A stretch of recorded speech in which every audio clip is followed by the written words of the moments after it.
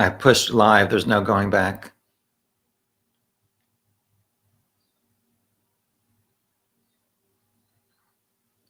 Hi, Elise. Hi, N. Thank you for joining.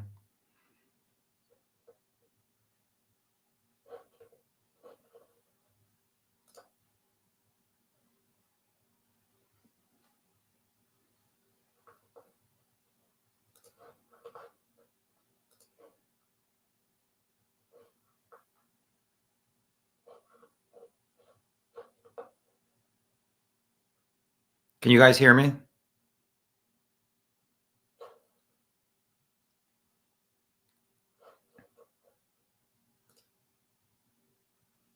I think there's a delay in the chat, so I'm using the StreamYard, and I also have it open in YouTube. Oh, wow, there's a lot of comments. Okay, sorry. Hi. The king hath returned. Thank you, Jane. I appreciate it. Hi, Caricature, Joe, Sheppel, Two Tragedies, Andrea, Bella Chica, Copper Horse. So we'll start in a few minutes. This is my first live chat. I don't know that I necessarily want to do it, but hopefully we'll figure something out. I did make a short video this morning.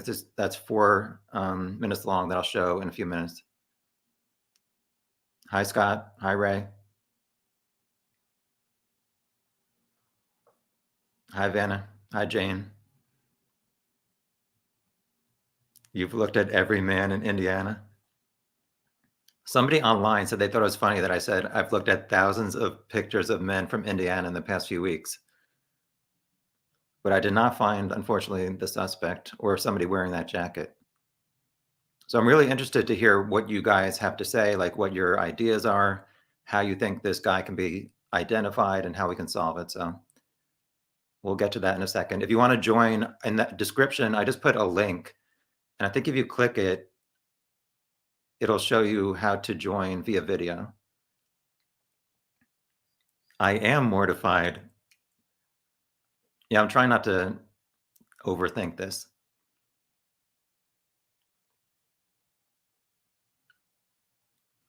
So it's almost noon Eastern. Hi, Marge. Am I working on other cases? No, I'm not. I just finished my 8 months and 600 hours of doing Missy Beavers. So since then, in the past month and a half, I've been looking into Kagan, Tony, and Ron Logan. And I'm working on an update video for that, which I wanted to get done by this chat, but it'll take me another few weeks. Hi, YouTube is PooTube. I can't with some of these screen names.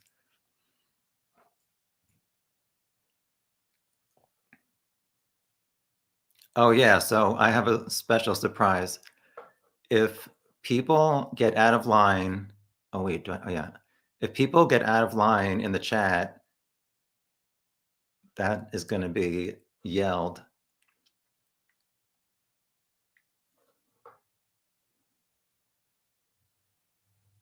So I'll give it a few more minutes and then I'll show this 4-minute video that I came up with this morning just to show what I've been working on. Thank you, Dana.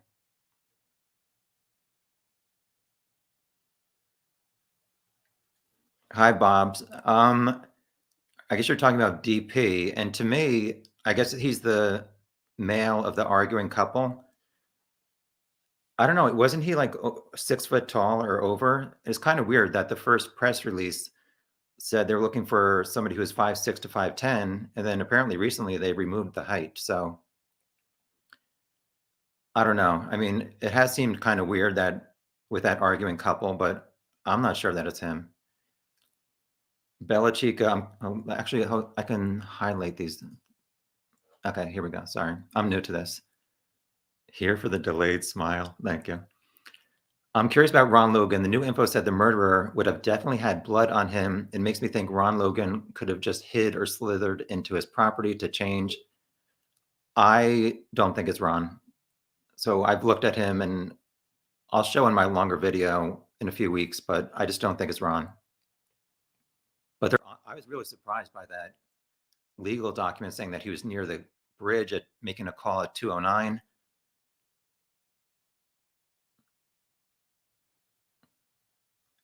And I'm curious to know for that 209 call. So if the killer interacted with the girls at 213 on the bridge, if Ron's phone records say that he did a call at 209 and it lasted 10 minutes, then obviously that was not Ron on the bridge, unless the phone was in his pocket. Do you think there's, hold on.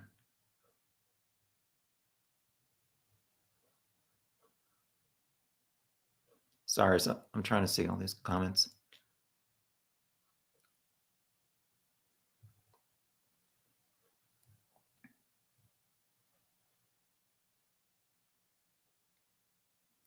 Do I think Missy's case was personal? I'm trying to keep these two separate. I know some people can't join them both. I can't figure out the Missy case even after 600 hours, unfortunately. I'll be doing that chat at 8 o'clock tonight Eastern, and then tomorrow morning at this same time. Oh, I see somebody who's waiting in the room. Marianne, I'll get to you in a few minutes. I don't see your video though.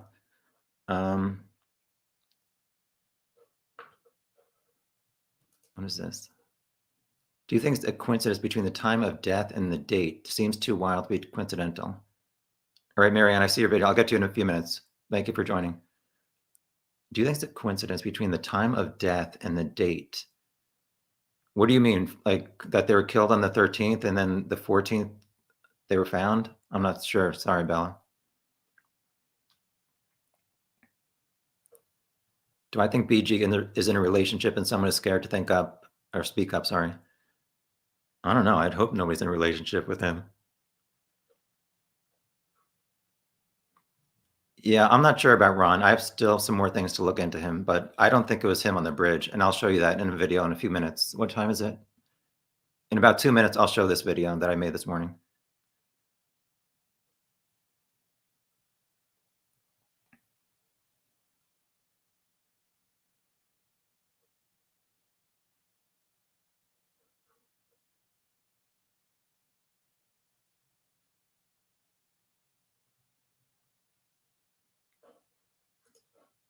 Do you think there's a possibility that the girls fell off the bridge and town and law enforcement staged to avoid being sued? No, because I think the video shows. Oh, wait, let me remove that gray hues on your ass. I think the video shows that it was this guy who pretty much did it. Where am I here? Do you think with more info from law enforcement, speculation might minimize enough?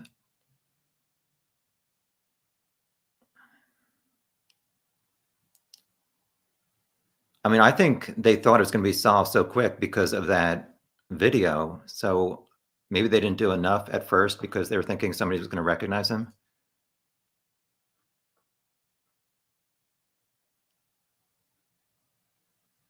Marianne, you might need to put in earphones. You're saying you hear feedback? I'm not sure. Does everybody else hear feedback or no?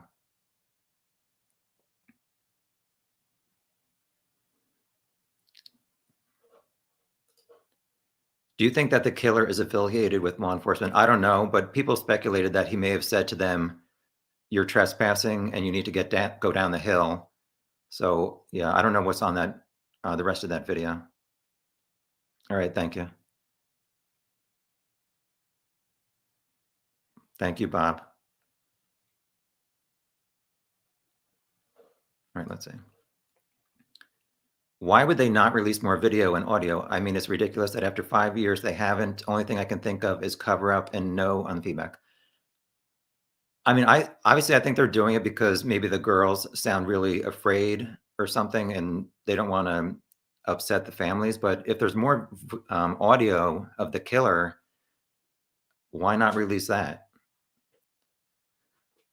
All right, I'm gonna do this video here. Hold on.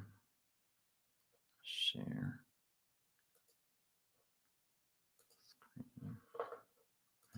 So I made a video this morning. It's 4 minutes long, and it's just what I've been working on since the past month and a half. So let's see.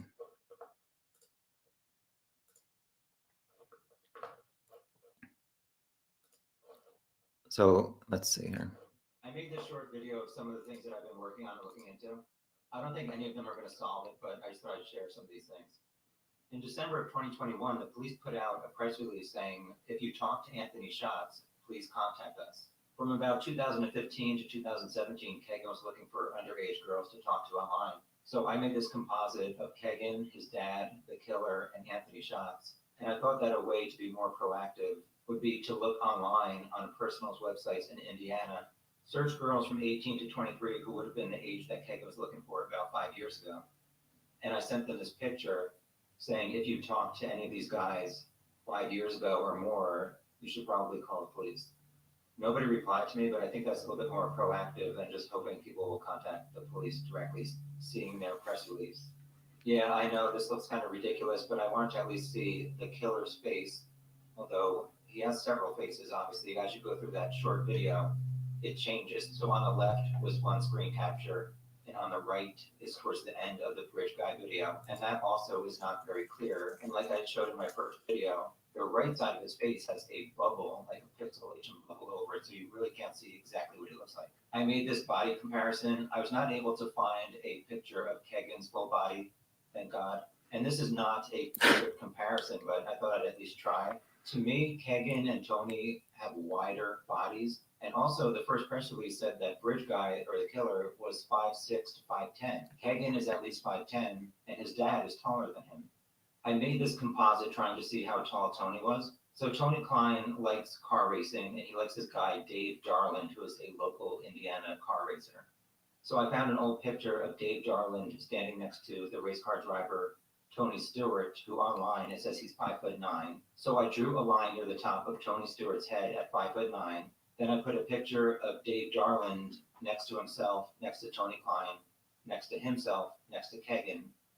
So you can see their comparison next to somebody who's 5'9". Obviously, this is not perfect, but it's just an idea. This is a comparison of Ron Logan. Obviously, it's not perfect. I do not think that he's wearing the same shirt, the same jeans, the same boots, or the same hat. Here's a different outfit and different shoes. Ron's waist seems like it's bigger, and obviously he has gray hair and a gray mustache, and I don't see that on the killer. Also, he has dark blue jeans, and I think most older men do not have a large selection of jeans, so I can't really see Ron Logan owning the lighter colored jeans of the killer. This is from that satellite image I got. That's Ron's house on the right, the cemetery more towards the left. Like I said in my first video, this isn't very clear, so you really can't see anything. We all know that Kagan is a huge liar, so I wanted to see if he really was on the Warped tour. So on the bottom there, I found his Facebook post from July 10th, 2018, and it was some band where the person is shooting a video from the side of the stage. So I wondered, was that really Kagan? So long story short, on the top, I found a YouTube video where luckily the person in the audience turned their camera to the left side of the stage, and you'll see if it's Kagan or not. That ain't Kagan. So Kagan did not specifically say, this is me on the side of the stage taking this video, but he kind of implied it. So at least I was able to find that that was not Kagan. Lastly, Kagan said that on the 13th of February, he and his dad watched a wrestling pay-per-view. So I looked online, and that was on February 12th, which was Sunday at 8 p.m. Eastern, which is Indiana time. So I don't know if he's misremembering it or what is going on.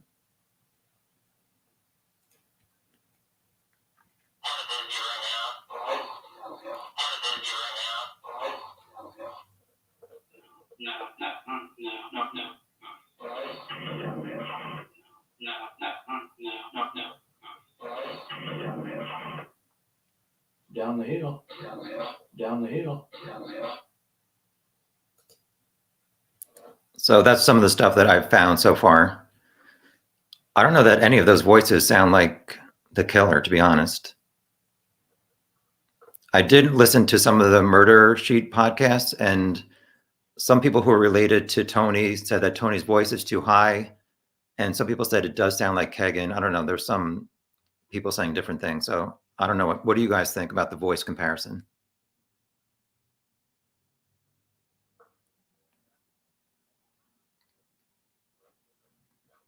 Yeah.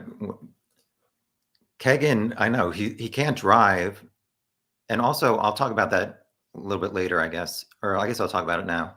So in his police interview, they were saying they have Kagan's GPS for the entire day. And in the morning, they said at 8 a.m., he was switching back between those two phones.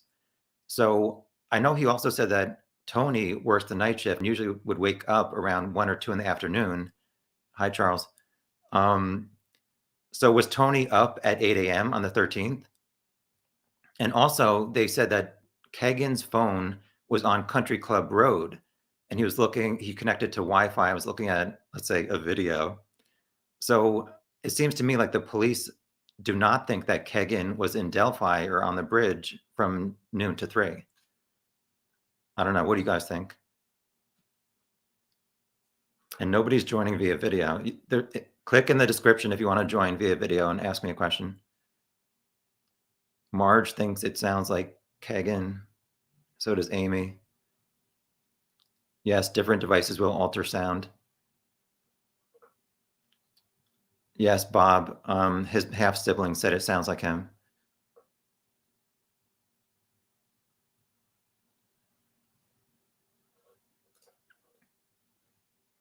Yeah, I mean, definitely there's a lot of things that are red flags for Kagan and Anthony Shots.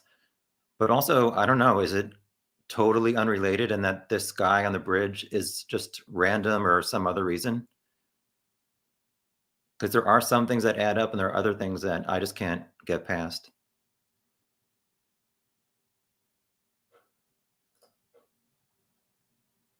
Yes, I agree with this, Daisy. It's not a perfect match of their voice.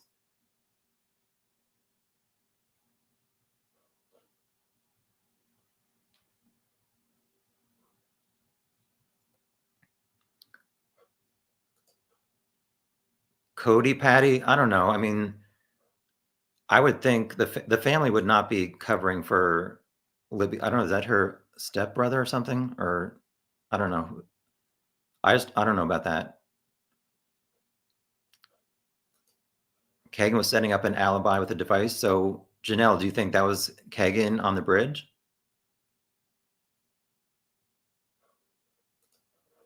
Marianne, yeah, I don't know. I mean, at first they said it was 5'6", and that girl, the teenager on the trail, who said she walked right past Bridge Guy, she said she was 5'6", and he was only about her height or an inch taller. So Kagan, I don't think would pass, or definitely Tony would not pass for 5'7".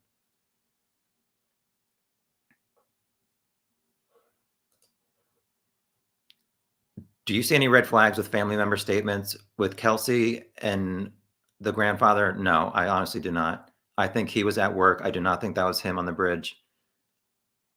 Yeah, I don't know. I just don't think the family is involved.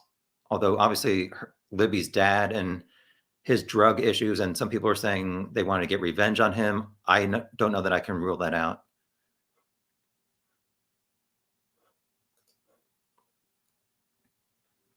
We have to consider police can legally lie about stuff during an investigation.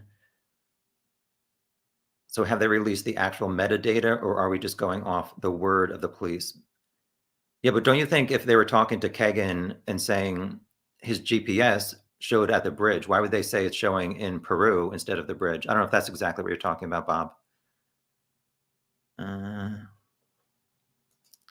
Yeah, me too. But I'm curious how they found it, or Libby's messages on Instagram. I believe her parent or her grandparents said she had to give them her password in case they wanted to look at her social media. And I know Kelsey sent a message to Anthony Shots on the night of the 13th because I guess he was in Libby's recent message list and asked if he knew about them or where they were.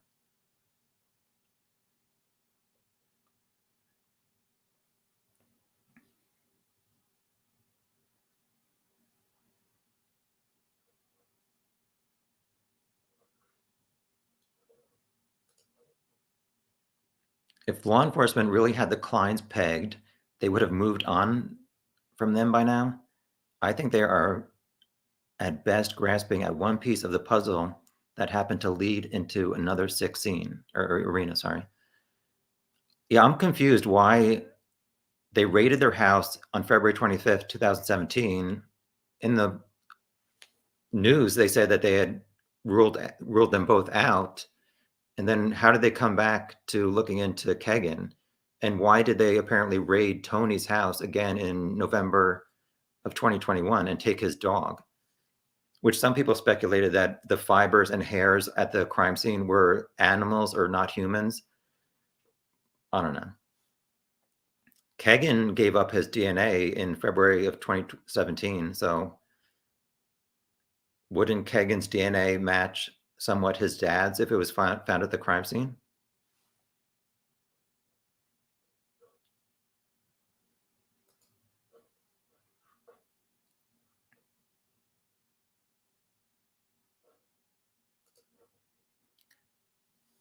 Unless they gave other creeps access to the Anthony Shots accounts, I lean towards Tony being the killer.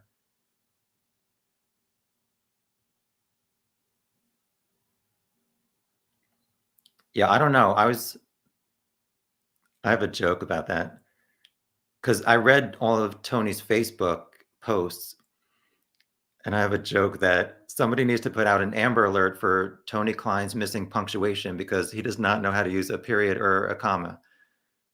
Which is why I was thinking maybe the police were saying they thought it was two different people on the devices because, I mean, if Tony's not using punctuation and Kagan is, maybe that's a red flag to them.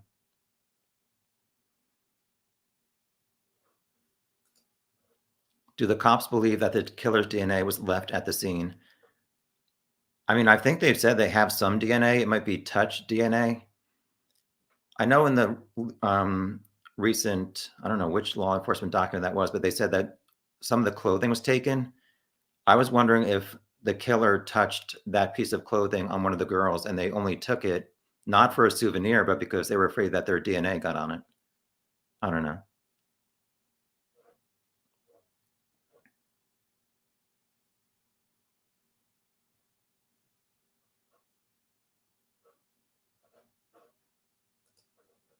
Yeah, it seemed to me it was weird because the police seemed to think it was Tony. So what do they have that they're not releasing that implicates Tony? But to me, it looks like the guy on the bridge has a mustache, and Tony, from what I've seen, does not have a mustache. He does not have red hair, which the girl on the trail said he did. And obviously, if you look at Bridge Guy, it looks like he has red hair coming down the front. And Tony has the sides of his head shaved all the time, and it's spiked on the top.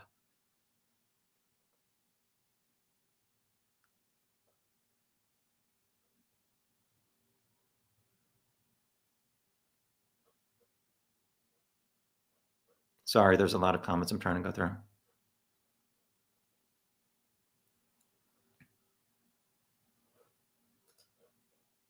Do you think that the girls were moved somewhere else and they moved back to where they found them? I don't know. I do think it's weird that they did not find them on the 13th, but it was dark fairly early. And I mean, those woods are big. And plus, the last time they were seen was on the bridge side. So it seems kind of unlikely that people would think these girls went across a creek in February. That's cold. I know there's a sandbar in some parts, but it would not make sense for people to think that they went over onto Ron's property or went back across the bridge and then over to Ron's property. So I don't know that it's that suspicious that they did not find the girls on the 13th.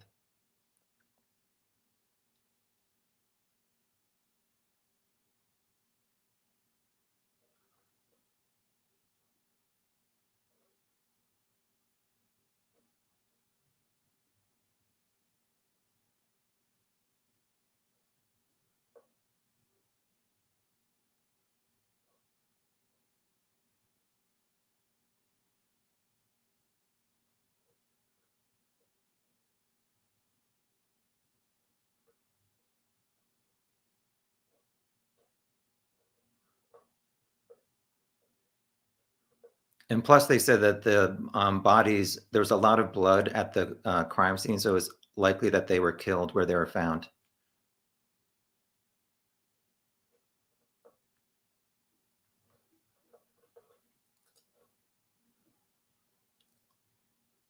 Marianne said, hands in pockets, confident, swift, walking on dilapidated bridge, confident voice, a railroad authority.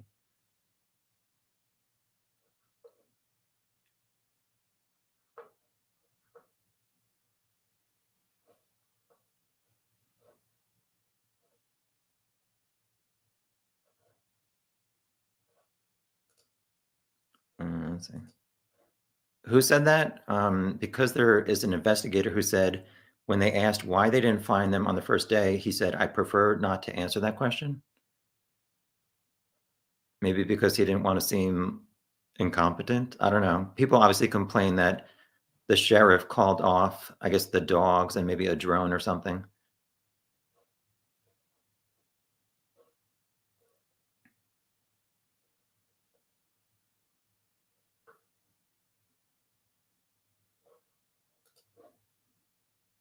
What about that John Weaver reporting they found the girls before they did? Did you do any searches on him?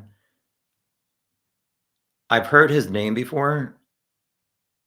I don't know that I heard him say that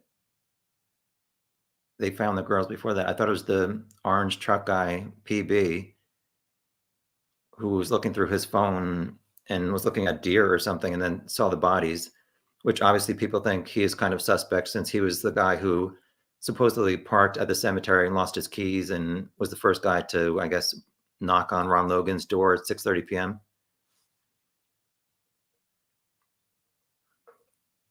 Yeah, so I don't really have anything to say about John. Sorry. Although I did see a picture of the Flora fire, I think, and there was a firefighter walking down the bridge. And at first, I thought maybe he was a suspect because he was wearing a similar blue jacket, but I kind of ruled him out.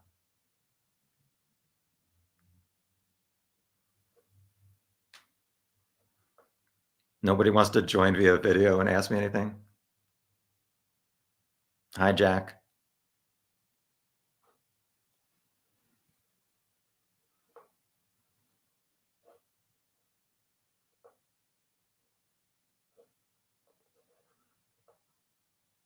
What else do you guys want to talk about?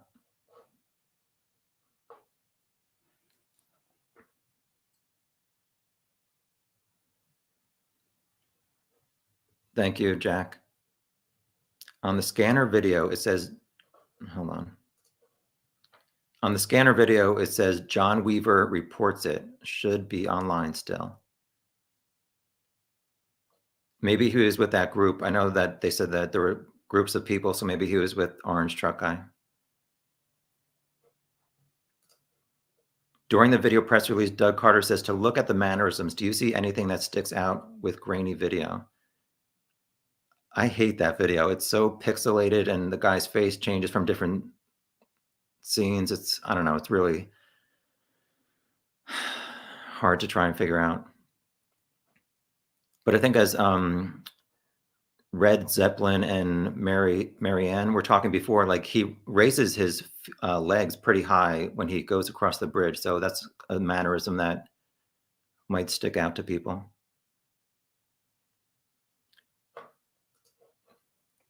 Will the caller be on video if they click the link?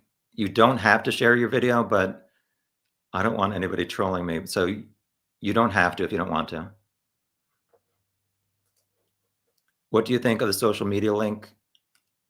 I don't know. I was thinking, could somebody have gotten Kagan's password and logged into his account and known that the girls were going to be there, and also known a week later that that other girl had given her address to Anthony Schatz, and that was the ski mask guy. I'm not sure if all of you know about that incident 7 days later. Do you think they made this murder a video and sold it when they went to Vegas? No, because I'm sure it would have ended up online at some point and people would have figured it out. You still think it's Chadwell? What about Chadwell, Charles, makes you think it's him?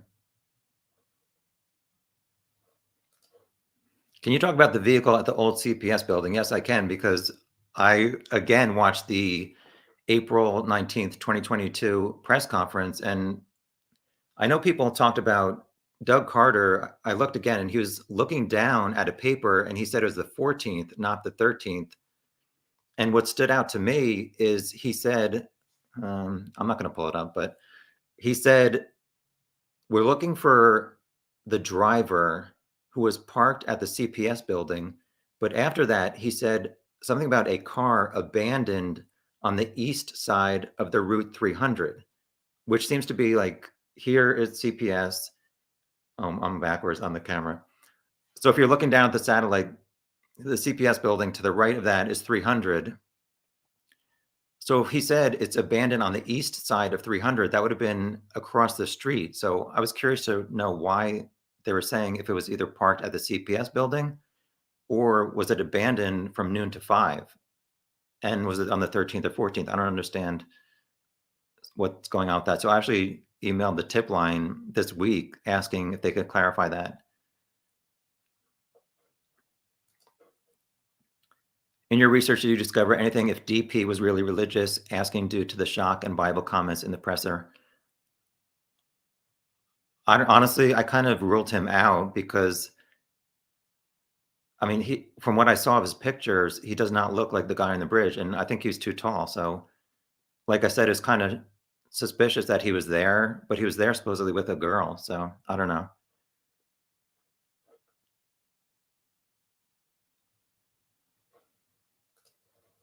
If they do have DNA, then it couldn't be Kegan or Tony because they took a DNA sample from Kegan. Yeah, I said that before.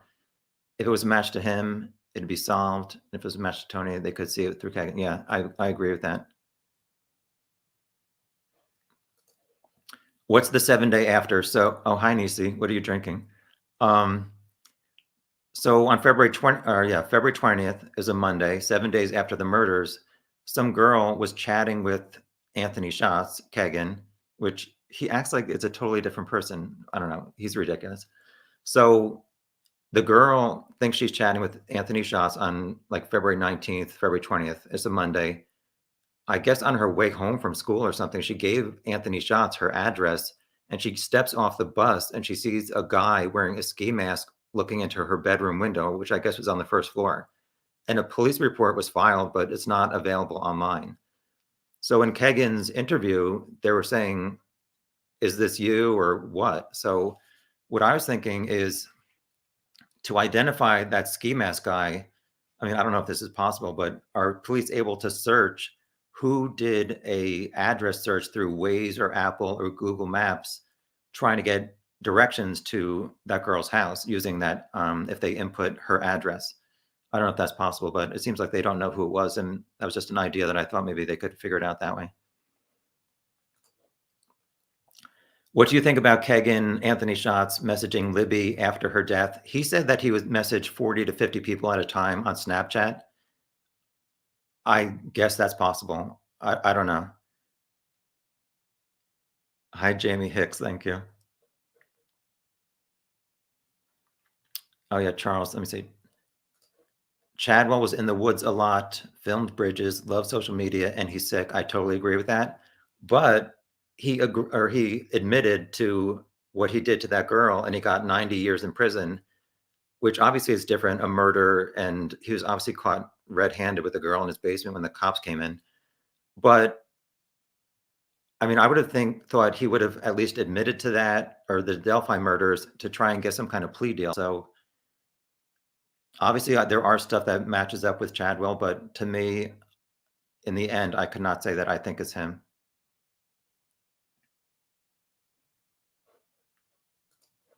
Jack thinks it has something to do with Anthony Schatz.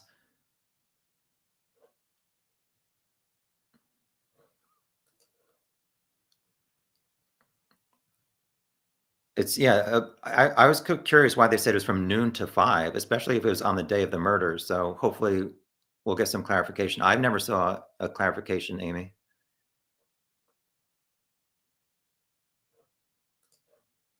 Some guy came in and corrected the date after DC left. Oh, I'll have to rewatch that. Oh, crap. Sorry.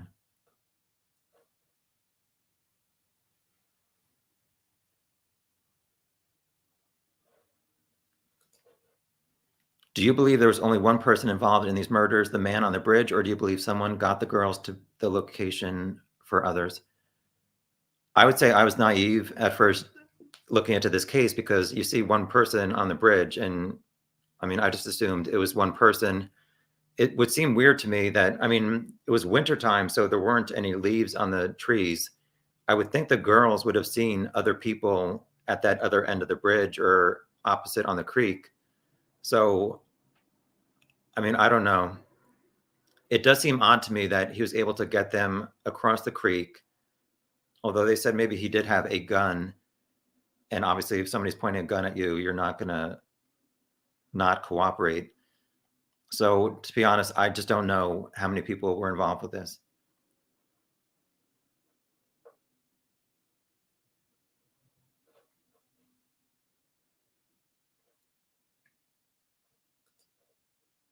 Is the Mears driveway a road, an old railroad right of way? Who uses it? You mean that path that goes to the parking lot? I think that's just a path. I don't know, to be honest.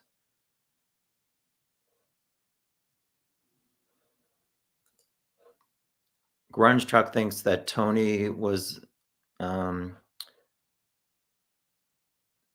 if Kagan could help him hook up, I guess. But Kagan said that Tony is not very good with social media or computers. Hi, Jenny. Thank you.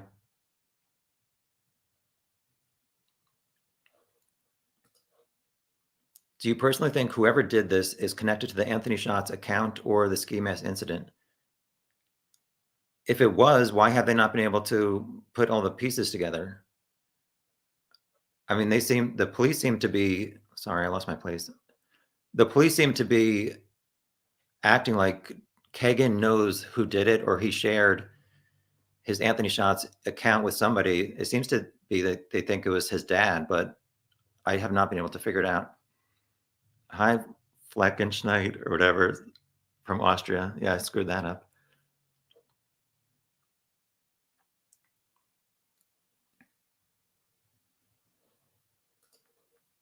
Could Bridge Guy be a train conductor? You never know. I mean, yeah, I don't know.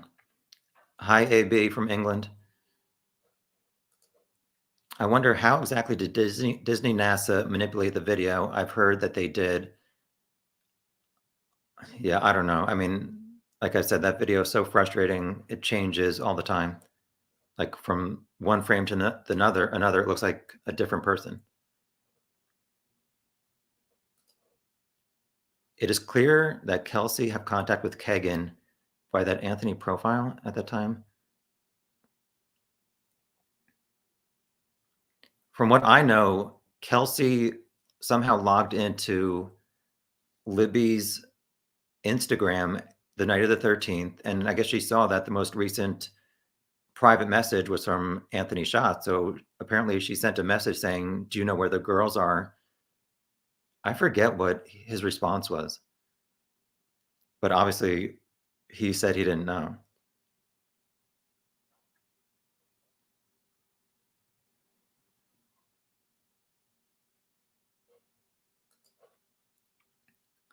Bob thinks we should not focus on the height. I thought there was an Anthony Greeno video where he did it with some other people with different heights, and they took a phone at the same spot where Libby was, and they seemed to, I think, say it was 5'8", but I could not find that video again, so I'm not sure.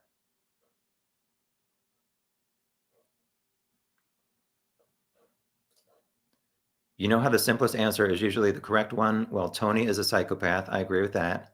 And Kagan talked to them last before they died. Okay, but so it seemed like the police are saying that Kagan's phone was in Peru. Obviously, his friend could have been doing something on it, but how did Kagan get to the bridge? His dad? You think they both went to the bridge? And where is one of them standing when one of them is walking across the bridge?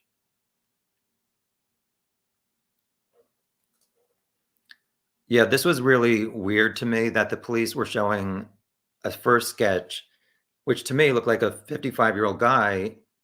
And then 2 years later, they're like, look for this 20-year-old guy. It's like, I don't think that second sketch, the younger sketch, even looks like the person walking on the bridge.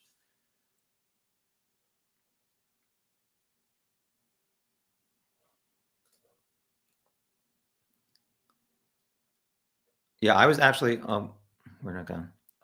Oh, wait, way too many comments came in. Amy, so I was gonna do, there's something that you can do where you can connect your phone to a laptop and use something where it can change your location. So honestly, I was gonna download that Yubo yellow app put myself near Peru and just like ask girls if they had talked to Anthony Schatz. I'm sure most of the local girls are aware of this case, so they would have hopefully talked to the police. Although I guess that Kayla girl who said she was dealing with Kegan, she said she met him at a park and he threatened to kill her afterwards because she brought her friend, and she said she never told the police. So hopefully Murder Sheet was able to convince her to at least tell the police so they can get more charges.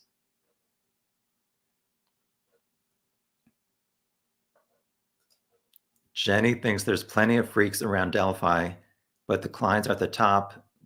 Just so in case people know, Delphi and Peru are about 40 minutes away driving. Given the transcripts, Kagan had so many pics that he admitted to pleasuring himself to. Yeah, I mean, his trial keeps getting delayed. I think it's currently in October.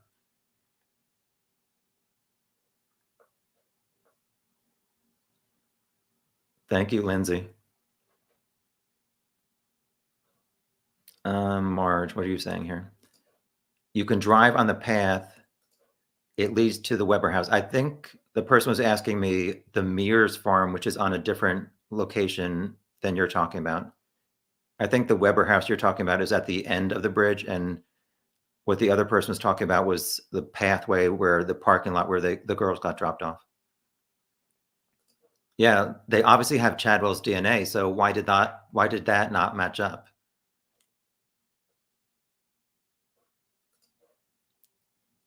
I agree, Grunge Truck. I mean, I can't figure this out.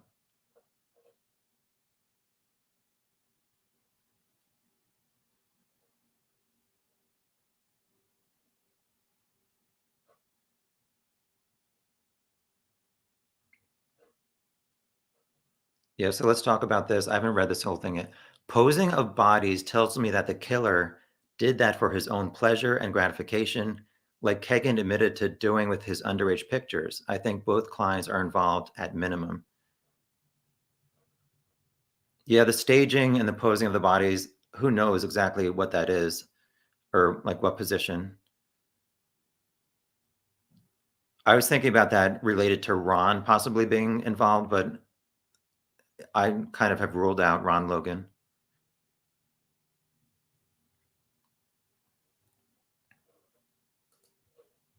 But Tony being a bad tech could be why Kegan is running all the computer stuff and why everything is on Kegan's CPU. So why is Kegan protecting his dad if he knows that Tony was the guy on the bridge? Or protecting anybody else? Because in the transcript, the police kept trying to get him to say who else had access to the Anthony Schatz and his computers and his phones. And for a while, he was throwing his best friend under the bus, which I would love to hear what he thinks about that.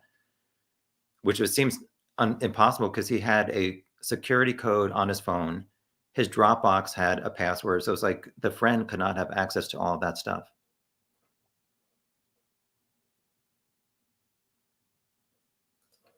Lack of DNA does not necessarily mean someone was not present.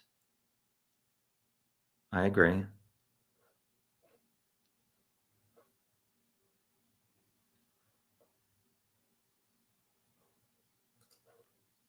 My gut tells me the clients didn't commit murder and they are just creeps that happened to contact one of Libby's friends. Yeah, I mean, I kind of agree with you. It's like, why has it been 5 years and the police have not been able to connect them to the murders yet? But why are they still raiding Tony's house 6 months ago in November 2021? What do you think of Murder Sheet's leak? Honestly, I think it's not cool to be releasing that stuff. However, as all of us, we've looked into this for years, or I've only looked into it since February of 2021. I mean, we're going to read that stuff. And obviously, I think it's helpful for us to read it. But if I had gotten them, I would not release that stuff. I just don't think it's. I mean, I was going to say it's not helpful for the case, but I think Murder Sheet said the police said they have gotten leads from what they have released. So even if it's just stuff that ends up getting Kegan in jail for life, then I guess it's worth it. But I don't know if it's going to affect the Delphi case in a negative way or not, but I just don't. know that I would have done that. Sorry, way too many comments just came in. Bottom line is BG is 5'6" to 5'10" with reddish brown hair. Yeah, like I was saying before, the girl who passed him on the trail said she was 5'6" and he was only about an inch taller. Plus, she said he was wearing a painter's hat and had reddish hair and not blue eyes. So I don't know. This case is so confusing to me. I think two people killed them because he wouldn't be able to control those girls alone. Yeah, but what if he had a gun? I mean, also from, I guess, the Ron Logan thing, it said that the girls did not put up a struggle. So how, it seems like they were killed with a knife to me. How do you, I mean, obviously, I'm not going to recreate it, but how do you slice a girl's neck while her friend is just standing there? And also, how does the friend not scream or the girl not scream when they just get stabbed? It's in the wintertime. Oh my God, I have 100 viewers. It's in the wintertime, and obviously sound carries more in the woods when there's no leaves on the tree. So I don't know. It's confusing. Let me get to these comments. Sorry. Do you think the police know of more people who use the account? They said it's the biggest ring they've uncovered in Indiana history. Sorry. I mean, what are the results of? I mean, I kind of believe that the investigator would not say that if it wasn't true. Although obviously they say things that aren't true. And also, why did it take 3 years from when they found that stuff on Kagan's phone in February 2017 until 3.5 years until August 2020 to arrest him? What I was thinking was, I mean, obviously they said it took that long because they were looking into the CSAM ring. Or I was wondering, were they hoping that Kagan being outside and connected to his electronics, that he was still going to be either communicating with the real person who is on the bridge? That's the only thing I can really think of why they would let him be out and not arrested. I had one other thought about that, but I forgot it. Yeah, this was interesting. He said he was supposed to meet Libby, but she did not show up. That's what he said to one of her friends after the murders. And his response, I guess she said, "Did you hear what happened to Libby?" And his first reply via Anthony Shots was, "Oh my God, what happened?" And it's like, she could have been grounded for doing something. Why did he assume, "Oh my God"? I don't know. Like I said, I'm still looking into this case and trying to figure stuff out. For people who did not see my message, I guess I'm on my website, on my Delphi page, I uploaded some questions I have for Kagan, and I uploaded the interview, the police interview, and some of my notes and the headline news interview.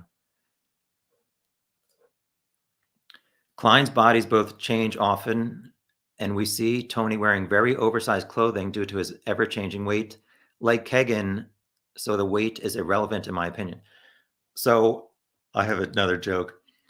So I'm going to say Tony Klein is a fashion icon, but to me, I mean, he shops at NASCAR T-shirts R Us. Like most of his clothing and shirts have like NASCAR or some kind of writing. I've never seen him wearing blue jeans. He wears those long shorts that Kagan wears. He wears black sweatpants. I've never seen him wear jeans like the bridge guy's wearing. And Kagan, he wears these like baseball hats that have the large brim, and that's not the kind of hat that the killer was wearing. I know these things could be different, but to me, it seems like if somebody has a certain kind of wardrobe in their closet, Kagan and Tony does not match up with the bridge guy. Sorry, I'm still going through these comments, and nobody's still on video. Let's see. Law enforcement is always very careful to not ever mention Kagan or Tony. They always refer to Anthony Shots, who isn't even a real person. Why? Probably because a lot of the online interaction was with Anthony Shots and not Kagan or Tony. Hi, Marshall. Thank you. I believe the second sketch was from an eyewitness. Yes. it seemed weird that, I mean, they released that first older sketch, which I don't know if they were doing it off the video. I forget. Honestly, there's so many facts in this case that I forget some of them. But apparently, the second sketch was done soon after the murders. But does anybody remember who on the trail helped with that sketch? Was it the arguing couple guy?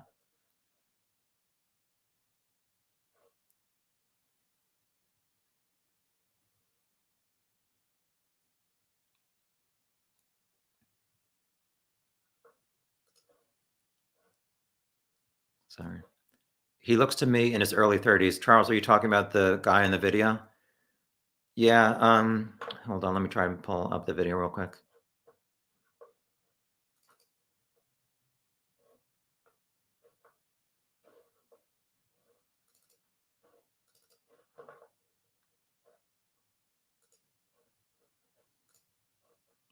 All right, I'm gonna show the bridge guy video in a second. Hold on.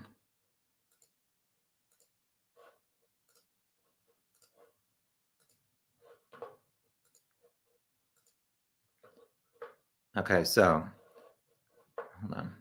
Sorry. Shit. Sorry.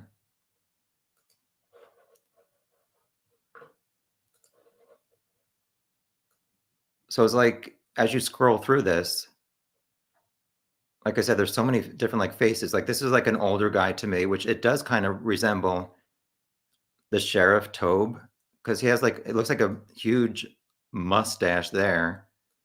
And then as you get to the end of the video, it looks like a totally different person. And you can't really tell if he has a mustache or not. So to me, like this person, I mean, is that a 20-year-old? To me, that looks like somebody who could be in their 20s, but this looks like somebody in their 50s. So I don't know. This is so confusing. And I have a ton of comments here. Sorry.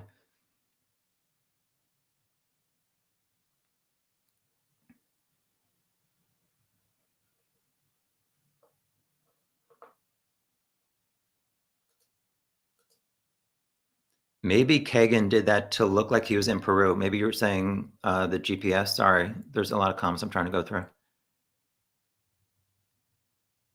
Oh my God. Very funny. She's busy.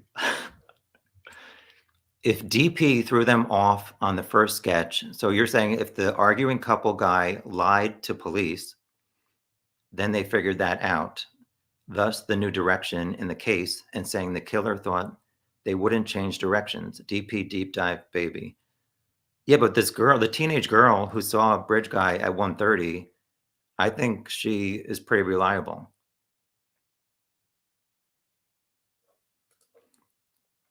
Do you think that this is an abduction that went wrong or a pre-planned murder? So look on the screen.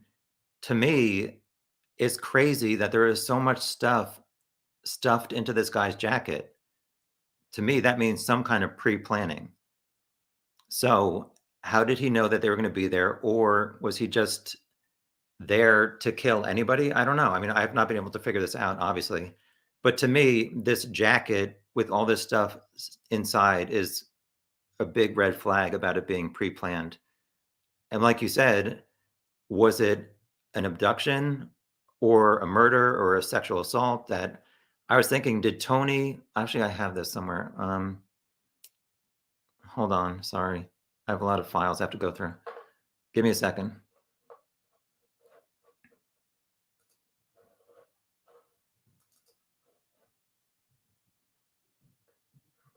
Crap, I can't find it. I had two theories about the Kleins. I'll do it from my other chat and try and figure it out.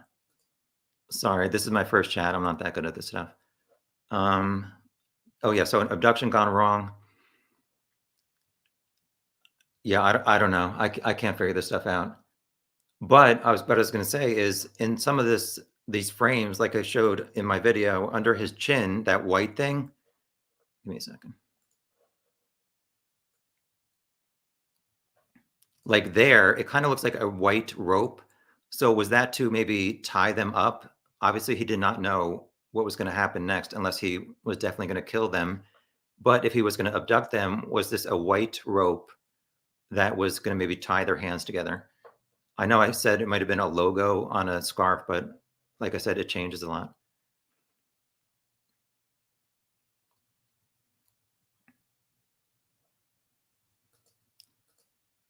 I find it strange that Anthony Shots chose to only connect with local girls given the World Wide Web. I agree with that, but I don't know, was his, Snapchat and stuff only able to find people nearby?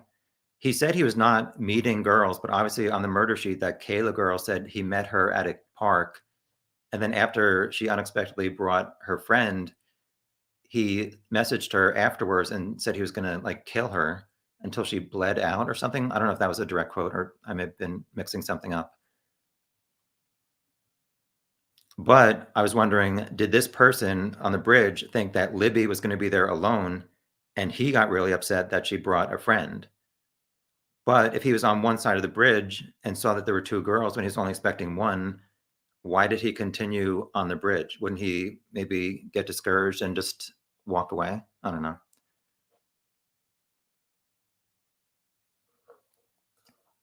Why have you ruled out Ron Logan?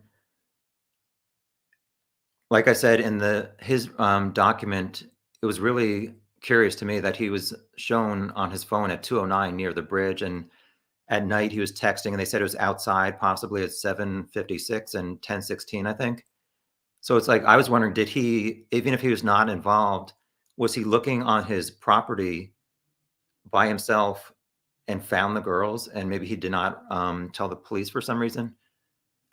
Like I said, I'm still looking into all this stuff, and I think his alibi I can definitely see how a 77-year-old man would be afraid that he'd be spending the rest of his life in jail or die in jail, which is why he asked the cousin for, the alibi.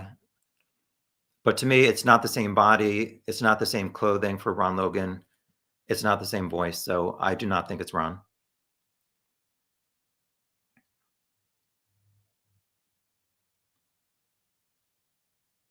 Thank you, Charlie B. I'm not getting access to everything, but I don't even know if I could. I mean, obviously, I'm not acting like I'm an expert on this, or like I said, this is the first case I've ever looked into. I'm just sharing my thoughts. Um, I really thought he was someone named Garrett Kurtz. We can say Garrett Kurtz. He's arrested. But also, why would his DNA not match up? He's in prison. He admitted to killing Nicole Bowen. Why would he not admit to killing the girls? Oh, crap. Sorry, I have so many comments here. I'm sorry. Stop commenting. Let's see. Because they're both in the wrong for looking at children, and we also know that Tony is capable of seriously hurting someone. An example, his stepson, yeah, and he shot his stepdaughter in the arm, beat up his wife. So I'm curious, is Tony going to get arrested? Yeah, this is something I wanted to talk about. Is Tony going to get arrested for CSAM? And Kegan is afraid, since they lived in the same house, they're going to be in the same jail for many years. And he's afraid that his dad, I mean, do you really want to be in jail with your dad and your dad being pissed off at you that you kind of contributed to him being in jail? So I'm wondering if that's maybe why Kegan is being quiet. Let's see.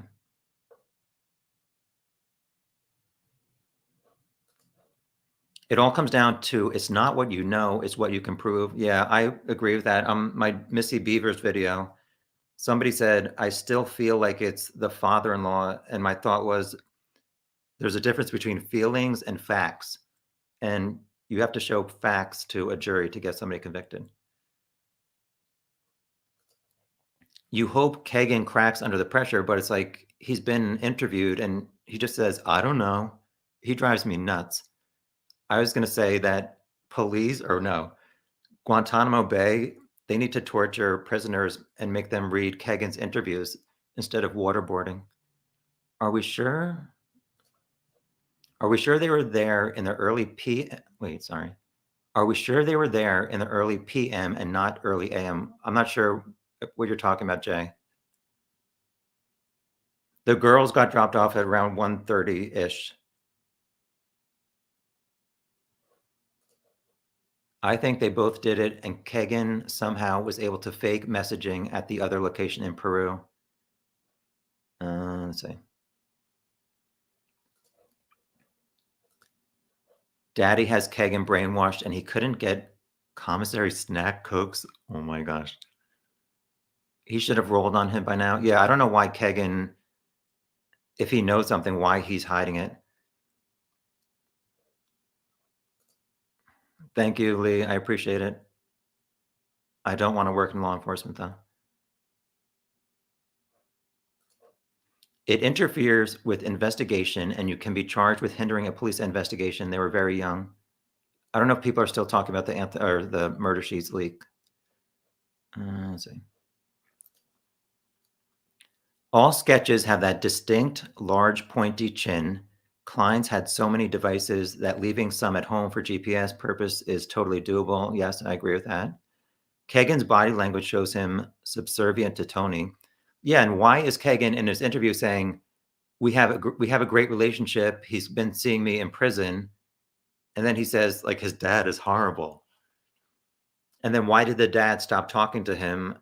I guess his dad, from what I could tell, in Kagan's headline news interview, he said his dad was raided 3 Fridays prior, which would have been Friday, November 19th, 2021. And online, I found a video where a guy says that he's a neighbor, and he says that they took Tony's dog.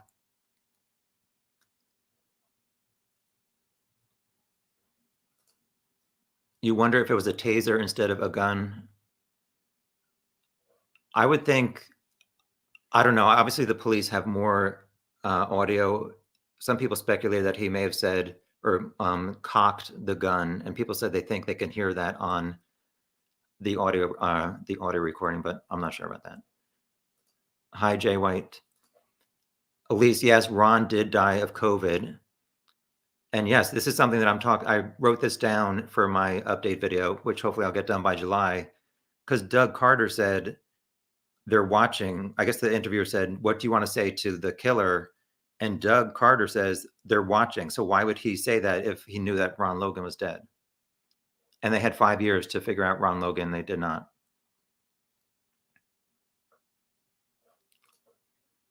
There are some theories out there that the bridge guy video was created by law enforcement. Have you heard about that? And if so, what's your impression? Girl, please. No, yeah, I don't believe that. I mean, no, it does not add up to me. So I'm not going to, that's what I think. Sorry to disagree with the other people. No, I'm not. Oh, anyway, let's see. Knickers underwear were found under the bridge. They ran through the woods with no pants on. No, so I don't know. I've thought of these various different scenarios. So I wonder if the girls did try to run at some point, because obviously Libby's shoe, her sneaker, was found on the south side of the creek. So did they run? Like I said, did she try to kick bridge guy and he maybe grabbed the bottom of her shoe or foot and the shoe came off? I mean, I would think that some kind of DNA would have come off from his hand onto that shoe. I don't know if they tested that. So I don't know if the girls ran through the creek, but still, if they were both running across the creek, how did he get them back together next to each other on the other side of the creek and kill them without them struggling? It just, I don't know. It's so confusing to me.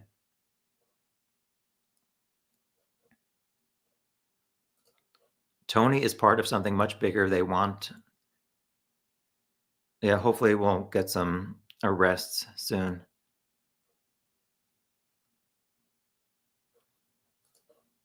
Thoughts? The Captain Howdy's take on it. Kagan's trial has been pushed back again to September, and law enforcement will go ahead with what they have based on him flipping, not assuming he has something to flip on. Yeah, I don't know if he was trying to do a plea deal, and I guess police got sick of him and were just like, okay, we're not doing it anymore or what? I don't know. It does seem to be getting pushed back. Like I said, the most recent one I saw was October, but I know that courts in general push stuff back as other cases are taking too long.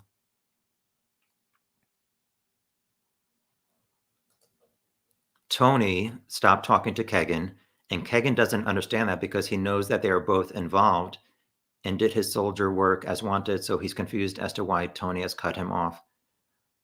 Yeah, I'm still trying to figure out stuff. Like I said, I have 2 theories that I wanted to reveal, but I don't feel like spending a minute or 2 trying to find it in my document and have you guys just be looking at stuff. Actually, you know what? I'm gonna play that 4-minute video again that I did while I look. This is something I did at the beginning of my chat today. It's stuff that I've been looking at the past month and a half. So let's see. Here we go. So this is 4 minutes. I'm going to look for this other document while I play this. Give me a second. If you already saw this, go take a break. Hold on. We don't want that.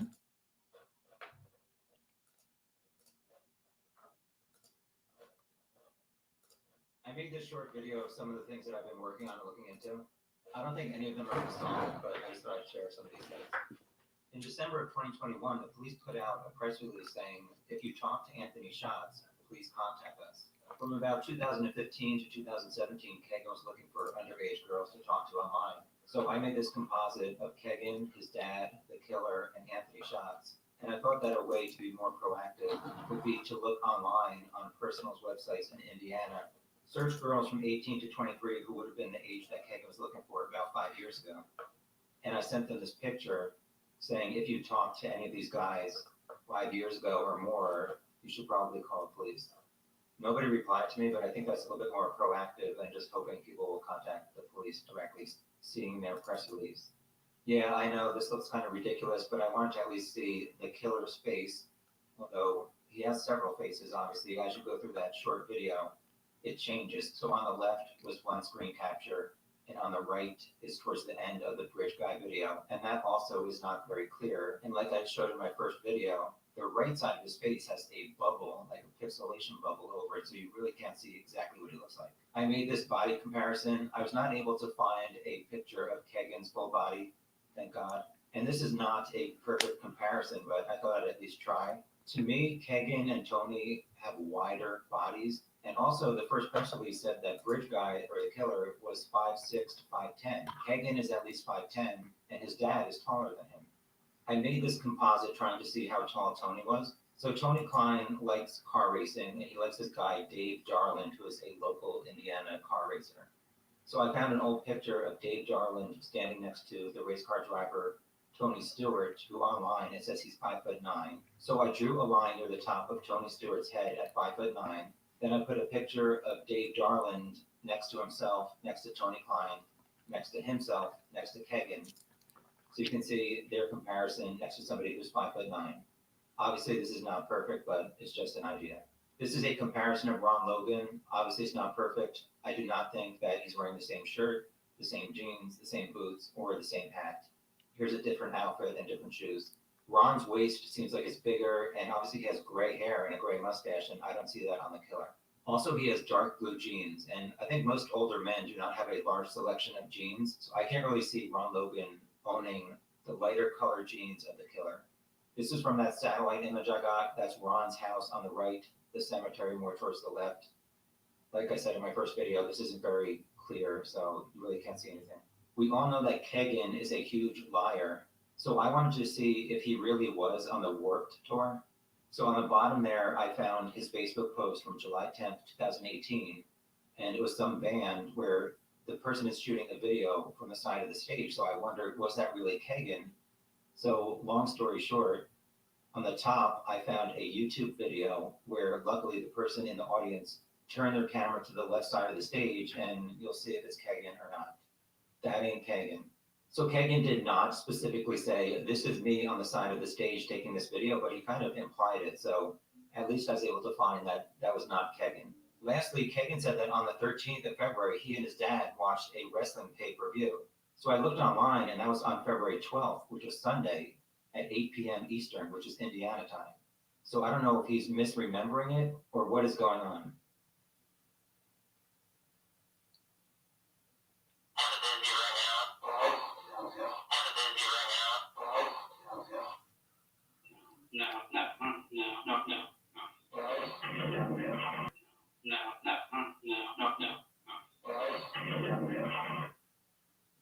Down the hill. Down the hill. So that was that. I found the document that I was looking for, so give me a second.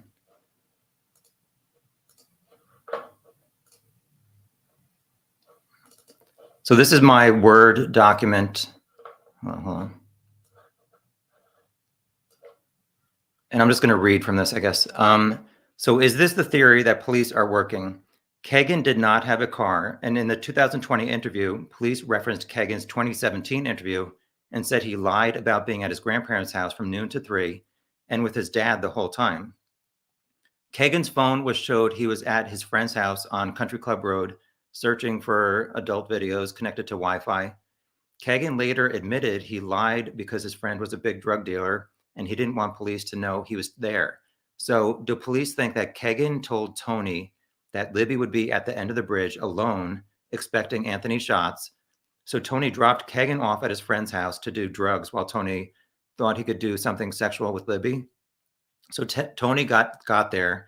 He got angry when he saw that Libby brought Abby, and it led to murder when Tony realized the girls would call the police, thinking he made the fake Anthony Shots profile and was talking to underage girls.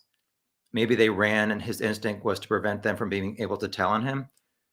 And Kagan had to go along with it because his dad's alibi, I don't know, I'm still trying to figure this out. So things against that: is Tony too tall for bridge guy? Is his voice too high? Police could have easily asked Tony's parents if he and Kagan were there that day at the time that they said they were. How far is the grandparents' house from Monon High Bridge? 46 minutes to 57. So that's 90 minutes round trip, plus possibly another 10 minutes to get from the parking area to the bridge, 10 more to get back. The murder plus staging the scene, 10 to 15 minutes at minimum. So 2 hours is the shortest amount of time, but supposedly bridge guy was seen as early as 1:30, and police were asking about the CPS car from noon to 5. So this second one that I have is, I wonder if Libby somehow exchanged photos with Kagan, and he was afraid that she was going to get him arrested, so he had her reset her phone like a week earlier. And then he was still worried, so he had to go to the bridge to kill her to prevent him from getting arrested for the CSAM charges. Against this, Kagan chatted with so many other girls, but he never attempted to kill them. And you could say he told that Kayla girl that when she brought the friend to the park that he was going to kill her, but he doesn't seem like he plotted to murder anyone. Also, what else goes into this theory? So that was just 2 things that I was thinking of.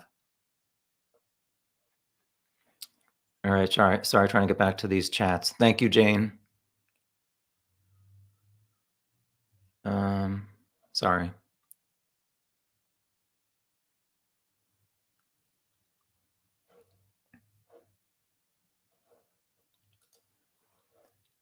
Talking about the satellite images, like I said, I was really excited when I got those, and then when I saw the resolution was too low, it's like, it's kind of pointless, to be honest, with such a low resolution.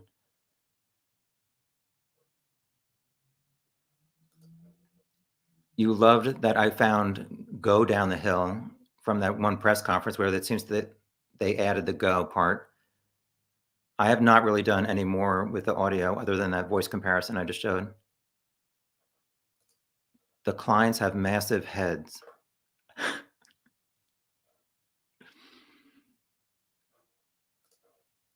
This guy's hips are smaller than the blue jacket. His face matches his hips. I think he's slimmer. Then you guys think obvious. He has stuff in his jacket. Hi, Sassy. Let's see. It rained a good bit while the girls were missing, according to Libby's mom. From what I saw from the weather, it did not rain the afternoon of the 13th.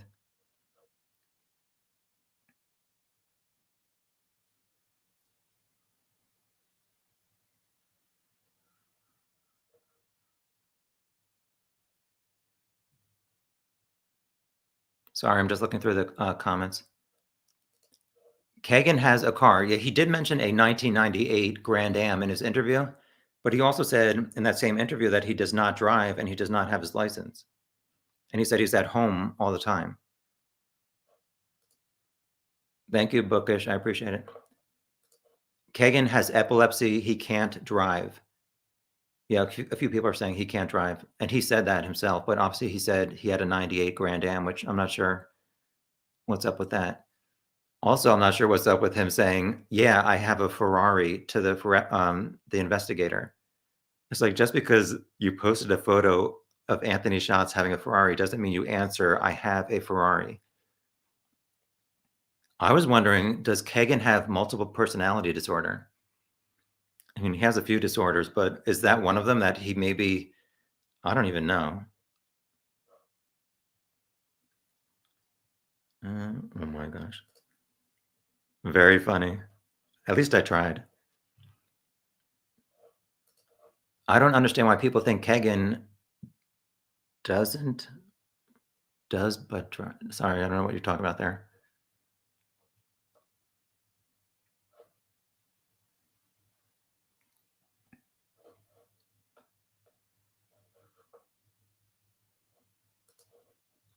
I agree about hips. I think it's an apple-type body, though, with weight majority on the top, like the Kleins. Their weight fluctuates so much, maybe they use coke.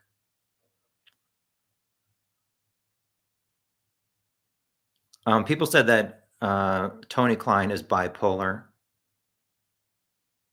and obviously has a history of violence against children and women. Tony stopped posting on Facebook in February of this year.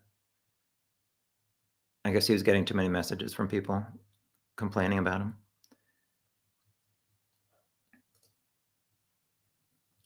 Yeah, Kagan said he drove in the interview, but he also said he does not drive. He said, "I do not drive."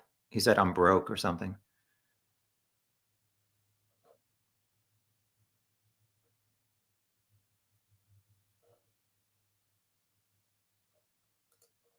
Do I think Bridge Guy is law enforcement? I said before, I obviously don't know.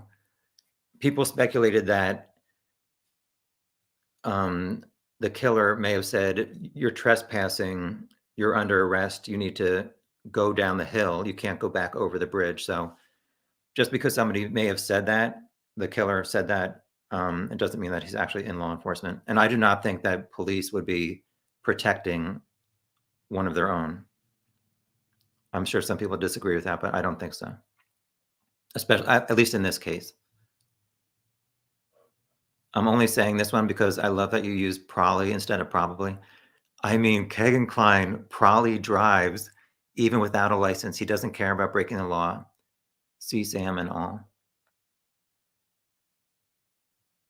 I know he posted something on one of his social media accounts where it's him driving.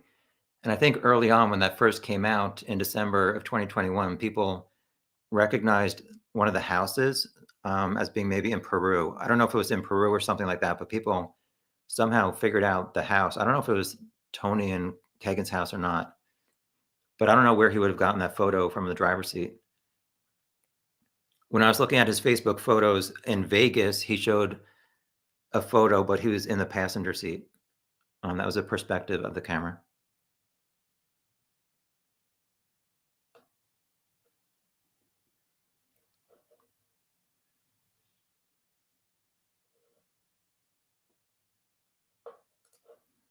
Kagan and Tony lie on Facebook about everything. Yeah, I agree. Even moving, and someone caught them asking if they moved, and he replied no. They lied about and altered items, vacations, jobs, everything. Yeah, I was curious to know if Tony was lying for Kagan, because Tony said, "I haven't seen my son in 2 years," or he hasn't been home in 2 years. Also, Kagan, that whole deal with him backdating his Facebook posts to he. I have this on my computer, but I just don't feel like scrolling for it. Sorry. On Facebook, he said that he started working in Vegas as a casino dealer on February 12th, 2017, but you're able to backdate stuff. Hi, Lex G. I see you in the chat. I'll let you in and give me 1 minute to go through the comments.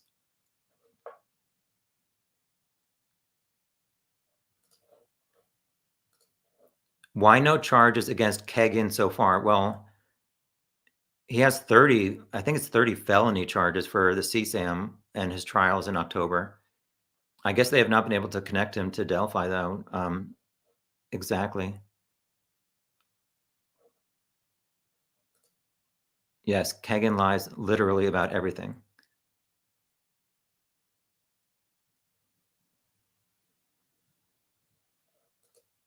You don't think multiple personality disorder? Just a big liar? Do I have a personal theory of who it might be out of this motley crew of persons of interest? Unfortunately, no, I can't figure it out.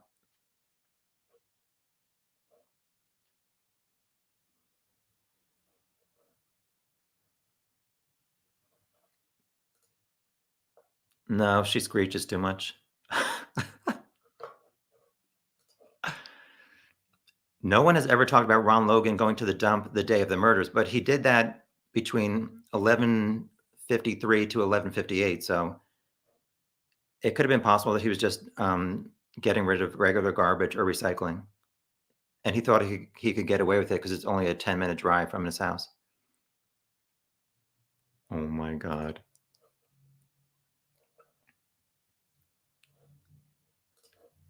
I think that when the girls were grossed out by him, I guess bridge guy, made him mad because he was initially accepted. Hold on.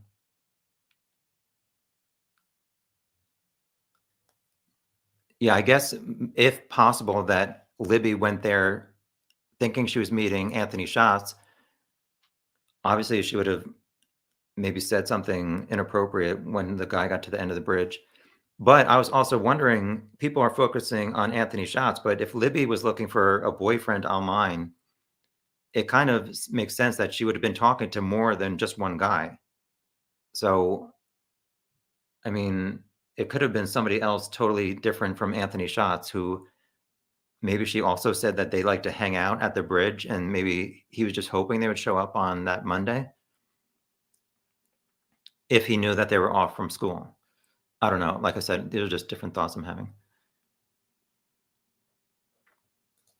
Kagan did say Libby was annoying and that he blocked her, but it seemed like he was lying about that.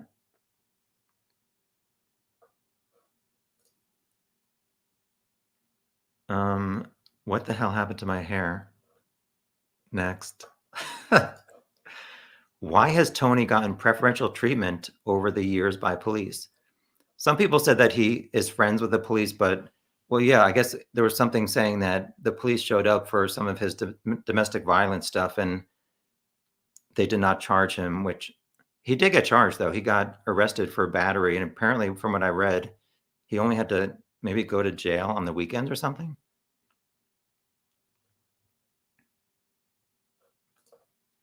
Mike and Becky Patty raised Libby. Essentially, yeah, I think so. Vicky Patty adopted from her brother after he couldn't look after Cody. I'm not sure about all those dynamics. Ron Logan had a suspended license, but he drove. Kagan had a supreme need to fake, flex, and floss, like with the clearly fake rhinestone jewelry pics that Kagan uploaded on Facebook.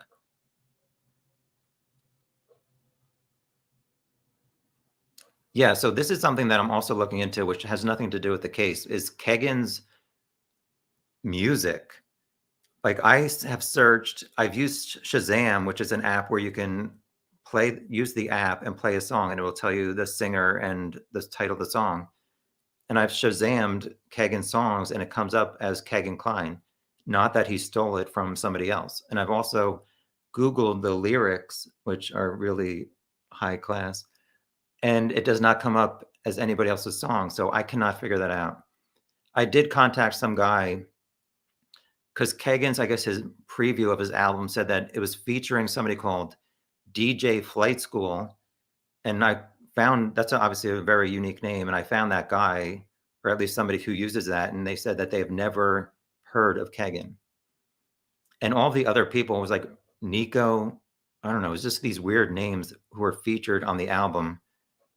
And I could not find any other songs by those people.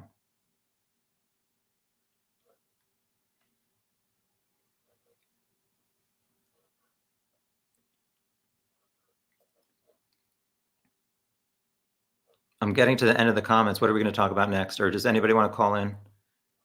Go to the description link.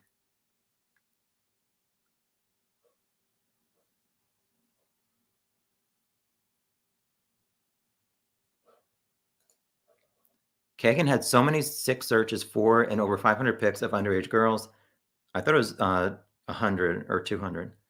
The apple didn't fall far from the sick tree. Who asked for a Googled stomach? Yeah, so who asked for or Googled images of stomach pictures, which Tony bit his ex-wife in the stomach during that one episode where he dunked his stepson's head in the backed up toilet, messed up his eye socket, and then beat up the mother. And apparently he bit the mom's stomach. So people are wondering if there is a stomach link to what the killer did to the girls. I'm not sure, obviously.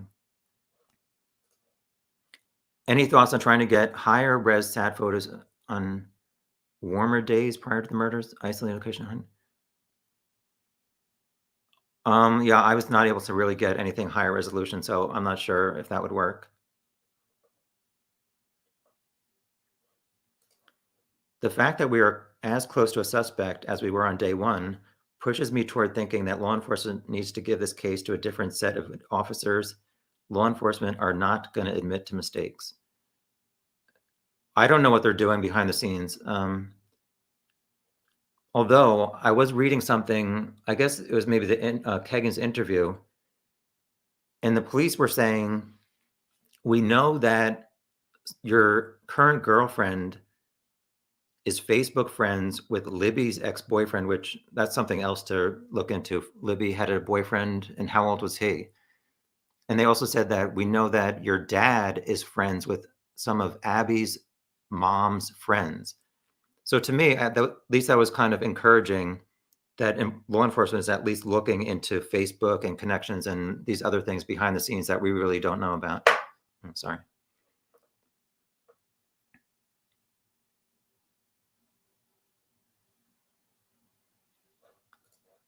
What if Kagan was hooking up with these girls online, then sending other guys to meet them? You're thinking maybe as a way for him to make money or something? But how would police not be able to track that? Which is maybe why they're obviously asking whoever interacted with Anthony Schatz, please call us.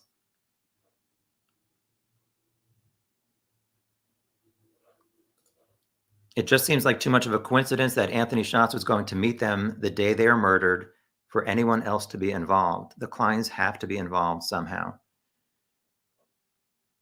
Yeah, I mean, it's obviously a huge connection.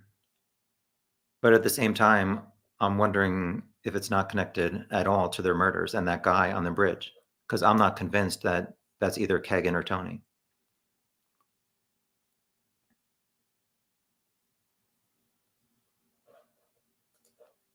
I want to know why the girls were not buried together side by side like they died. That just seems sad. I don't know. Obviously, the family would not have a burial plot for a teenage girl already picked out, but I'm not sure where they're buried.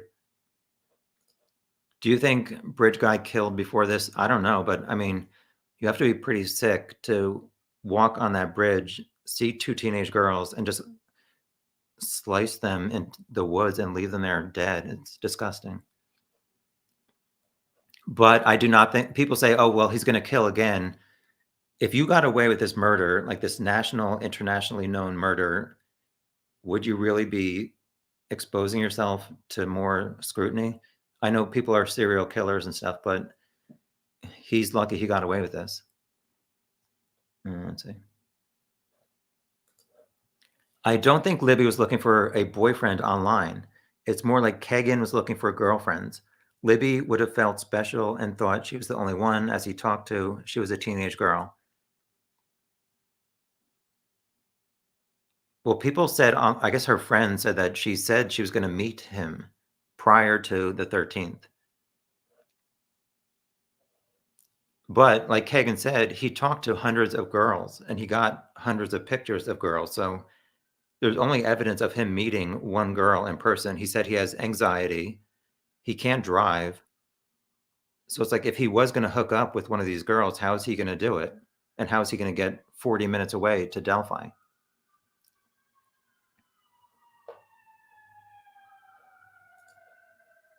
Yeah, I really don't believe anything that Kagan says.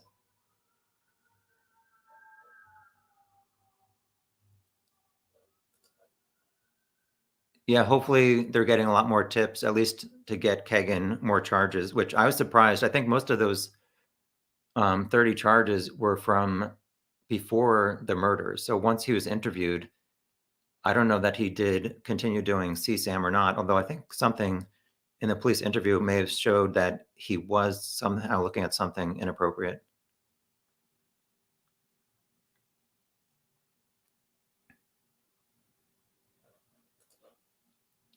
I think that may have been how Kagan made money, and very possible he was doing that. Yeah, that Dropbox, I don't know if he was selling access to the CSAM images or what was going on in that Dropbox.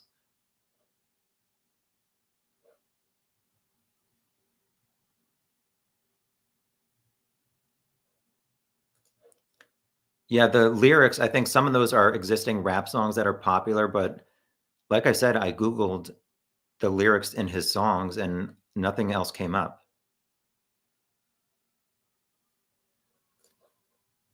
ISP are interested in Kagan to break the pedo ring.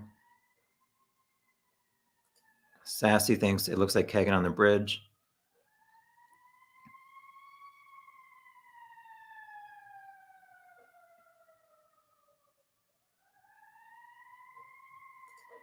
Yeah, I've seen this. People say, do you think there's a connection between Delphi and Evansdale murders? I don't know that much about Evansdale. I know some people said that the numerology of it is kind of backwards, like 2/13/17 and July. I don't know. What is it? I don't know. If you know about it, you know about it. I don't know. I mean, I think that the Evansdale was also two young girls who were kind of in a remote area. Yeah, I mean, it's possible. I just don't know.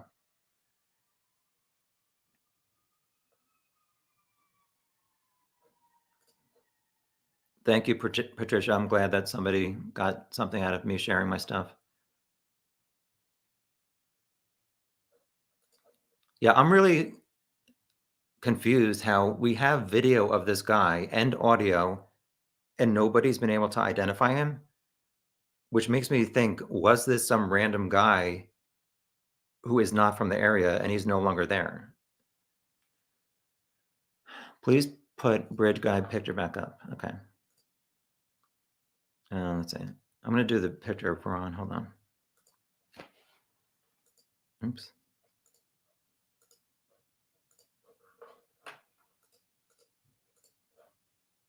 No, that's not right. Sorry.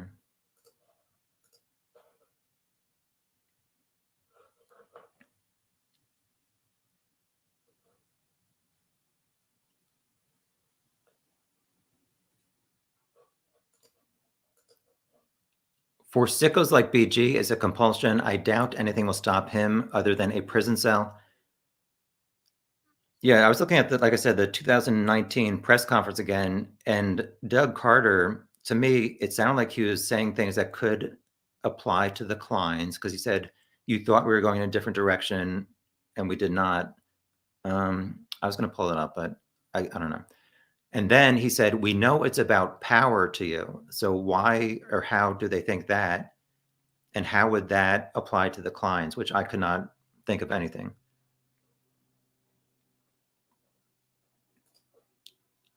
Yes, you can call in, go to the description box. I think there's a link to StreamYard, and it will tell you how to set up your video mic to call in, and I can show you on the screen. Can law enforcement crack or track a burner phone? Is this the issue of not tying the clients to the crime? So this brings up some other thought that I had. So if Kagan or Tony went to the bridge thinking they were going to hook up with Libby, they would have kept their phone connected to the internet and GPS. Because what if Libby said, "Oh, I can't make it," or "I'm here," or "I'm at this part of the bridge or the trail"? So to me, if this person only went to catfish Libby thinking they were going to do something sexual, they would have kept their phone on. So I'm curious to know which phones showed up in whatever cell phone dump that the police looked into.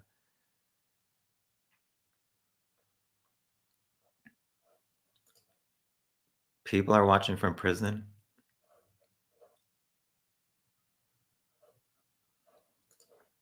Do you know who he claimed took him that day to his drug dealer's friend's house?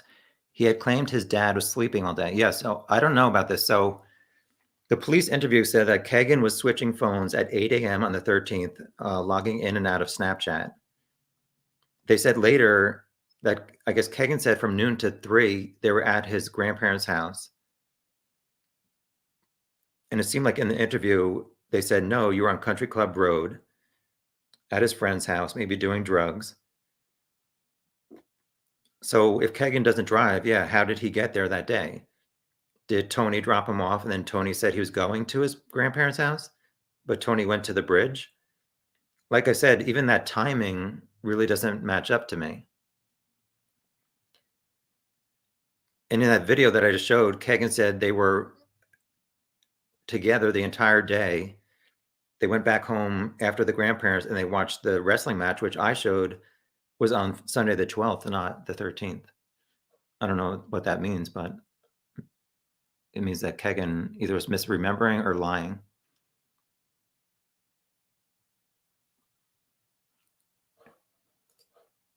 It is someone who definitely knew the girls were off school that day. I don't believe it was some random weirdo sitting in the park in the middle of the day on the February afternoon.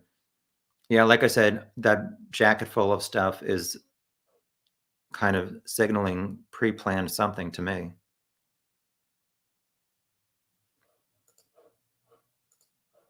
Logical option, the bridge guy killer is a friend associate of the Kleins.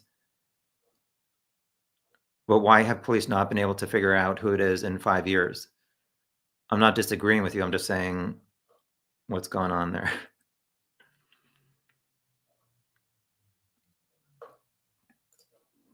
He may very well be a trucker that I guess worked at the meat packers plant nearby. Yeah, I mean, somebody could have had some free time on their hands and went for a walk on the bridge. But if you're just like this guy going for a walk on a bridge, how do you end up killing 2 girls? Does anyone know if Garrett, Kurtz, and Klein knew of each other or had contact? I've not seen anything. I know that Garrett lived in some place called Lebanon. I'm not sure how far that is from Peru. I think it looks and sounds like Kagan on the bridge, as does his stepbrother, but I think he flushed them over and someone else was waiting at the end of the bridge who was a hunter.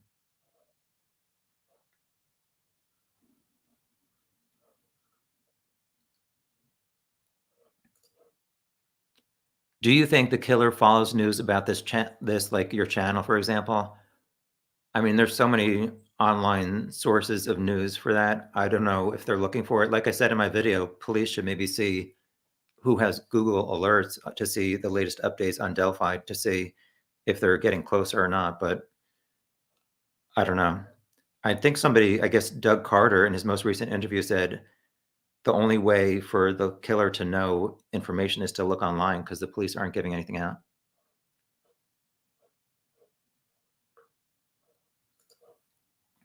Staging or posing the girls, but which? Staging is used to cover up a scene, mostly for innocence or guilt or innocence of guilt, but posing is for the killer's self-gratification, which most likely means pics and or videos. I know that Apple iPhone said they were maybe doing something where they could search the iCloud for inappropriate child images. I'm not sure if that's something that can maybe help in this case or not. People said it was a privacy issue, but I'm not sure of the status of that.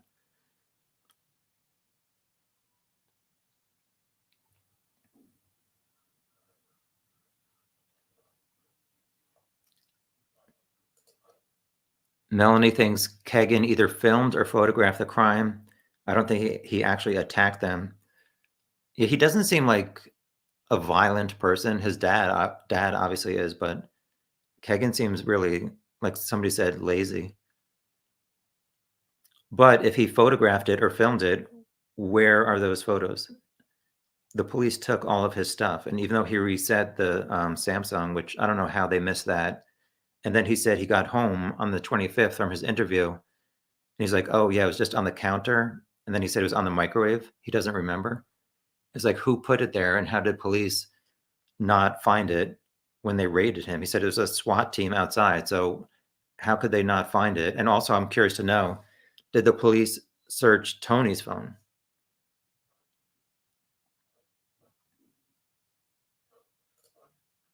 Yes, Kegan's stepbrother said that the killer's audio saying down the hill matches Kegan's voice.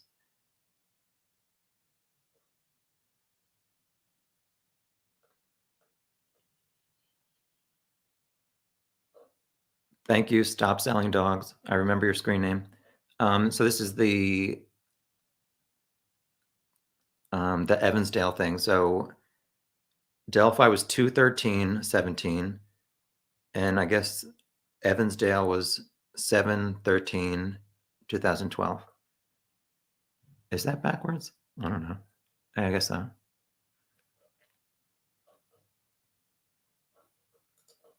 Power is enjoying watching others in pain.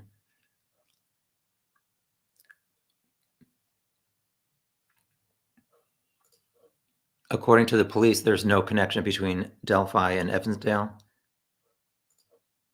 In your vid, you mentioned the wear patterns on his pants.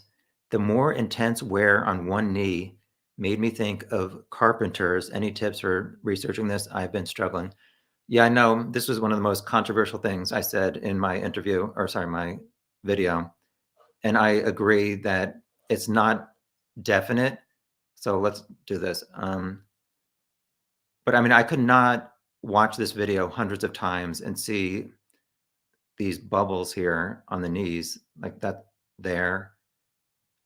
And then right there on the right, to me, even though I'm not sure if it's holes in the jeans, but if those black circles around the knees are pixelation somehow, that white area there on the right side, that is not pixelation in my mind. So that might be a distinctive feature of the jeans. Like there, I mean, I just don't think that's pixelation because that white stays there most of the time. Obviously, the black on the knees goes away. Let's see. Yeah, so I'm not 100% sure about the rips in the jeans, but it was something that I could not see and then just say or not say that I saw it.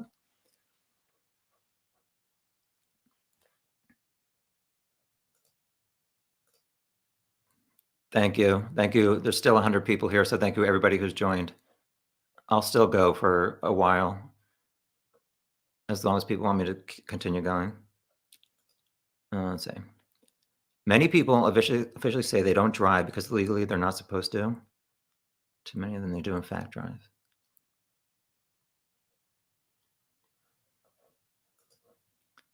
I will say Bridge Guy's hips seem too narrow, but video quality and camera lens types can make such a huge difference on width. That's not possible to say. Yeah, I know. This, like I said, this video is really frustrating.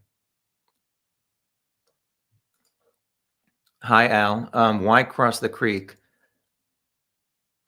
To me, if he was going to sexually abuse them or was planning to do that to Libby, it seems like a good idea. Well, I wouldn't say good, but it seems like an option to take them farther away from anybody who would come across the bridge. Although there weren't any trees with leaves on them, so people still could have seen them. I don't know. It seems to me like maybe the girls, he said down the hill, not down the creek or across the creek. I'm not sure if the girls tried to escape across the creek or not.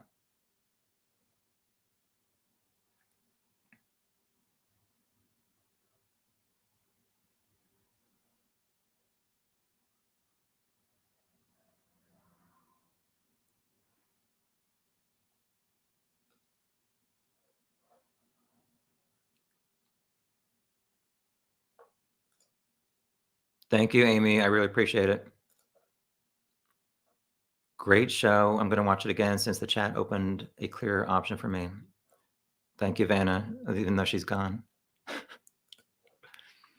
I think law enforcement know who it is, but can prove it or can't.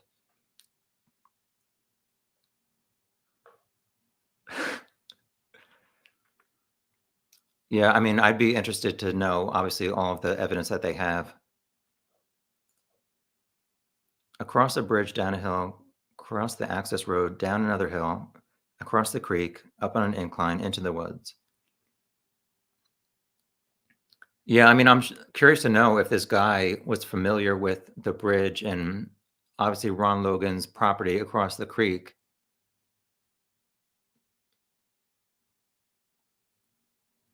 And if it was if he did some kind of reconnaissance to figure out how to kill these girls.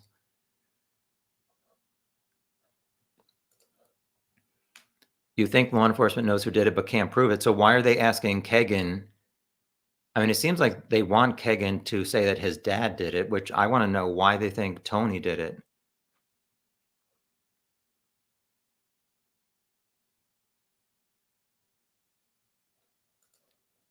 Garrett Kurtz made a comment in an interview with Open Secrets. I think that it was filmed. It might have that creator's name wrong. No, it was Open Secrets. She did a series. Yeah. I don't recall that. I know people have mentioned that online. I don't recall him saying that, but I'm not disputing what you're saying.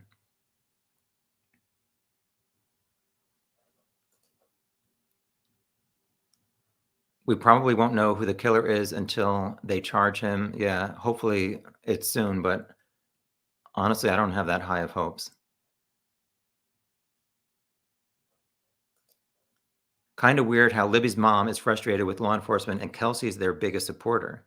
It's like they don't communicate with each other, which honestly, I think that's been the case for a long time.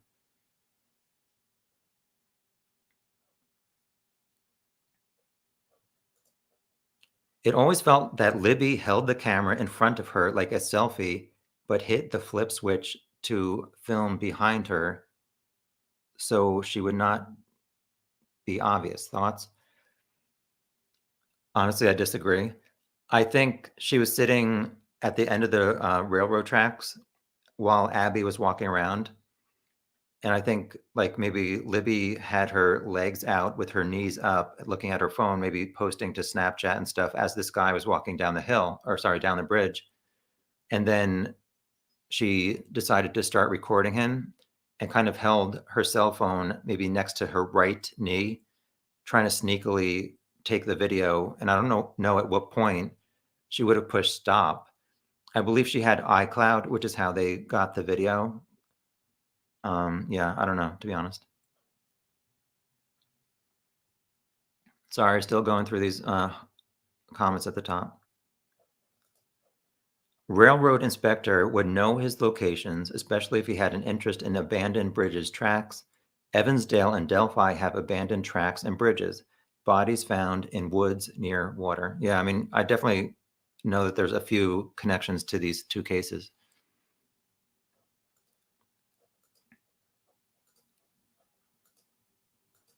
Why is that not working?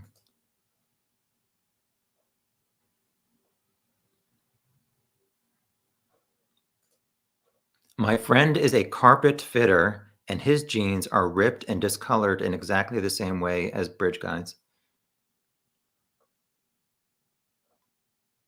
Yeah, I looked online, and there's a few different explanations, maybe for some people having rips in those positions.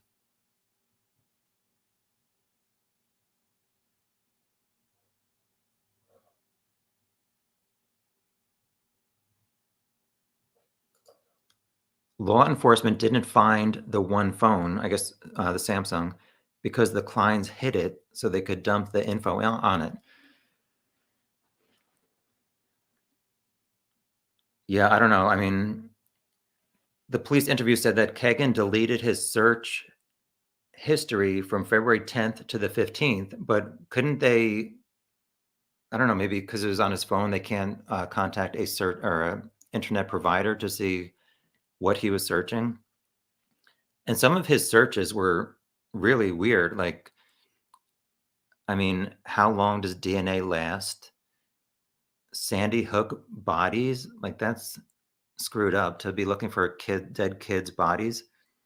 I forget at which point, before or after the murders that one search was, but Yeah, his search history is kind of suspicious. Or not kind of, it's definitely.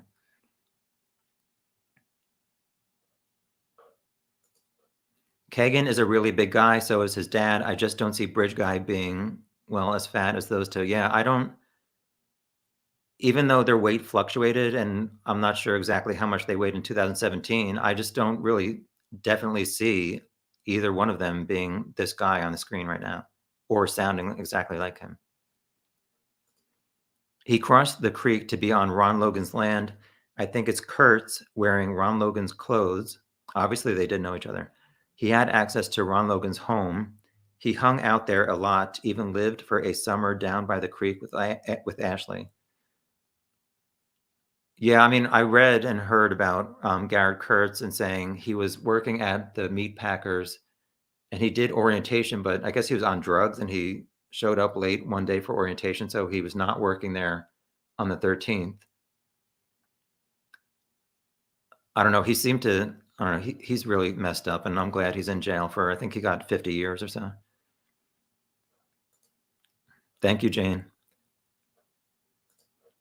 My husband did flooring for a while, and that looks like it could be speckled in grout. I have no clue what that means. Oh, is that the white thing that you're talking about?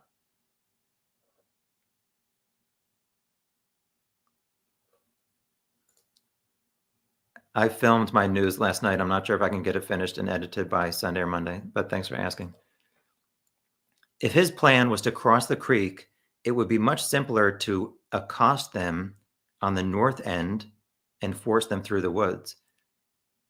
Yeah, I mean, that's a very good point, Al. But at what point, I mean, where was Bridge Guy when the girls got dropped off? I said I thought maybe he was sitting on that bench. And I'm sorry, I wish I could like be better at showing these things online or on the screen.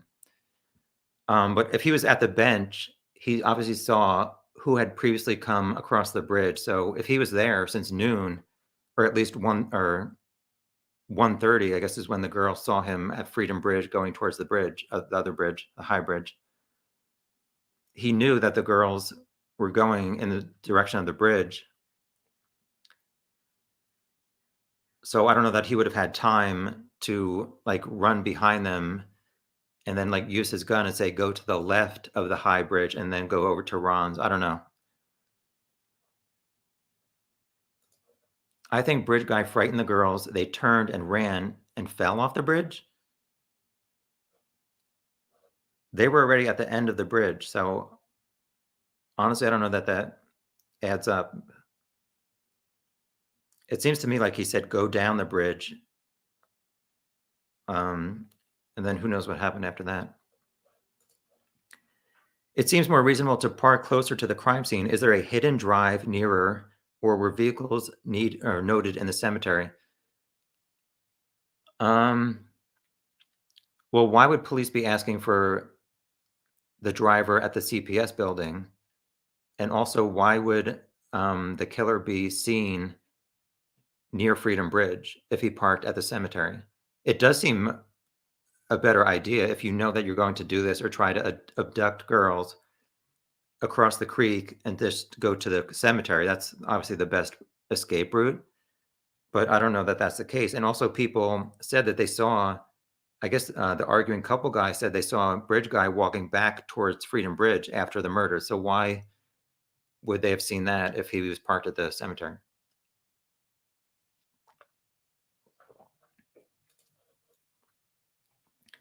Have the police said anything about DNA yet? I know that I believe maybe Robert Ives or maybe even Tobe said that they have some kind of DNA. They're not sure, I guess, how good it is or if it's touch DNA. Obviously, if they have anything, they have not been able to match it up to anybody who's currently in the system.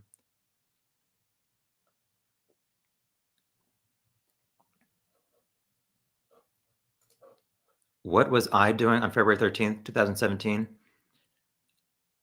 I have a record of it because I wrote a book in 2017, which I kept a diary of what I did every day, but I'm not sure. Yeah, so if you want to see Garrett Kurtz, watch Open Secrets, but I just don't think he adds up, although he's a horrible person. Do you have thoughts on the ingress egress of the perps? What does that mean? Google, hey Siri, what does ingress mean?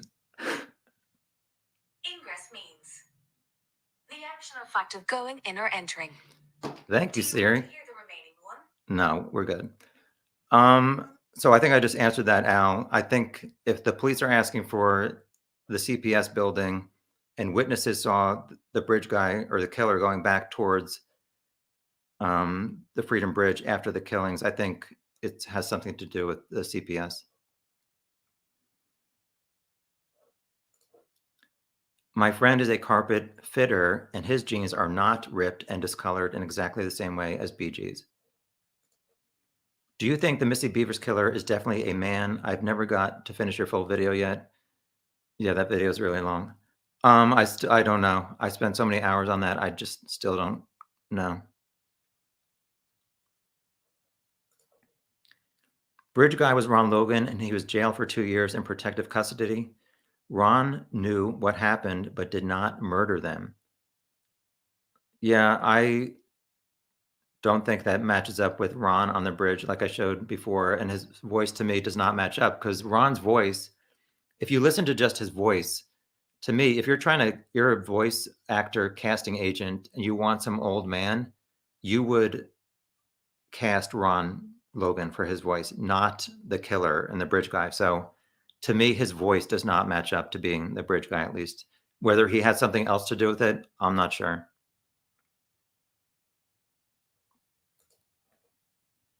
Thank you, Jenny. I appreciate it. And I appreciate everybody being here. Why isn't anybody calling in on video? How dare you? Don't you think the orange truck has anything to do with the murders? Yeah, that was definitely very suspicious, especially with him saying he lost his keys. Although I guess Becky Patty, Libby's grandmother, asked orange truck guys slash PB, his wife, if he lost his keys, and she said no.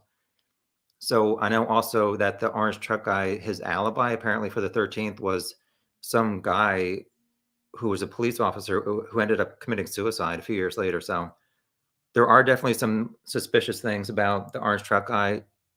Overall, I just don't think it's him. I know people said I was an idiot for assuming that some older guy who seemed nice would not kill people, which I agree with you. I'm an idiot. Let's see. Cheryl has had a hip replacement and she has a hiccup in her walking gait.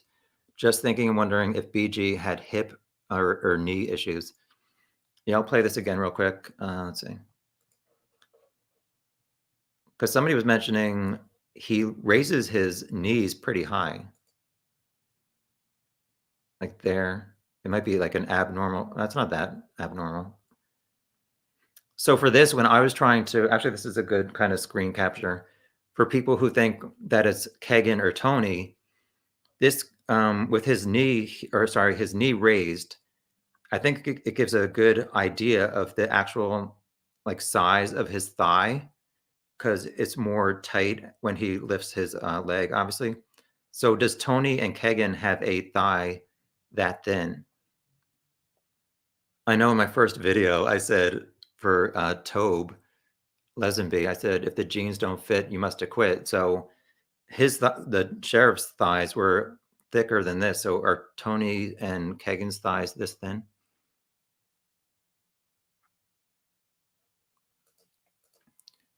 Bridge guy is built like a middle-aged man with a beer belly. Yeah, but how can you say that when he has so much stuff stuffed in his jacket? I mean, I agree that he does kind of walk like a middle-aged man, but I don't know that we're getting a very good idea of his upper body because of this jacket that's totally stuffed.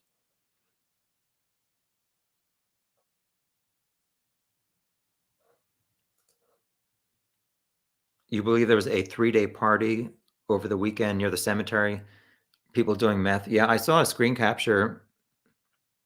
Sorry, I saw a screen capture that some guy, it was in the newspaper that Ron Logan found somebody cooking meth in the cemetery. I don't know if anybody knows exactly when that date was. It was not around the time of the murders, but I think it was in the prior years, and it was in the local paper. So obviously there's, I mean, any woods, there's shady stuff going on. Bridge guy could have gotten his outfit from a thrift store. Yes, I agree with that. And like I said, when I was looking into Chadwell, he had just gotten out of prison, and he could have just gone to like a thrift store, Goodwill, and gotten some basic clothes.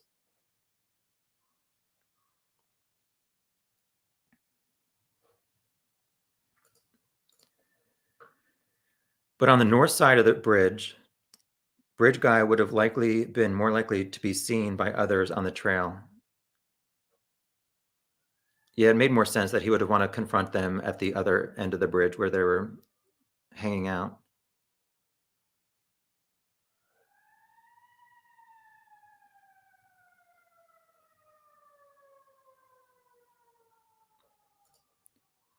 I wonder if any other killings have been linked by the way they were staged. It's one thing to try and kidnap and end up killing, another to kill and stage. That's more like a serial killer. Yeah, I agree with that. They do look like work jeans. Chance is big. There are multiple people involved, or else the police would convict bridge guy. Yeah, like I said, I was naive to think when I first saw this, I only saw one person on the bridge, so I assumed that it was just this one guy, but it's obviously possible that other people are possibly involved somehow. I personally think it's someone who grew up in the area, moved away, made a plan, came back for a family visit and a ruse and got away with it. But why would he kill teenage girls? Like, what's the motive there? I'm not saying you're wrong, I'm just curious. Didn't Bridge Guy say in the audio clip, the trail ends here? Is that a fact or just twisted? Yeah, I think there's a lot of rumors in this case that people either make up or maybe get twisted. That would infer a disgruntled and or hungover landowner. Screaming teens in the park may have upset him. Yeah, I was wondering about Ron Logan, but he lived there for 53 years, so it's not like, I mean, there would have been some local rumors that Ron was like a trail clown, like yelling at teenagers, and his ex-wife posted on Facebook saying he was afraid to go across that bridge because he was afraid of heights. Anyone know why Logan's search warrant did not include the barn or other property areas, just the home for firearms? Why not include other fire areas for firearms? Yeah, this is a good point. Thank you. I believe on March 6th was the first Ron Logan search warrant, and that was just for firearms. And then they did another one, I think on the 16th or 17th of March, which was including everything. So why were they only looking for firearms? And also, there was 2 bodies found on his property. Why did they not search his property on the 13th, or sorry, the 14th of February? I don't understand that. Does anybody have input on that? Oops, sorry. Profiler Pat Brown says staging is a lot less common than we think. She says it's very rare. Thank you, Dorothy. I appreciate it. Oh, I'm far behind on these comments. Sorry. We learned a new word thanks to Al. Let's see. A book. No, yeah. So I have a 633 page first draft that I've not looked at since March of 2021 when I started looking into Delphi. So I've ignored my book, and I kind of need to focus on it in July. So yeah, I'm working on it. But thank you. Raymond. If they don't have a DNA match yet, Bridge Guy may be unknown and not one of the people who's a suspect now. Yes, I totally agree with that. Pulling out the $5 words. Let's see. Was there a party over there at Logan's on the 13th? Some said that Logan had company, including Libby's boyfriend's father. Libby's boyfriend's father? Who's that? But I couldn't verify that. Who was Libby's boyfriend? It's the same voice, Jackie. I don't know who you're talking about. Ron? Oh. The FBI felt Ron's voice was not inconsistent with Bridge Guy. Yeah, I agree with that, but like people said, to get these warrants, these investigators will kind of exaggerate things, and to me, what I just played, comparing Ron's voice to Bridge Guy, Ron sounds really old, and the Bridge Guy does not. He sounds 40s or 50s to me, but not 77.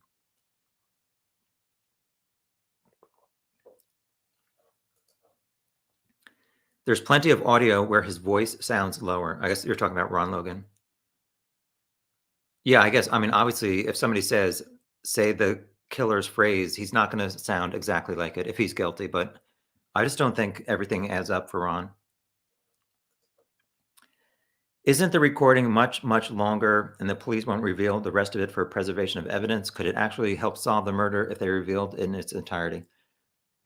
I guess the Ron Logan warrant said it's either 43 or 48 seconds. So to me, I mean, like I said, if there's more of the Bridge Guy's voice, why not release it? Obviously, the girls are going to sound really scared on the audio, which is not fun to hear. But if it's going to get people to recognize the killer's voice, why not release it? What about the white truck on 625? Its arrival and departure is the same time as the crime. Is that the thing that I showed in my video? I think that's what you're talking about with the Packers plant where they're building that other building. Yeah, like I said, it could have been, excuse me, it could have been somebody who was taking a nap or something. I don't know. I think somebody said it was somebody's truck that broke down, but I think that camera was taking snapshots every 12 to 15 minutes. So if a tow truck came, you would think it would have shown up at some point in those snapshots. I think he has high knees because it's stated that some railroad ties are missing, so you have to essentially step over a hole. Yes, that's a good point. Ron raises his voice. Yes, I agree. I think it's Ron Logan, and he has those high water boots on under his pants. The ones he wore all the time, stomping the land. Maybe he had gone to Sandefers. Yeah, I've heard that name, but I'm not sure. Crap. I'm not sure who the Sandefers are. I forget. The recording is 43 seconds. Thank you, Amanda. The thighs are his demise.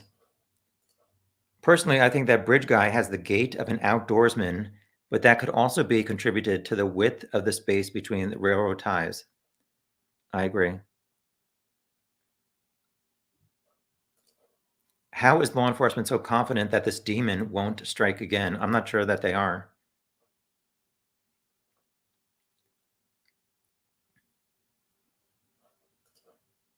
I won't say this out loud, but I agree with you. I mean, I've seen the local news, and there's so many guys getting arrested for doing horrible things to kids. It's not cool.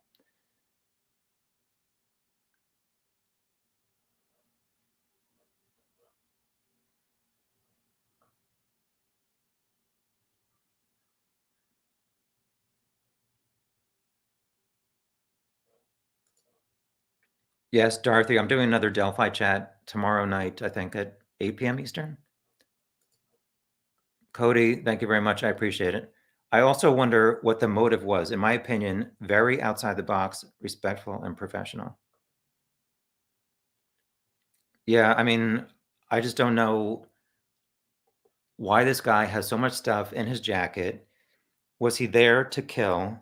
Was he there to hook up? Was he there to kidnap? Obviously, like I said, how are you going to kidnap two girls unless somebody was waiting on the other side of the cemetery? But if the police said that the witnesses saw somebody or the killer going back to the Freedom Bridge at 3:15 or 3 o'clock, why is there only one person being seen? I don't know. I wish this is going to get solved someday. This is a good question. Thank you. I appreciate this. Do you think the pizza owner was connected to either the Flora fire and or the Delphi murder? So I did not totally look into this, but from what I remember, the Flora is the name of a town, and there were 4 girls who died in a fire. And across the street, I believe, was a pizza place, and the owner was later charged with some kind of abuse of a kid. I'm not sure about these facts, but these are just the general things. I don't know if there's a connection. I think I remember seeing that guy's mugshot, and I'm not sure that it was a close match.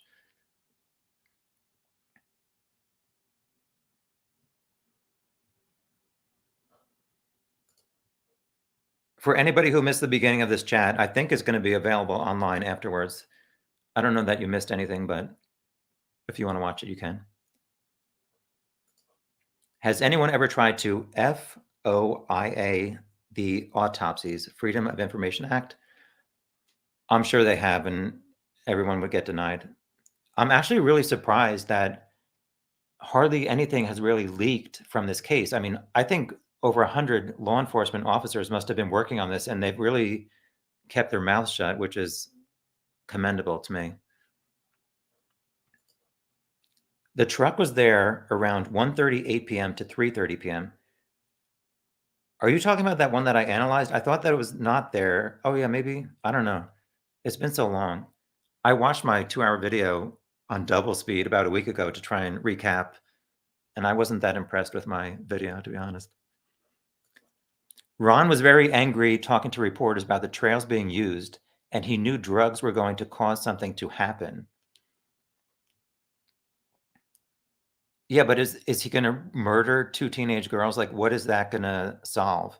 And I know True Crime Jesus said that flannel shirt guy and his brother, and I guess the archaeologist, wanted Ron either to get in trouble or to die or something so that they could buy his property to do some stuff with the trails. And I know there's some kind of document online saying that because of this murder, I think there's money was allocated to the fund to redo the trails. I think over $1 million. So I would be curious to know who is tracking where that $1 million went. To me, this bridge should not have even been allowed to be crossed. It's way too dangerous. And no, I would not cross it. I know serial killers take stuff as trophies and are prone to posing bodies with accidental killings. People panic and try to leave as soon as possible. Yeah, I would agree with that. And like I said, people have speculated for a while.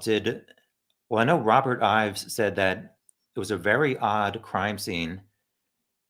I don't know if he said that things were left there, or some people said a souvenir was taken. But like I said before, I think there was 2 pieces of clothing missing from the girls, or at least one girl.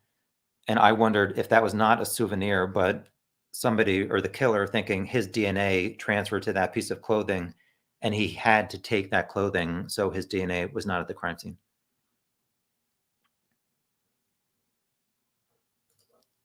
I think it's safe to say that Bridge Guy is the perp, as he is alone on the bridge. I totally agree with that. The girls were suspicious of him, etc. So to me, that means Bridge Guy knew those girls were going to be there without an adult. So you think it's connected to Anthony Schatz? Like I said, I mean, if Libby was looking for a boyfriend online, it seems to me that she would not only be talking to Anthony Schatz. There would be other guys that she may have been talking to and saying, oh yeah, we go to the bridge. But why would that not show up in her Instagram or other social media? How did he know they would be there? Yeah, I don't know. Yes, this is a good point. So obviously with, I guess, is it the Golden State Killer and some other high profile or even low profile cases, they're starting to use DNA matches to relatives. And honestly, I think that's a great thing that some of these really old cold cases are finally getting solved.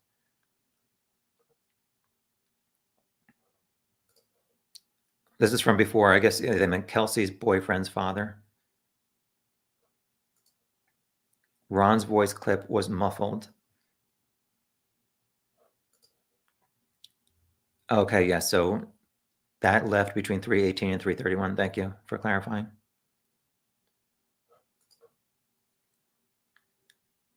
Whoever the guy on the bridge is, they showed up to kill someone. Yeah.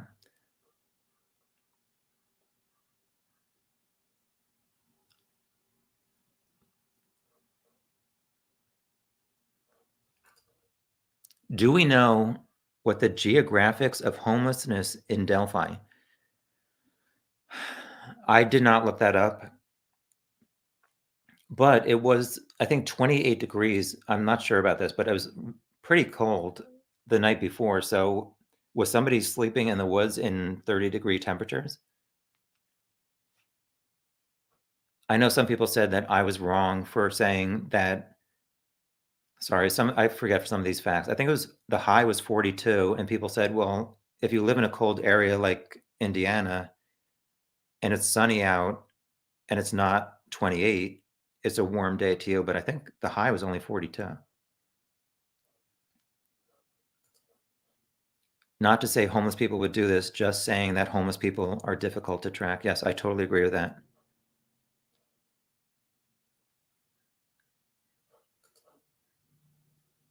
Yes, Ron raised his voice. Yes, I agree with that, but still, he still has an old person voice that is a lot older to me than the killers. Okay, here we go. Sandifer was the pizza owner in Flora, across from the house, the fire with the four girls.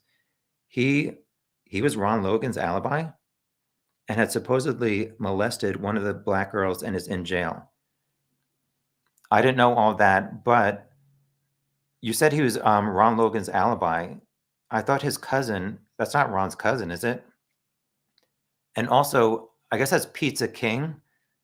I don't know if you're getting your facts wrong, and I'm not criticizing you, but I think in Ron's case, February 27th was when he went to a Pizza King and was spotted drinking alcohol, which violated his probation. It was not on the 13th that Ron was at a pizza place. Motive was trespassing, maybe, or if at party, then drug rage. Yeah, who knows if this person, the killer, was sober or not. Listen to the other videos where Ron Logan sounds natural. His voice is very similar. Tom is talking nonsense. You're entitled to your opinion, but to me, if, like I said, if you're a voiceover casting agent and you hear Ron Logan's voice, that is a very old man. The killer's voice is not a very old man. To me, it does not match up.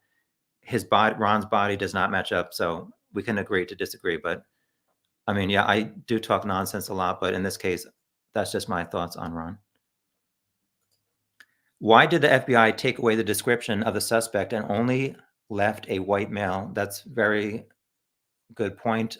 I tried to find the first flyer to see how it differed with the most recent flyer, and I could not find the first flyer where it said that they were 5'6" to 5'10". And I guess it said reddish hair.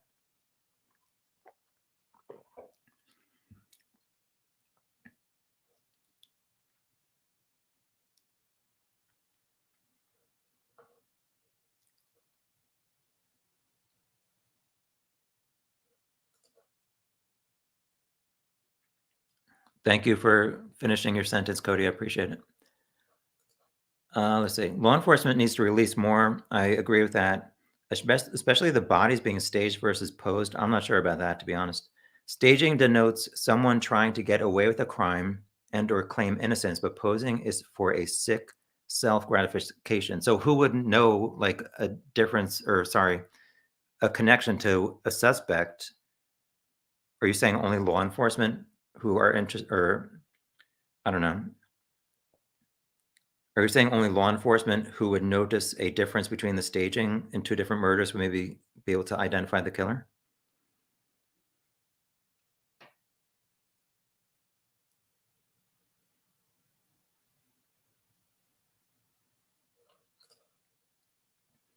Was the CPS vehicle in the building parking lot or across the bridge they used as a secondary parking lot for work trucks?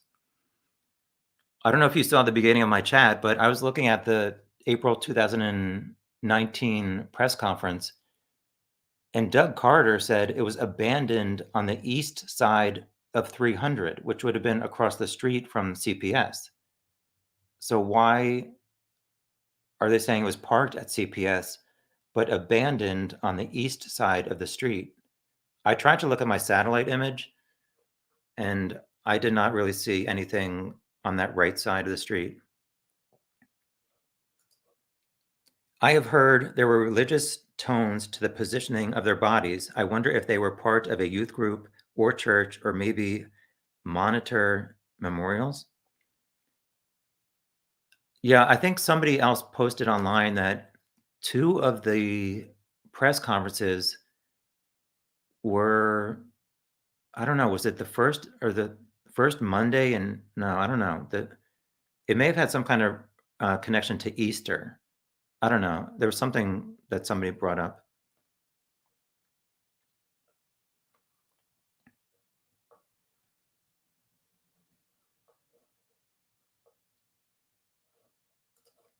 Wasn't SE involved in some land near Ron's?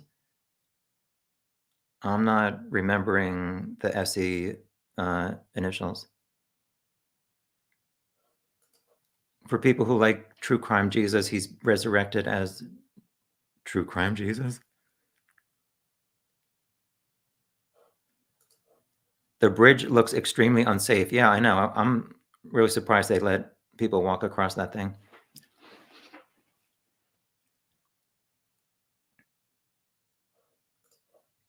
The autopsy is going to be leaked out by Murder Sheets soon. Do you have confirmation of that? I doubt they would release the autopsy. I don't think they should. Kelsey referenced in a recorded interview that 10 to 20 teenagers were going to be there. Could that have been to go to the leftover weekend party? Could Kelsey have snuck out sleepover Friday or Saturday? So you're saying there was a party at the cemetery?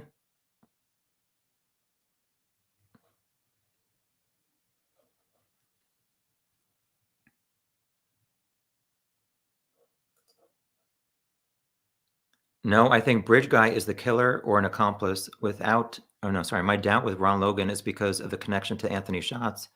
I want more information about who. So I guess I've got. Oh, sorry. About who had access to the Anthony Shots profile. Well, Kagan seems to be saying it was only him. He would not really say that anybody had access to it other than his friend, which wasn't really making sense that his friend could get his password to his phone plus his password to Dropbox. Oh my God. If Kagan is Bridge Guy, those are probably Twinkies in his pockets. Was JDC under the bridge that day? Who was that? Oh, Chadwell? JBC, you mean? James Bryan Chadwell? I don't know. Yeah, I don't know. Homeless could be living in a car. That's correct. Thank you. Hello, CC. Is it true that flannel shirt guy lawyered up very early? I don't know about that, but I do not think that is a flannel shirt guy in the screen that we're looking at right now.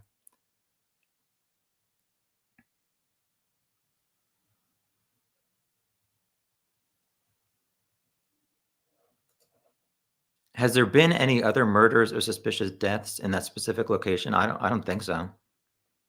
I think somebody said that most of the deaths in that area, I guess Robert Ives said, they've had murders in the area, but usually it's a murder of a family member or drugs. So just this kind of random thing of 2 teenagers really doesn't add up.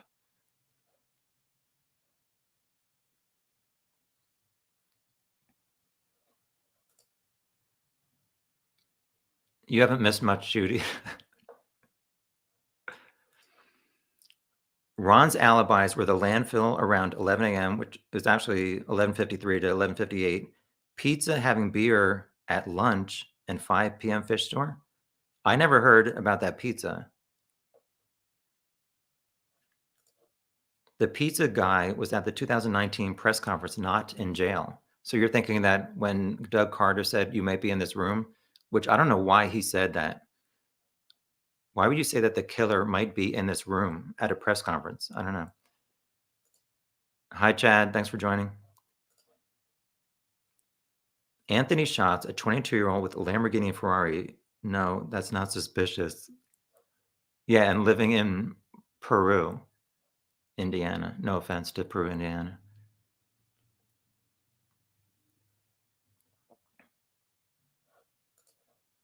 Jackie still thinks I'm an idiot about Ron Logan. Is younger guy sketch bridge guy or someone else? I don't know. I mean, like I said, it's so confusing that they said, okay, look for this guy for 2 years. And then they're like, oh no, look for this 20-year-old looking kid. Which to me, that second sketch does not look like this person on the screen.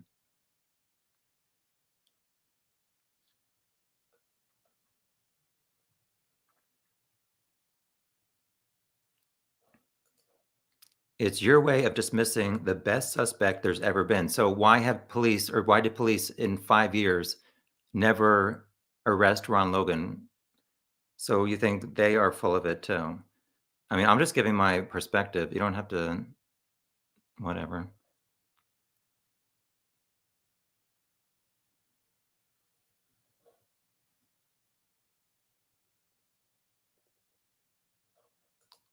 Yes, I'm dismissing Ron Logan based on what I've seen and heard. You're able to think whatever you want. The building was abandoned, not the car. Yes, Marge, but Doug Carter said an abandoned car. Let me do that. Hold on. I'm going to play the 2019 press conference.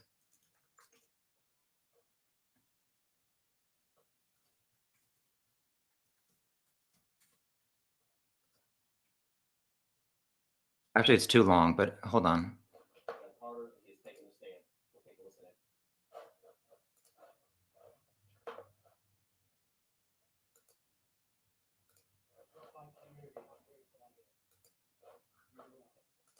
Inspire people you don't even understand, and you don't even understand why.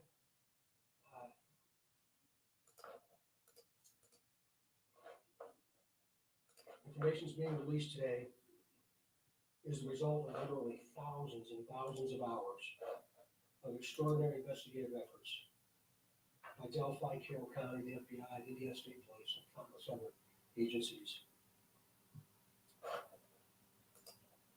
This community surrounded us some 26 months ago, and you did everything you could. Please keep in mind, this video has never been. I'm just fast forwarding. The suspect is not walking naturally due to the spacing between the ties.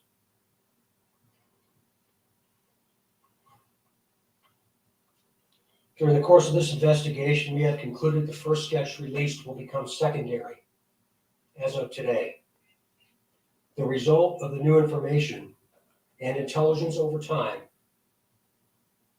leads us to believe the sketch, which you will see shortly, is the person responsible for the murders of these two little girls.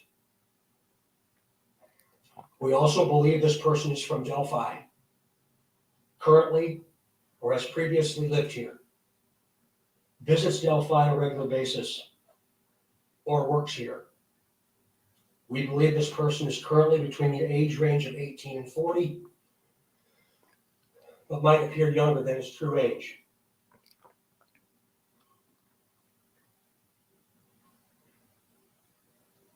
Directly to the killer, who may be in this room. We believe you are hiding in plain sight. For more than 2 years, you never thought we would shift gears to a different investigative strategy, but we have. We likely have interviewed you or someone close to you. We know that this is about power to you, and you want to know what we know. And one day, you will.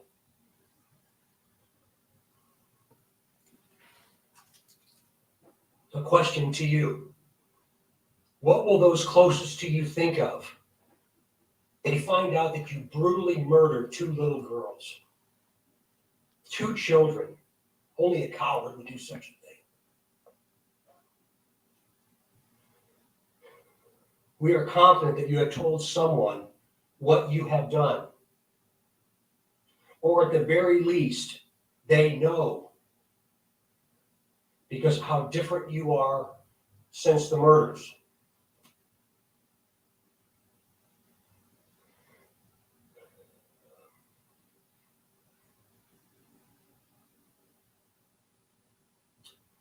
We try so hard to understand how a person could do something like this. Now beginning. I'm looking The for. person talking is one person. Driver of vehicle Yeah, here we was go. parked to find out who did this, and we will. We're seeking the public's help to identify the driver of a vehicle that was parked at the old CPS DCS welfare building in the city of Delphi that was abandoned on the east side of County Road 300 North, So he said it was abandoned on the east side of the road. next to the DCS welfare building in the city of Delphi that was abandoned on the east side of County Road 300 North, next to the Bougie Heartland Highway. Oh, that didn't work out. I'm sorry. Oh my God. Hold on. Sorry, I was trying to share my screen and obviously I messed up. Now I have a ton of comments. Hold on. Bear with me, please.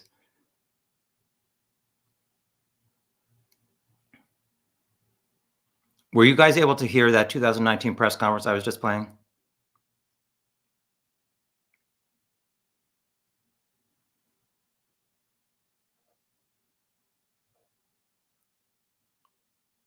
So basically, I was just playing that to confirm that he said that the car was abandoned on the east side of the road, which the CPS building is on the west side of the road.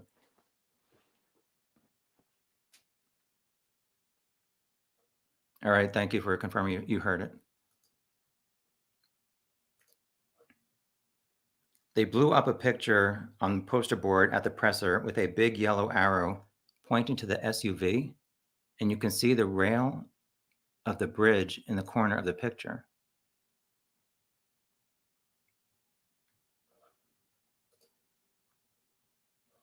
Law enforcement never said that Libby fought back. It was speculated by the family due to her fingernails and the fact that she was a spunky girl that didn't take crap from anyone. Yeah, I guess at some point they said Libby fought like hell trying to protect Abby or something like that. But then the Ron Logan search warrant said there was no signs of a struggle.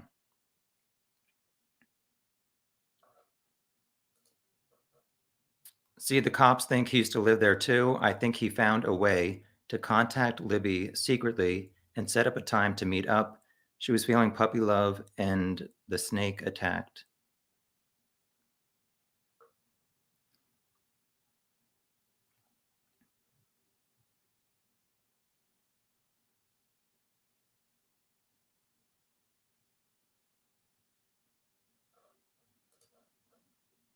No, it's not possible that Ron Logan is on the bridge and the voice is someone else. The police said that it is the same person. It's only one person from the video.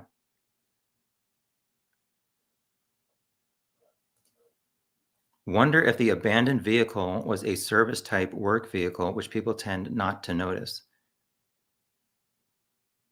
Yeah, I'm not sure. And like I said in my video, it was kind of far for somebody to walk from where that white car was parked on the side of the road of near the meat packers. But the timing was definitely suspicious.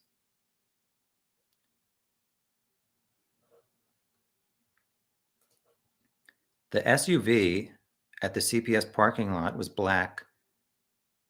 Showed Carter. I'm not sure what you're referencing there. Was that on the 14th? Are you talking about the helicopter footage? From what I saw, there was a work truck that had orange cones in it, which was a city vehicle, not the one that was abandoned that they're talking about.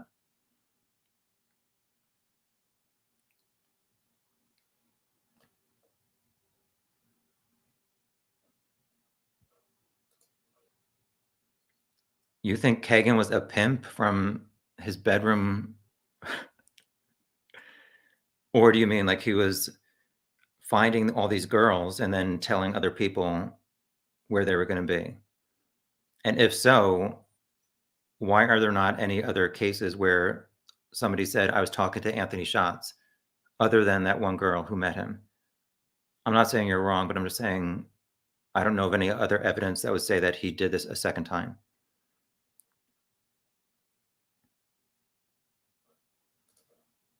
Who worked at CPS? Do you mean in the past? There was nobody, it was abandoned at the time.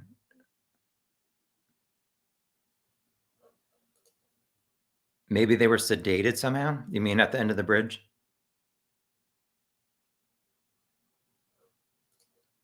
The transcript of the press conference shows the corrected mistakes I mentioned earlier. Yeah, I'll have to look at that. Thank you for telling me that.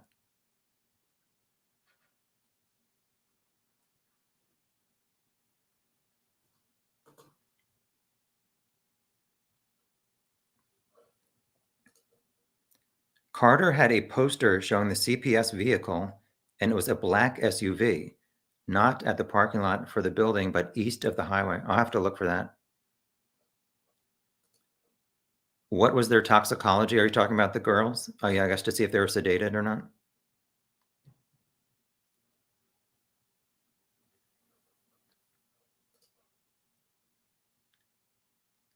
I think Ron was a bit of a bad egg, but absolutely not a murderer. He had tears in his eyes and sounded heartbroken in one of the news interviews. If you want to make sure a double murder is not solved, then hire Tom. He'll make sure to distract you with hundreds of irrelevant details. So, like, why are you wasting your time in this chat? And what have you done to solve it? Say that Ron is the killer when the police disagree with you? Anyway, next.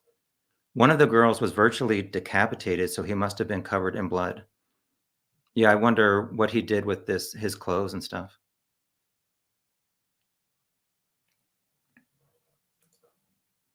I think that he ordered them around with a gun, but tied them, made them kneel, blindfolded them, then slit one's throat, then the others.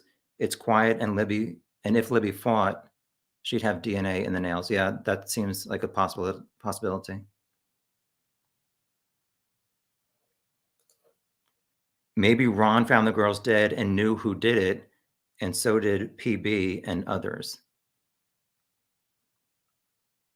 Yeah, like I said, I don't know if Ron was out searching on his property that night and maybe he saw them and he did not tell police, but I don't know that there's any evidence of that. I would like to see what his phone records were to see, especially that 209 phone call, to see how long it lasted. Like I said, if it lasted 10 minutes and the records, that would mean it would be after the bridge guy encountered the girls.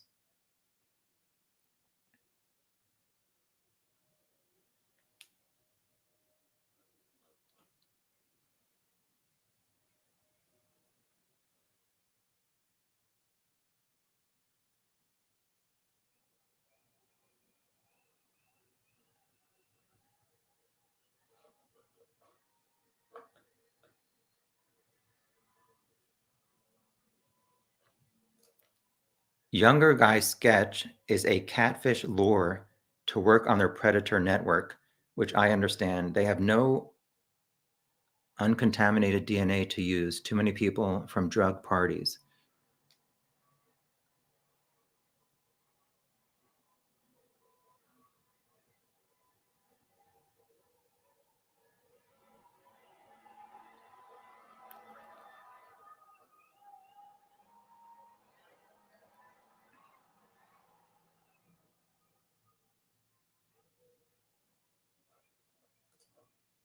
Have the FBI done a profile for this case? Nothing that's been released.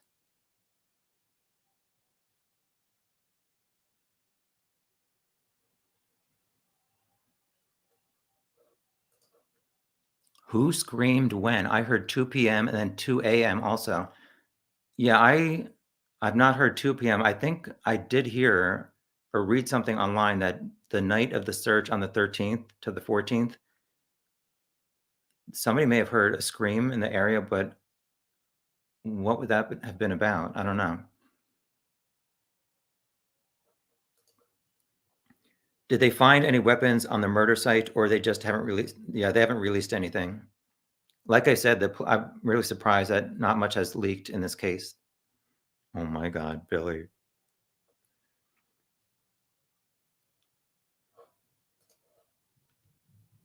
Billy, you've had some good jokes today. Thank you for making me smile. Maybe BG was on the phone hands-free with ear pods. Yeah, it's possible.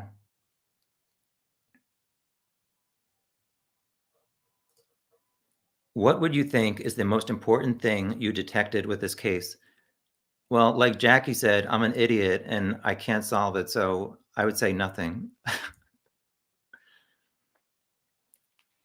I mean, yeah, I just don't know. I mean, I was hoping that satellite image, when I was working on it, that it would be more high quality and would maybe at least show some kind of car or something. Like when you look at Google Maps, it's a lot more clear. But what I found out was those are taken by an airplane compared to a satellite. So yeah, I don't know. I mean, at the end of my video, I guess I said ways to solve it, but obviously none of those have worked. So I'm a failure. Okay. How often does the killer say they were supposed to meet, but then she never shows up? We don't know much as law enforcement fact.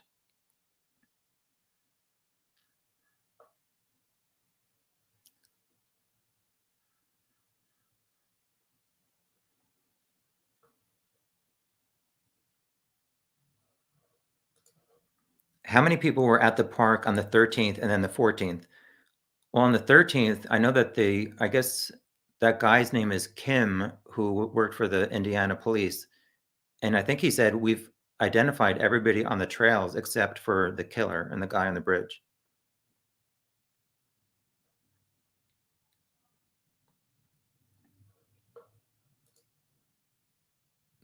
Thank you, Rain Dancer. Yeah, unfortunately, it didn't really turn out well.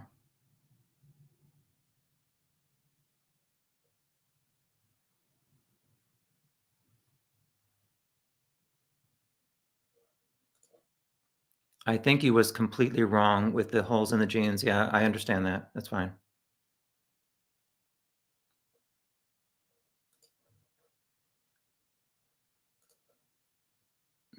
Thank you, Marianne. What do you think about the CP/CSAM angle? I mean, I don't know if you're talking about Anthony shots or what, but like I said, I think if Libby was online looking for a boyfriend, she was not probably only talking to the Anthony shots profile. So she may have talked to other guys, even if she thought they were teenagers who were maybe older guys catfishing, and they somehow knew that she would be there that day. So I'm not sure. The huge difference in the composite sketches released has made many in the public, including myself, lose confidence in the ability of the assigned local investigative team to solve this case. Yeah, I mean, I don't know why it took them so long to release some of this evidence and then changing it. It's kind of weird. Oh my God.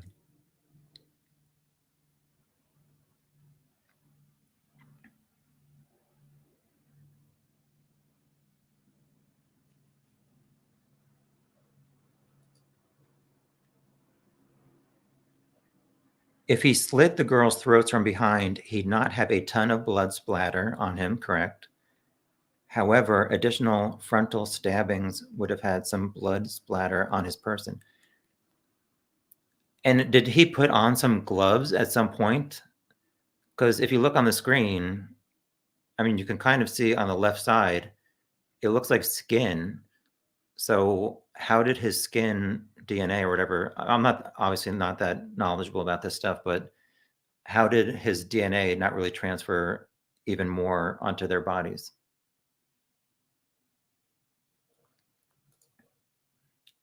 I looked at a bunch of different satellite providers, and the one that sent it to me was Planet Labs.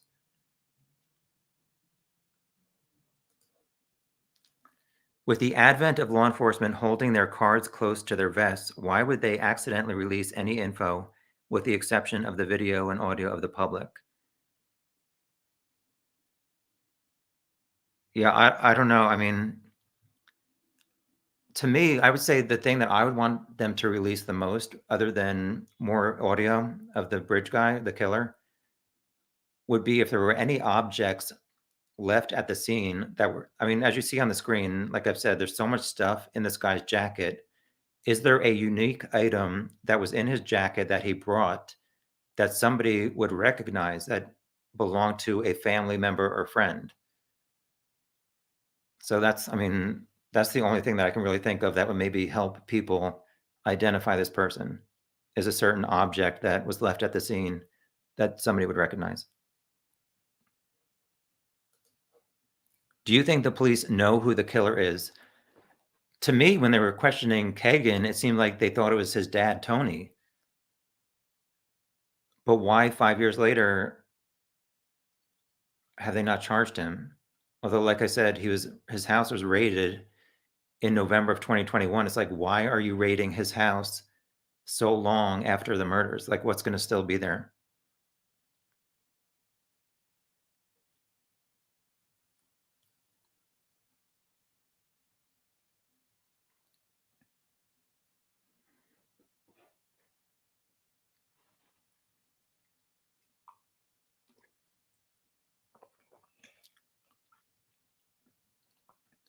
Do people want me to keep going, or should I wrap this up in 15 minutes?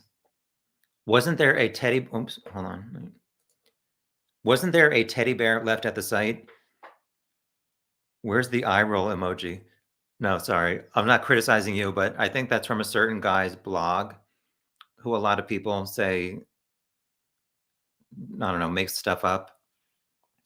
To me, if this person is who I think you're talking about, he showed like a screen capture of a teddy bear and also I think of the bodies.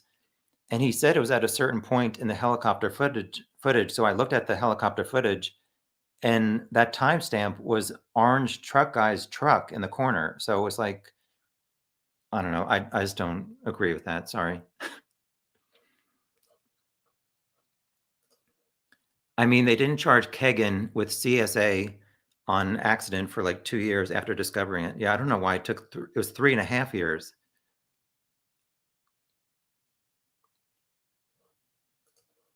Yeah, that white thing sticking out the top of his jacket looks like a loop of a white rope. Yes, like I said, it seems to change. Let's see. Like at that point in one of the screen captures in my video, I said it kind of looked like it could have been a logo or writing. But I think this last screen or this last frame is probably the best view of everything in this video. And to me, it looks like he could have put some rope up here, which would make sense if he's trying to kidnap them or tie them together. So that's that.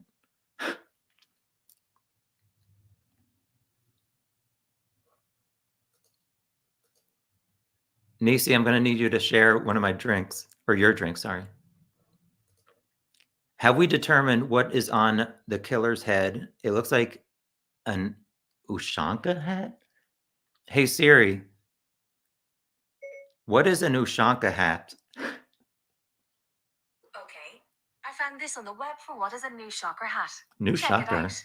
No, I don't know what a Ushanka is, but I know that somebody, a witness on the trail, described it as a painter's hat. So I'm sure somebody would know if it's a baseball hat or something else. So, and it looks like to me, it looks like it's sideways. Hold on. Unfortunately, I can't zoom in on this. Sorry, this is my first chat. I'm not that great. But if you look there on the left side, it looks like there's some white writing. I know some people thought it was Ron Logan and that there's a dent in this hat that matches Ron's hat, which to me, I know Jackie's going to throw a fit, but to me, this does not match Ron's hat. And I kind of manipulated this coloring here. And in the middle, top middle of the hat, it looks like there's more white there, but it kind of seems odd, an odd place for it to be white. So yeah, I don't know what kind of hat it is, but if somebody on the trails described it as a painter's hat, I would go with that, which is an odd hat to have. And like I said, Kagan only owned big baseball hats, like baseball type hats.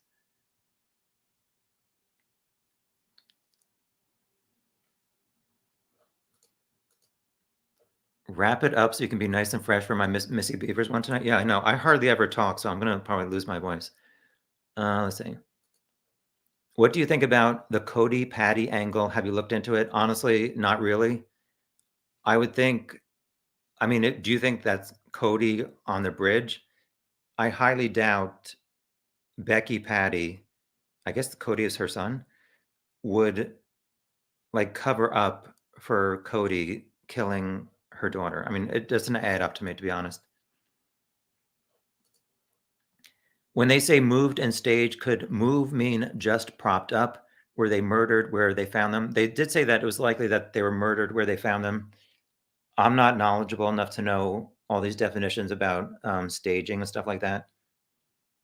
But it seems odd that they did even reference that they were staged instead of them just being found lying on the ground or whatever. What's the next case you're going to deep dive into?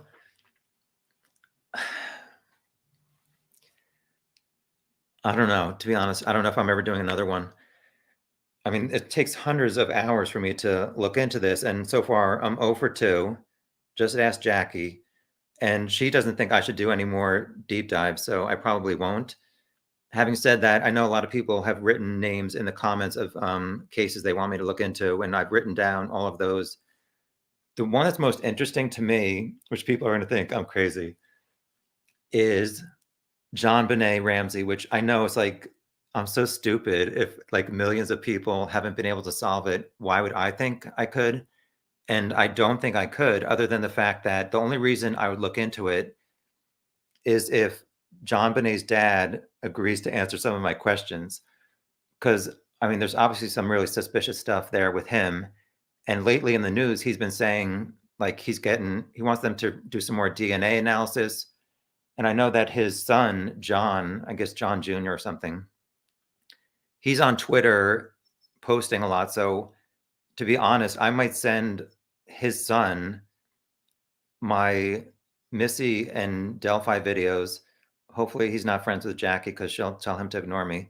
But I'm going to say, like, I kind of look at the facts, or at least try to. And I will look at the John Bonet case, but only if your dad agrees to interview or answer some of my questions. Because like that ransom note and some of that other stuff is ridiculous. Honestly, I have not spent that much time looking into John Bonet.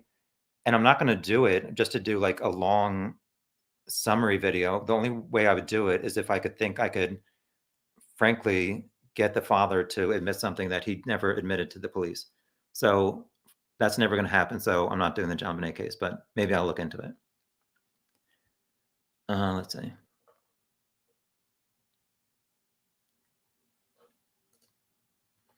Thank you, Wendy. I appreciate it. I'll go for maybe another hour or so.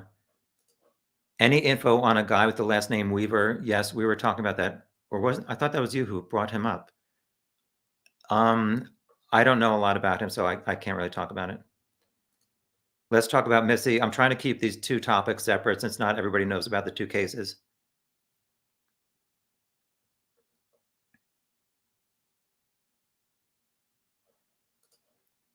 Is there a way of contacting you privately with questions or information? So I was going to say, people ask me this under my video, and I was going to say, like picking up restaurant food during quarantine, contact less, but that's just a joke.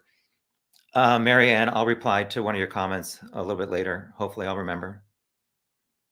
Missy is tonight at 8 p.m. Eastern and tomorrow at noon Eastern. And my other Delphi chat is tomorrow night, Sunday at 8 p.m. Eastern. Ron Logan died in January of 2022 from COVID. I think law enforcement thought it was Ron Logan, Then they realized it wasn't, and it shifted to the Kleins. I think they have to build a slam dunk case. If they charge someone and they get off, people will riot. I agree with that. Did you call Bridge Guy the killer? Yes, I did, because people call him the Bridge Guy, but he killed 2 girls, 2 teenagers. Like, call him what he is. Stop calling him Bridge Guy. He's a murderer of 2 teenagers. What kind of phone did Liberty have? Because that video quality reminds me of a flip phone circa 2006 model. I'm pretty sure it was an iPhone 6. And to me, with both of these cases, the Missy Beavers and Delphi, it's so frustrating because it's like if they only had higher quality video, these would have been solved a long time ago. And it's like they've spent probably $1 million in Indiana and FBI spending whatever trying to figure it out. It's like if they just had a higher quality video, this person would have been identified a long time ago.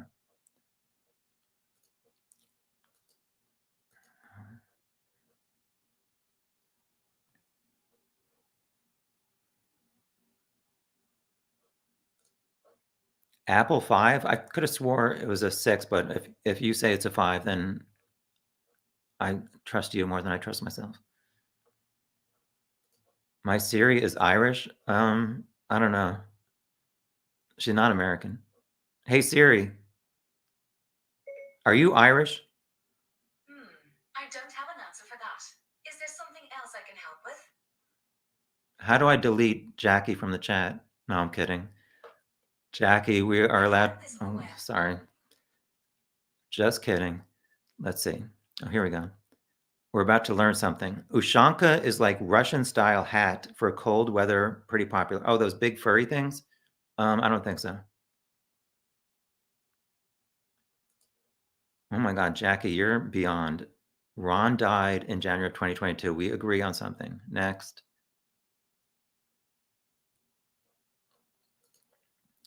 I think that is just a hood of a sweatshirt with a seam down the middle. Yeah, so it does change because I agree with you that in a certain part, I don't know which part, but like there, it does look more like it could be a hoodie compared to a hat. But like I said, I think this end part is the best frame.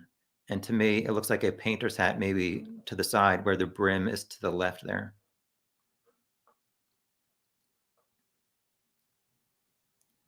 My God, Billy.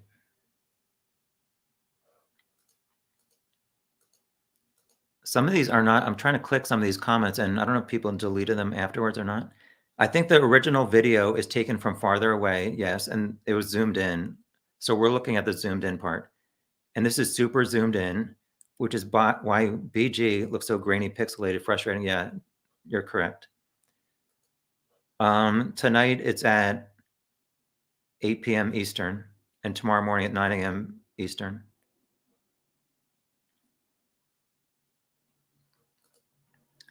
If Kagan's phone pinged on Country Club Road, the grandparents, as noted in the transcript, is it possible he had a spot there and at the, a hotspot? Is it possible that he had a hotspot on Country Club Road and at the bridge? Well, I want to know what the grandparents said. Like, would they lie that Tony and Kagan were there on the 12th? Or sorry, the 13th? I know Tony's mom is active on Facebook, but his dad died, I think, in February. But like I was saying before, Lynn, it seems like the police were telling Kagan they had his GPS from the day. He was at home at 8 a.m. and then he was at Country Club Road in Peru. It seemed to me like they were saying between 12 and 3, because he said between 12 and 3, I was at my grandparents in Peru. But they said, no, you were at this other place connected to, or this other house connected to Wi-Fi. So if they knew that he was at the bridge in Delphi, why would they not say that at the time? The hat almost looks like it could be a baseball cap turned backwards. Yes, I agree. It's either sideways or backwards, but yes, it could be a baseball hat.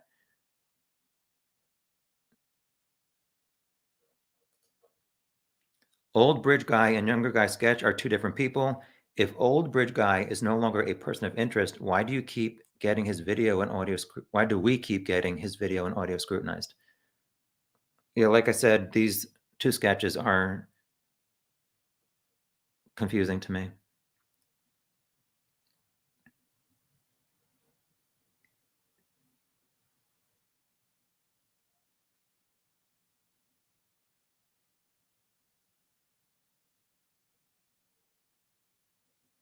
Oh yeah, so if I do end up doing a John Bonet, not deep dive, but looking into it, like I said, I'm only going to do it if he agrees to talk to me, which is unlikely. I was thinking maybe do because I don't know that much about it, so I was maybe going to do like a weekly chat where people who are more familiar with the case can maybe help me with a different topic each week so I can get more up to date instead of having to look on the internet all the time. But like I said, I doubt that's going to happen. I wish they would name the make, model, and color of the car. Yes, I agree with you. At some point, I think some people were saying it was maybe a white sedan. But I mean, like you said, it's like, why would they not release that car info and just say we're looking for the driver? Also, there's that building across the street. So I know that Anthony Greeno did a video at one point a few years later where he zoomed in on that building across the street, and they do have a security camera.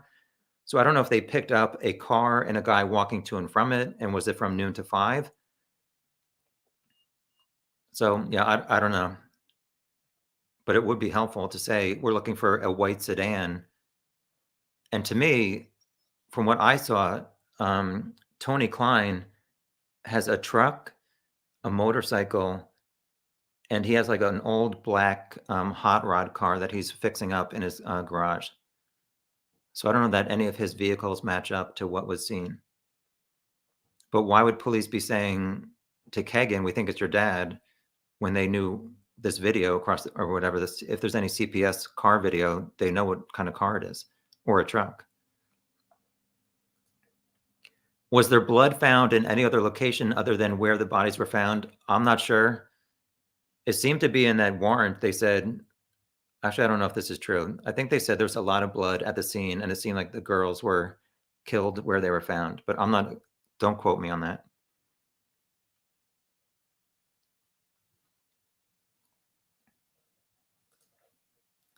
Is it possible that the killer tried to stage it as a murder-suicide, or am I just going crazy at this point?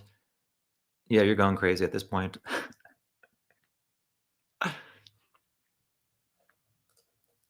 Well, Patsy wrote the note. Yeah, I mean, don't get me started on that. Let's see. Oh, crap. Sorry, these comments, oh my gosh. Sorry, I have a lot of comments that keep refreshing, and I'm missing a lot.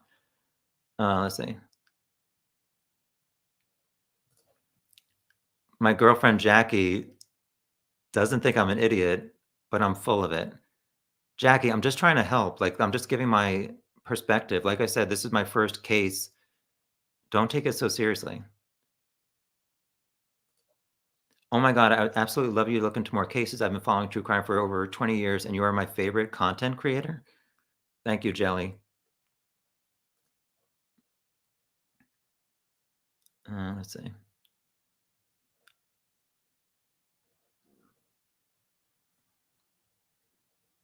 Yeah, Jackie, we love you, but I get that you disagree with me. I'm not going to reply to any more of your comments. Sorry. It's fine that you disagree, but it's not adding to anything. Let's see. I respect all the hard work that you do for this case. Do yourself a favor and look into the hat angle. He talks on Facebook about having blank with a 14-year-old one. Oh, you're talking about Cody. All right. I'll write that down to look into Cody. Yeah, I did see that something 14-year-old comment. He's adopted by Becky and Mike. All right. I'll look into that.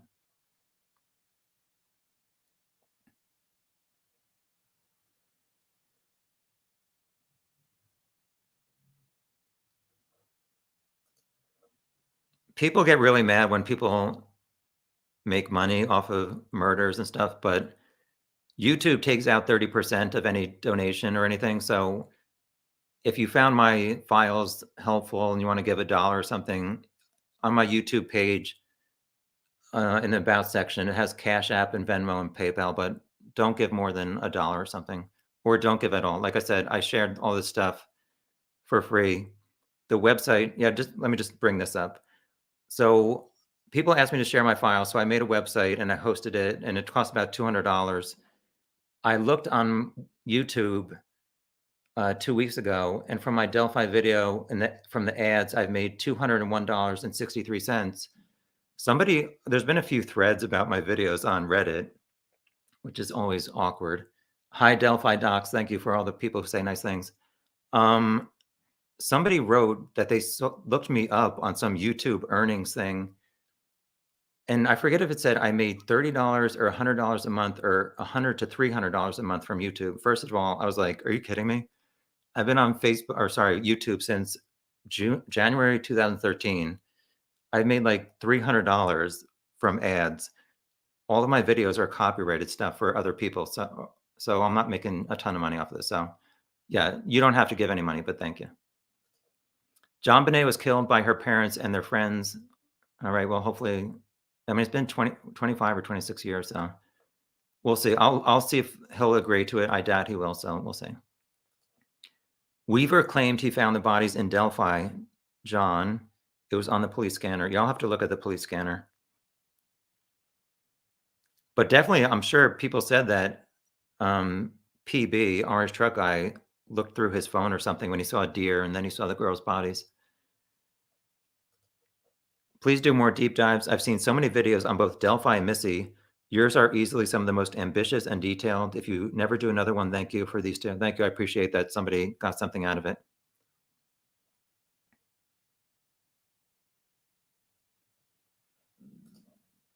Somebody's saying Weaver did not claim that. All right. We'll agree to disagree. Summer Wells, yeah, I saw her picture and I immediately thought she was doomed from the start. Like, no offense, but her parents are ridiculous. And I don't know a lot about that case, but yeah, it's sad. But I will not be doing a deep dive on it. Sorry. Do you think any of the suspects is BG, or do you think he's still out there? Honestly, at this point, I'm thinking he's still out there, because why has it been 5 years and police have not arrested anybody?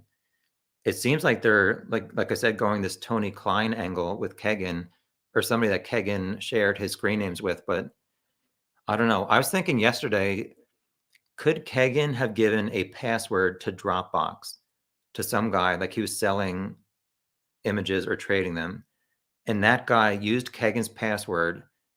Did I say this previously? I don't know. And that guy took the password that Kegan gave him for Dropbox and used it to log into Kegan's, I don't know, Snapchat or whatever. So that other guy somehow knew that Libby was going to be there.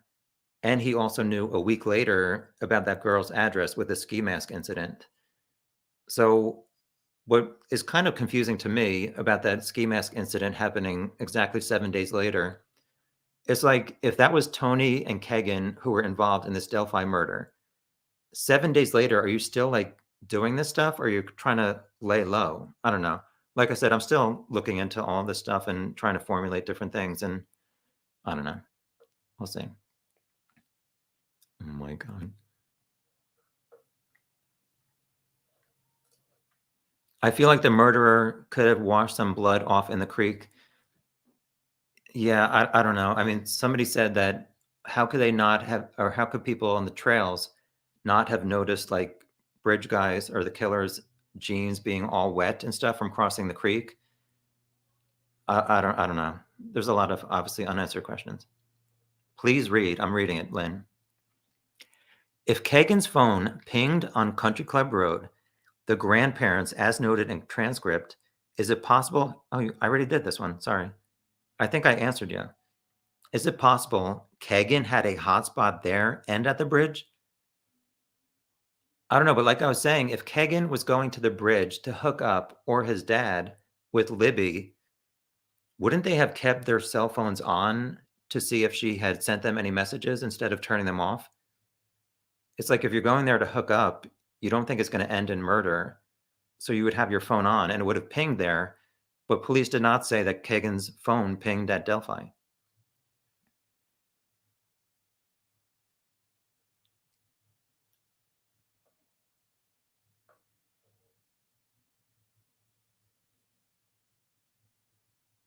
Sorry, I'm just reading through these comments.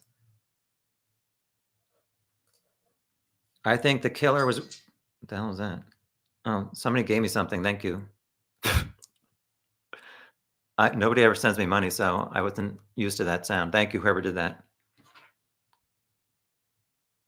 $1 from Rachel. Yay. Thank you, Rachel. All right. I think Bridge Guy Killer was wearing a neck scarf that he could tuck in or pull up, but not a thick one. Yeah, I think somebody on the trails may have said that he had a scarf over the lower portion of his mouth or something at some point.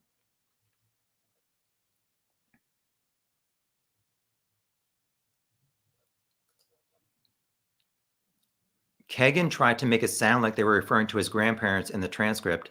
That's not the house they're talking about. Law enforcement were talking about his cousin's house.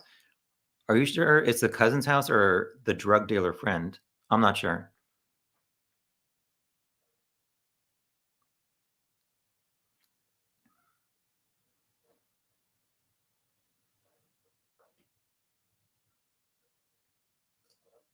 Who lived on Bicycle Bridge Road? I looked into this and I remember like spending a lot of time on Google Maps and other stuff and watching some of the early TV news reports where they were showing the outside of this house. I guess it was within a few days of the murders or something where there was a search warrant on that house, but it never really turned it never really turned into anything. I think some people said that there was a young guy there who had been talking to Libby on social media.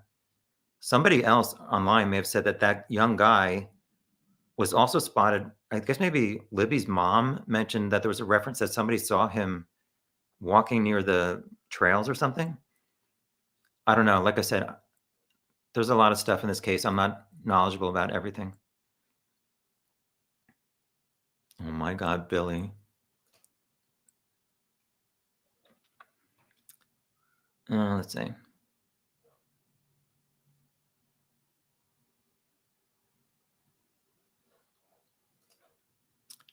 I hope law enforcement is solving the case, but I really liked your speech to the killer. Yeah, at this point, I realize I'm a huge idiot for even thinking that that would make a difference. But I felt like after 4 years at the time and nothing had worked, that maybe something would work. But obviously, like I said, it was stupid. But thank you.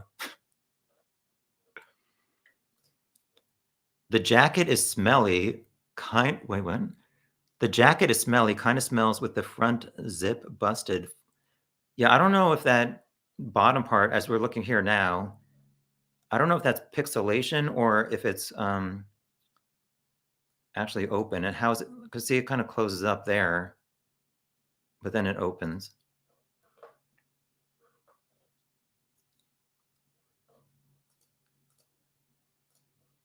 I lost a chat. Let's see. Oh God. Sorry, there's a lot of comments I'm going through. Wait, where am I? Sorry. I lost my spot. Sorry, hold on.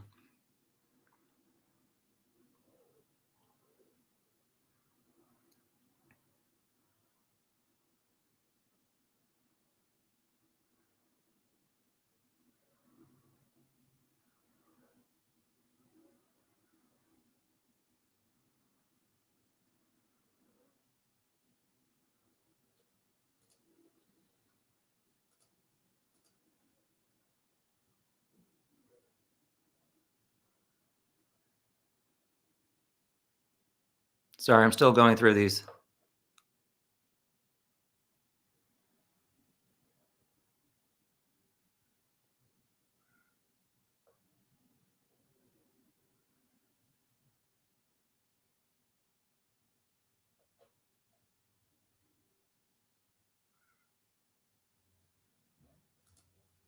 Yeah, I don't have all the answers, and I'm not acting like I'm some kind of expert on this case. And even on certain points, I have differing viewpoints. And if I come up with an idea, I kind of have a counterpoint trying to figure it out. But I don't know.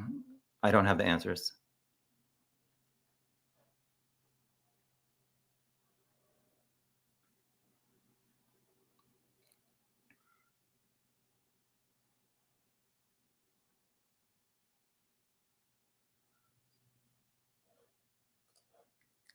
You mentioned in your video that you checked hundreds of photos from events of that time. Were the events around the 13th of February? I mean, I remember looking at the motorcycle ride to see if this guy showed up for some reason, the charity ride, I guess, within a few days of the murders. I looked at a lot of stuff. Yeah, I definitely was looking in 2000, late 2016, early 2017 to see if someone was wearing the same kind of stuff, but I could not find anybody. Somebody else gave me money. Oh my God, people are gonna get triggered. Yeah, thank you. I appreciate it.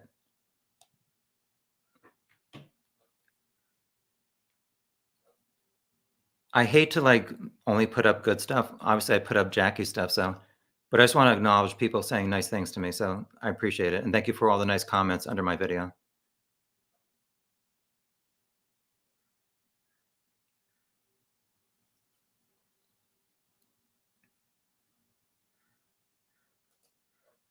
I don't have moderators. Let's see. Oh yeah, this is a good thing. Sorry. Is that Tony and the neighbor's last name is Schatz? I think it's spelled differently. Emily Ann, daughter of the cousin. Yeah, that's good, Lynn. So Kegan, one of his online profiles was Emily Ann 45, which he has something else. I think Kegan Klein 40 or no. I don't know. There's the number 765 and 45 were used in a few different online screen names. And I did see that Emily, actually her name is Emily Grace, is the Kegan's younger cousin. So that does not match up, but the first name does. And Schatz, there was a few different things where it said Klein Photography, which, I mean, eye roll right there.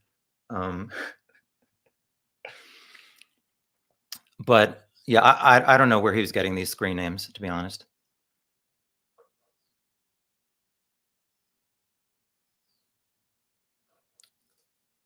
Did they take Tony Klein's dog? Yeah, I saw something online where the neighbor said, like I said earlier, I believe the raid was on November 19th, 2021.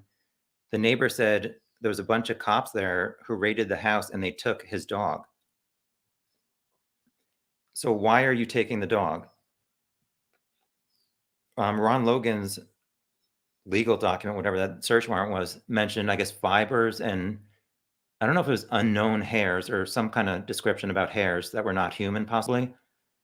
So I was thinking at some point, were they thinking maybe Ron Logan's horse hair or dog hair had transferred from him to the girls? Or do they think maybe the Klein's dog hair was at the whatever, the site of the murders? Let's see.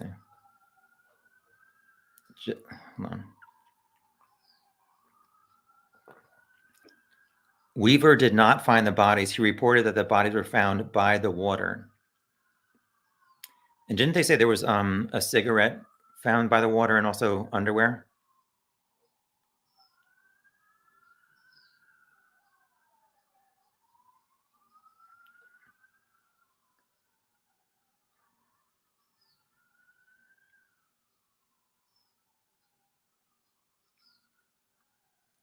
Sorry, I'm just reading through these.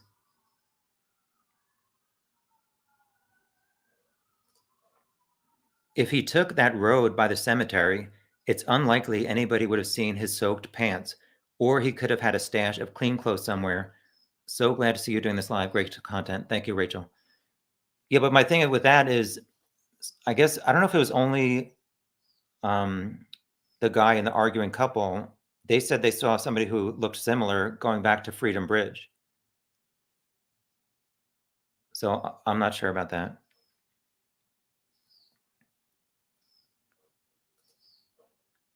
The girl at Freedom Bridge apparently stated the bottom half of his face was covered.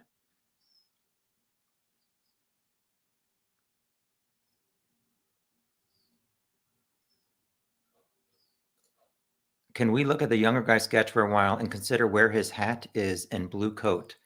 How we see hairline and where is his face hair? Honestly, I'm not that good with sharing stuff on this live chat right now, so it's going to take too long for me to find that. Sorry.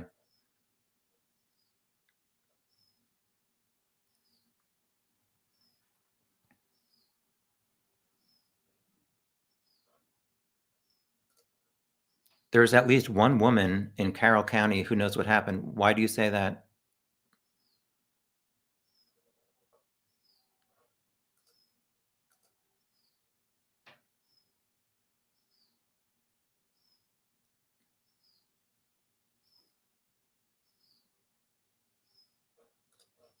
I think police said they have much longer video of Bridge Guy. I heard more than a minute long. Although the Ron Logan thing, somebody just put it, it's either 43 seconds or 48. I think it's 43. Why don't they show more to the public? Like I said before, it's possible that the girls are really upset sounding and they just don't want that to be heard by the parents or the family.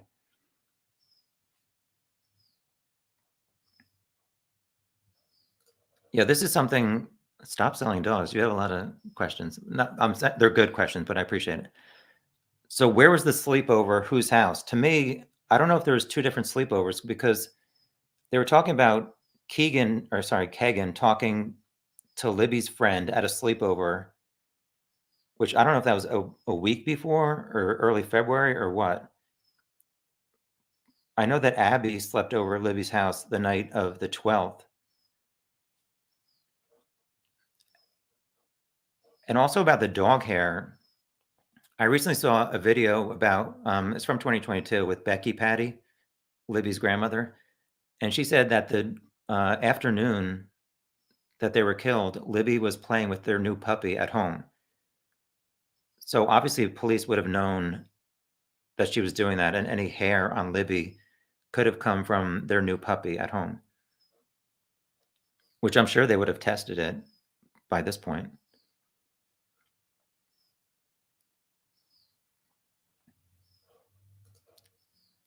The search warrant for Ron Logan included a lot of stuff, including computers, drives, disks, media storage. Do police believe that the murders were filmed?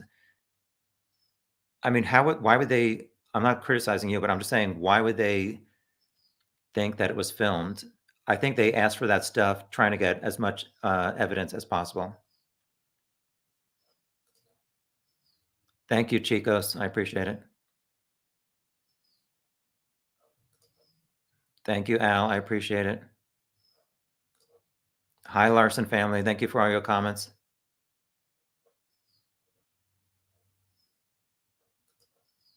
Thank you, Two Tragedies. I appreciate it. Oh, hold on.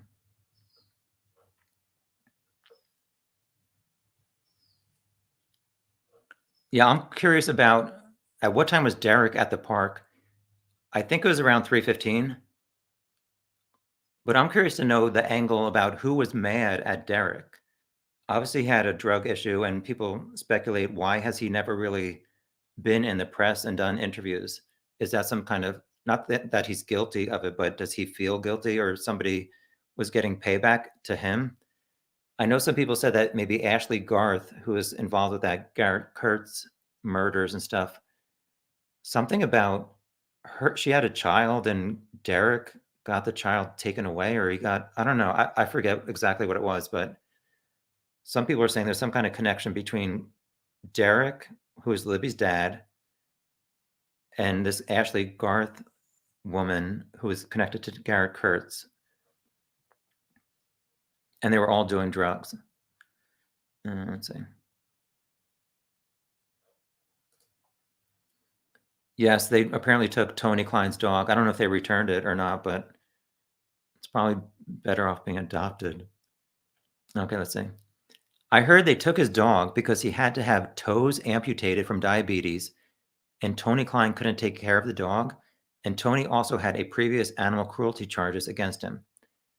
Well, yeah, I mean, people said that, I guess his stepdaughter or stepson said they had a cat when they were younger, and I guess it was getting sick, and Tony was going to bury it, and it was still alive, and he started like smashing its head to kill it. Like, but why would police like have to show up at somebody's house just to take a dog?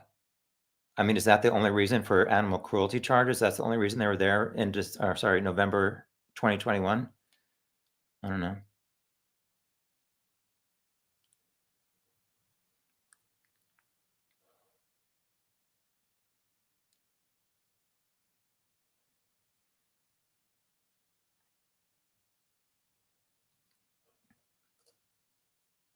I believe it was John Weaver is the name.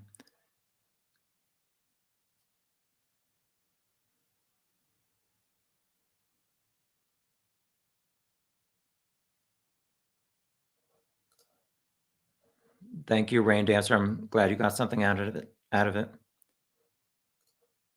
I've often wondered if there is a dog inside Bridge Guy's jacket. Well, it'd have to be a small dog that can't breathe because that jacket's kind of closed up. What do you think? They were walking a dog and stuffed the dog so the dog wouldn't go over the bridge or something?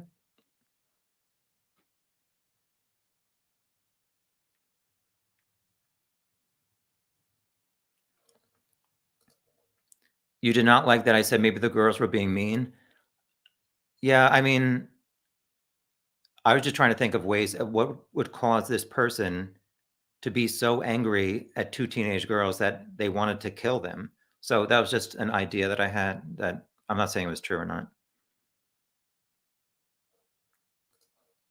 People who abuse animals often level up to violence against people. Well, I mean, Tony Klein, like I said before, he did that thing with his stepson where he shoved his head into a clogged up toilet, bit his wife in the stomach, shot the stepdaughter with a BB gun and told her to run. Like, what the hell? Hopefully he'll be charged with something else.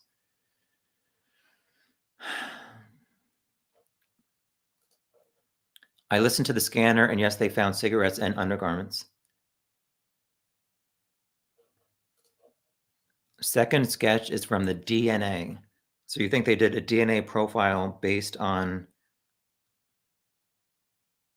that, but why would they choose a younger looking person? Because if you get DNA, I guess it can show maybe certain features, but does it really show the age of a 20-year-old compared to a 50-year-old?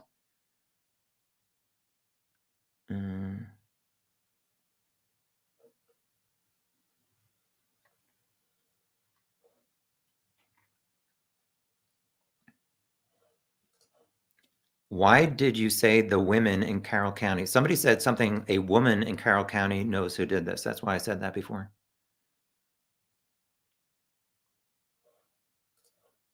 I wonder if someone used cigarettes from another location, but that could still be helpful to find out where they were from. Libby had the phone, right?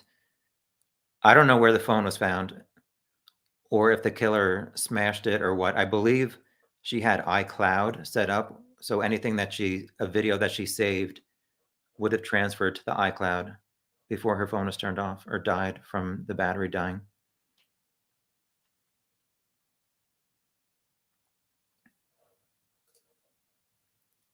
The down the hill audio is from this video that you see on the screen. It was a 43-second video. This is him walking towards them. And I guess, I mean, at this point, I think he was 60 feet away. So him saying down the hill had to have happened pretty close to the end of that 43-second video. And I don't know how she stopped the video on her phone.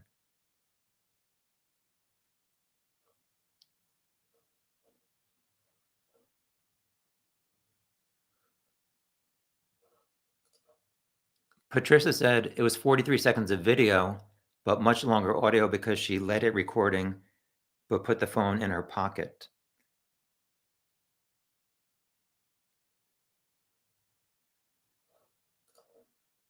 Can we do a victory stream when they charge, then convict somebody? Yeah, if somebody gets arrested, I will do a live chat to celebrate. BG is a sexual predator of minor girls, but in a small town, minor victims of assault rarely come forward. If he's assaulted other minor girls, they may have not reported it. But if this guy on the bridge matches somebody who molested you, wouldn't you at least go forward at that time to try and get him into jail?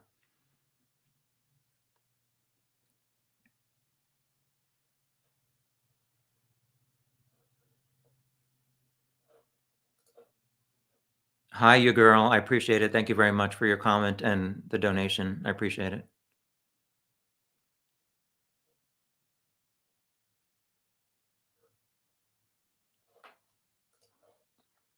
It was a video filmed on Snapchat by one of the victims. I don't know if it was confirmed that she was on Snapchat and that's how she saved it or not, or if it was just her video on her phone. I'm not saying you're wrong, but I'm not sure that that was confirmed that it was a Snapchat video. Some people speculated it was maybe a live video, or live photo, sorry. On Apple iPhones, you can be in a photo, and if you do a certain setting, it'll kind of record like a second before and a second after, maybe. I'm not sure how this was recorded, but obviously it said it was 43 seconds or so. So it was not a live photo. Sorry. See, I get things wrong.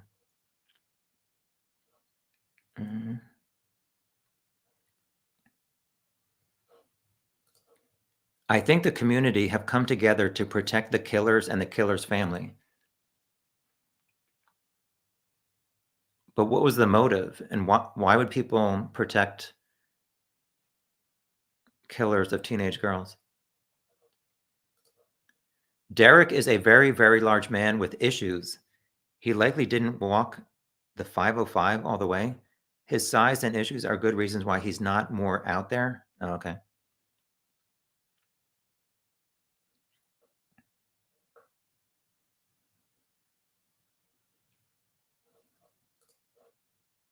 Yes, it's Ashley Garth is the name of the girl who she's in jail right now for killing Nicole Bowen.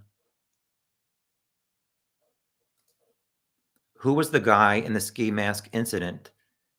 Like I was saying before, I think the police, if they want to figure out who did that, maybe ask Apple, Waze, and these other map services that are on phones who entered the address of that girl's house. I don't know if that's possible, but I mean, it kind of makes sense to me. But like I said, if it was Kegan or Tony, first of all, if it was Kegan, how did he get there?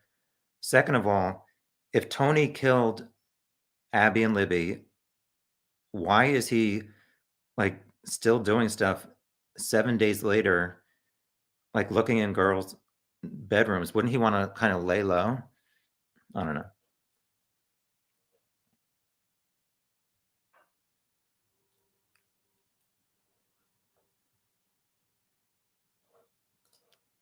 I don't believe the story about what happened on the 13th. I think the whole 13th was staged. Sorry, a very unpopular opinion. So I saw some people talking about this recently, and I respect your opinion, but Libby uploaded a Snapchat at 2:07. You can't fake that. Like people who are her friends on Snapchat saw her post this at 2:07, and there's a screen capture that shows it was 7. I believe in the top left, it might say 7H for 7 hours. So somebody screen captured it the night of the 13th. So to me, I do believe what happened is on the 13th in the afternoon. So I respectfully disagree with what you're saying. Wait, let me see. For people who did not see this part before, let me see. Oh yeah, this is for Jackie. Let's see. Have you looked into the possibility that maybe there were two suspects, like maybe the car parked at the CPS building was a getaway driver? Two victims in broad daylight seems very risky. Solo. Yeah, I totally agree with that. Like I said before, I was kind of naive when I first started looking at this. You see one person on the bridge and you just assume there's one guy there that did it. So it is possible that somebody was either on the other side of the creek or waiting back at CPS.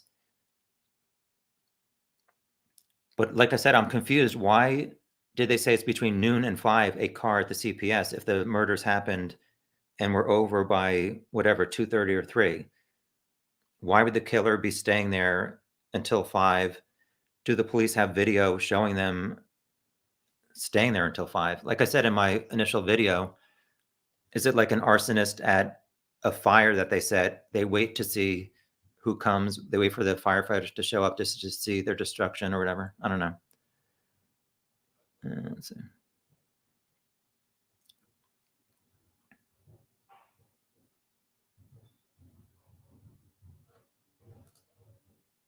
Does the audio correspond with the video we see here, or is it another one? It's the same file. Groovy Goose, sorry.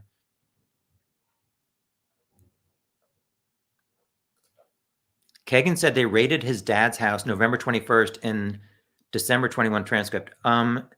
He said that they did it 3 Fridays before, and from what I looked online, December 6, 2021 was when it was announced that they were looking for Anthony Shots. I believe the headline news interview was December 9th, 2021. So on the calendar, the 3rd Friday before that was November 19th, when they would have raided Tony's house.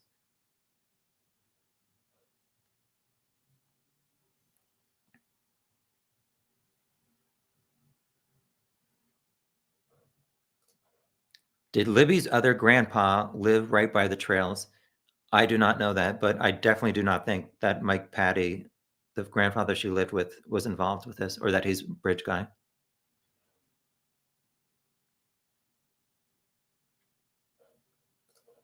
Hair DNA can determine age. Okay, thank you, Mary. Hi, Frodo. Thank you for joining. I think Tom was saying the guy could have perceived them as being mean, like them just laughing, but thinking they were being laughing. Yeah, that's what I kind of thought. I didn't think they really said anything nasty to them if he was sitting on the bench and they were just walking by when they first arrived.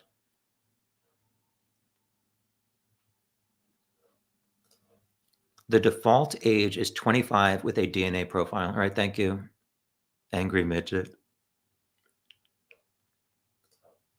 Yeah, I don't know who this is the first time I've seen this person's name. I'll have to look. Somebody said look up his mugshot. About a few weeks ago, there was some guy, they did a sting in Indiana where a 14-year-old girl, I guess, posted on Reddit and a bunch of guys replied. And I was looking at the mugshots and there was 2 that kind of looked like what I think I see on the screen now, but they were both 20 years old, which would mean they were 15 at the time, which it doesn't add up to me. Hold on, I need a drink of water.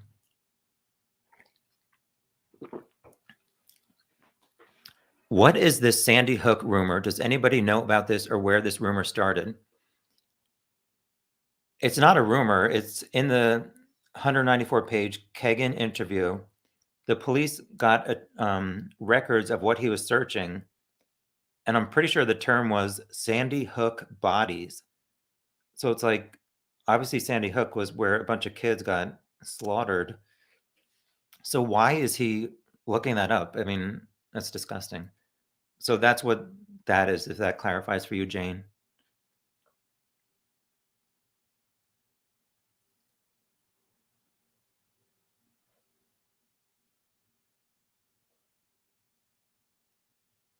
Okay, yeah, so somebody answered this in the chat.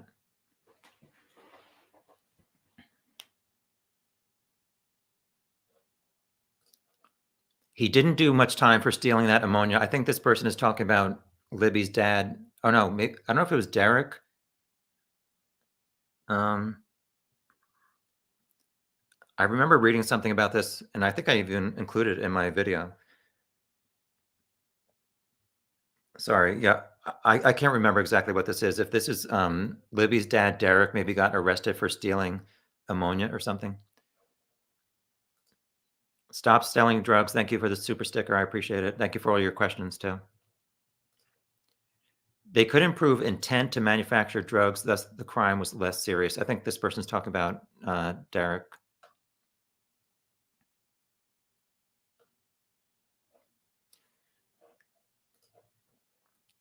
If BG has assaulted others before, even after the murders, I feel that other victims would be too scared to come forward, maybe scared of the small town stigma or told by parents to not speak. Okay, I understand.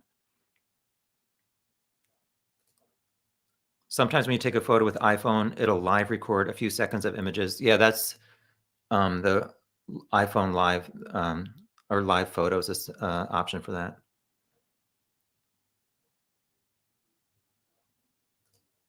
It seems like people are talking about this. I guess this is Derek's case. That was, I don't know what year that was. Let's see.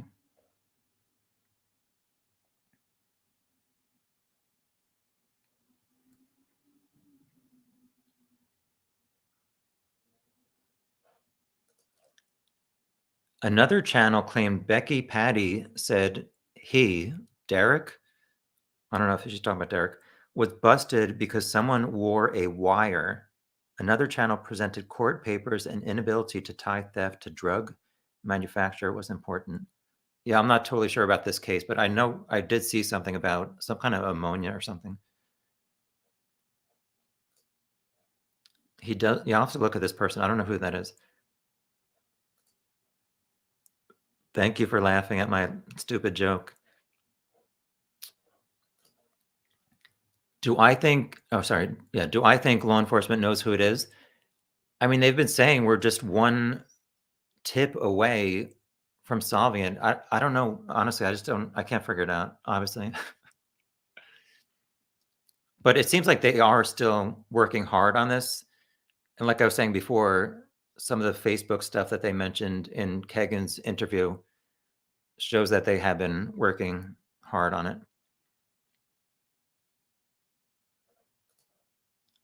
It is reasonable to theorize one perp or two. I highly doubt more than two. Stop selling drugs. Thank you again. That's enough for you giving me money, but I appreciate it. Thank you. And YouTube appreciates their $3 or whatever.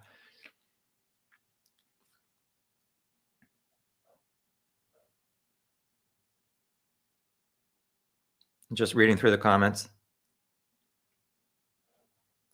Yes, I agree, Mrs. E. It seems like there is some evidence. Oh yeah, I wanted to talk about this. So in Ron Logan's search warrant, it references guns, and I don't know if it says they're looking for knives, which kind of made me think that the killer had a gun and kind of controlled them that way and then actually killed them with a knife, since nobody said anything about a gunshot being heard.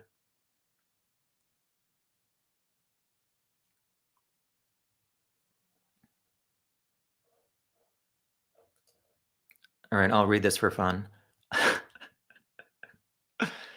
Y'all need to get your life together and find yourself a date because y'all corny and see a therapist, and don't nobody want to know that. And thank you for all your support, and y'all have a blessed day. Thank you, Khadija.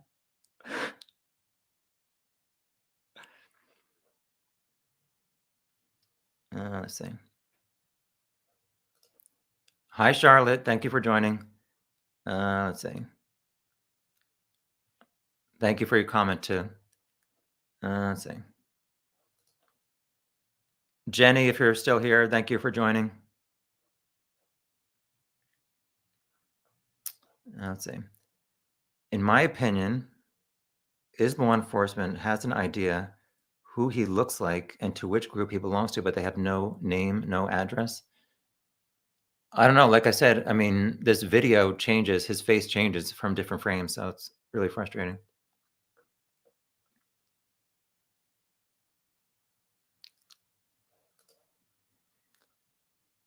The last from Carter on the sketches is something like put one sketch over the other and drop them on the floor. Then you will see the killer. In my opinion, this means the sketches no longer apply. Yeah, I made some GIF where I found some program where, hold on, let me see if I can find this real quick. I'm looking in my files. Give me a second.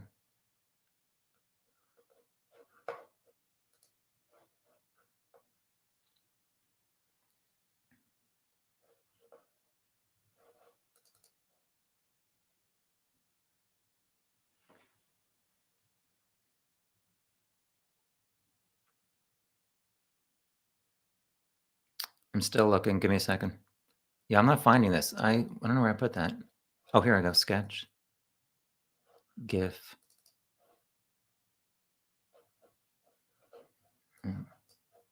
Yeah, I have this GIF, but it's not working on my computer right now. All right, I'll go back to the comments.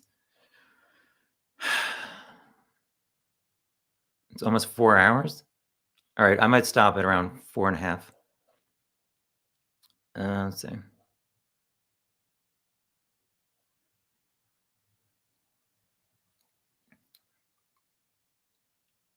I'm just looking through these comments. Give me a second, please.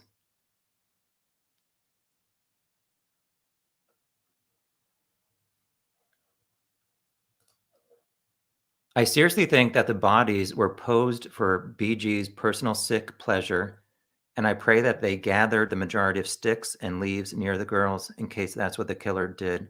Yeah, I saw that one rumor about some sticks and leaves being put in their bodies.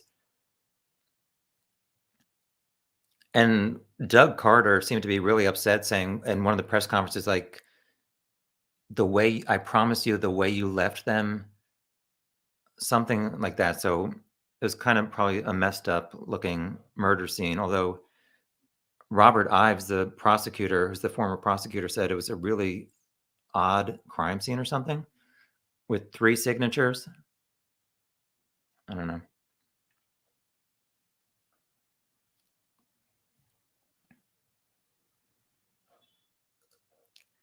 The Sandy Hook thing adds another connection between Kagan and Delphi murders, looking at bodies of murdered kids. Also, law enforcement, I think, said the murderer may have photographed or taken videos of the girls. Yeah. Maybe that is why, maybe the staging or the position of the bodies, maybe they assumed that it was a weird position that was done for a photo or a video. But it's like, how would they know that somebody took a video? I think they only put that in the law enforcement documents because they wanted as much evidence from Ron's house as possible. Yeah, I mean, whoever did this, they're extremely lucky. Their voice and their face and body is on video and audio, and they're still not found. Due to staging and unsolved for 5 years, Bridge Guy is an extremely dangerous serial killer, a chameleon per John Kelly, who's a profiler guy, who lives a normal life, no criminal record, married, employed, and lives 30 to 60 miles away.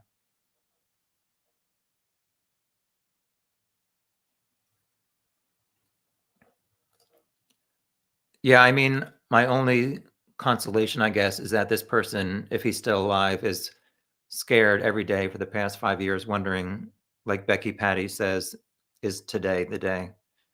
I really hope they find this killer. I know she has cancer, and hopefully they find this guy before she dies. I think Kagan was selling the CSAM images. I mean, how else was he making money? It's like, was his dad, why was his dad like letting him mooch off of him?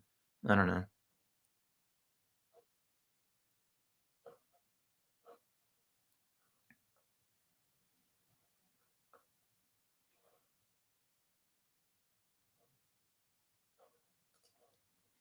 Considering Sandy Hook, for all we know, there might be a whole online community that enjoys that that kind of carnage. Yeah, like I was saying before, if somebody did videotape this or take pictures, I would think even if they put it on whatever the dark web is, that at one point, I mean, somebody would have made a connection and at least told the police about these videos that are online or something of the girls' bodies.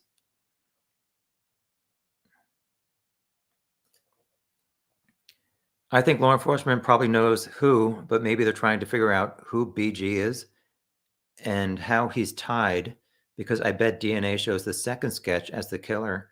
They're probably trying to figure out who all is involved and how. Yeah, this is an interesting point, Debbie, if you're still here. Sorry, I'm backed up on comments. Big chance BG heard Libby's phone going off when family was calling her, which I think was around 3:14 was when her dad, Derek, showed up, or he was driving. Libby's phone went down at 5:30. Yeah, I guess that was when her battery died at 5:30. It started going to voicemail when people were calling it.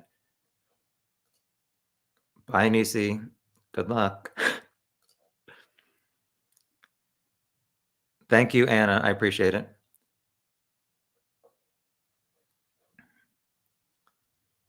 Let's see.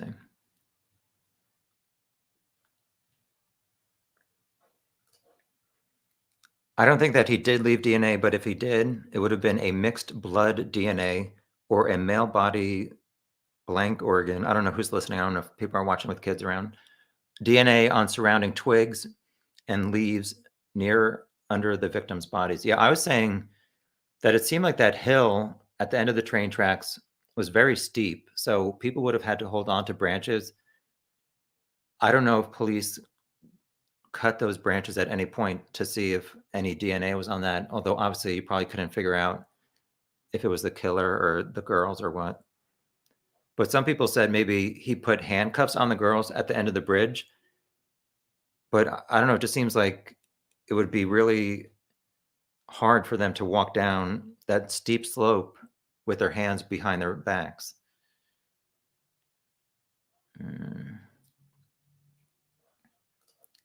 Sketches are notoriously inaccurate, probably best to ignore them. Yeah, I agree on the most part. For the most part. Hi, Charles, you're still here. Any thoughts on the Yubo app? Honestly, I had never heard of that until a few weeks ago. And I know that people online were saying it's kind of shady, but I don't know. I was saying that I was gonna, one of my to-do list things was to connect to Yubo in Indiana, like fake my location. And I'm not looking for underage girls, but looking for girls over 18 who would have been 5 years ago in the age range that Kagan was looking for to say, or whatever, whoever had access to Anthony Shots to say, do you recognize Kagan, Tony, or these faces from the guy on the bridge as somebody you interacted with that maybe could identify the killer? I don't know that it's going to work, but you got to try something.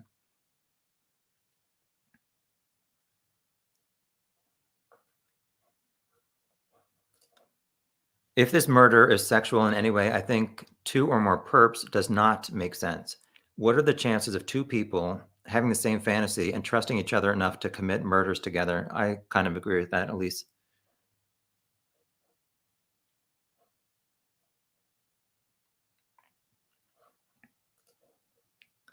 The killer likely did leave DNA. Few know that a tool called MVAC can suck up tiny bits of touch DNA from stones, branches, leaves. Yeah, I mentioned that in my Missy Beavers video. That's a new technology that I think was not out in 2016, 17. Delphi case is so very near to Valentine's Day. Nicholas Cruz, a school shooter, was his offense carried out on February 14th? His trial, has it been rescheduled for June? I'm not sure. I mean, there's so many of these stupid mass shooter guys. I hate them all.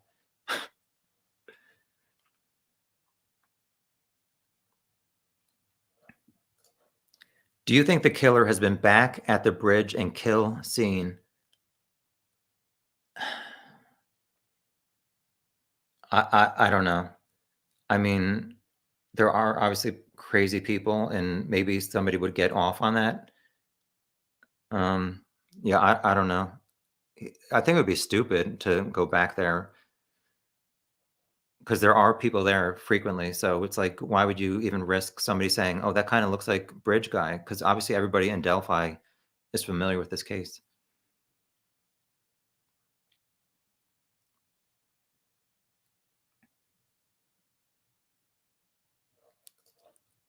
Robert Ives said, paraphrased, there were unusual physical aspects of the crime scene that you would definitely take pictures of. Oh, okay. Sorry.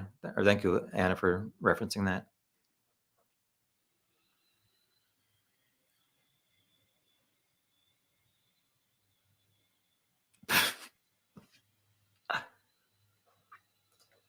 Robert Ives, for people who don't know, he was the former prosecutor at the time, said non-secular signatures were at the scene. So, like I said, I mean, is this stuff in this guy's jacket, is that stuff that he brought there, that he planned, and he left them there? And if so, why have police not shown a picture, if not the exact object at the crime scene, like not a similar, but the exact type of object that people who are friends or family of the bridge guy, the killer, would say, oh, I know some guy who looks like that, kind of sounds like that, and had that object. That doesn't make sense to me if you're trying to solve this case 5 years later and nothing's worked.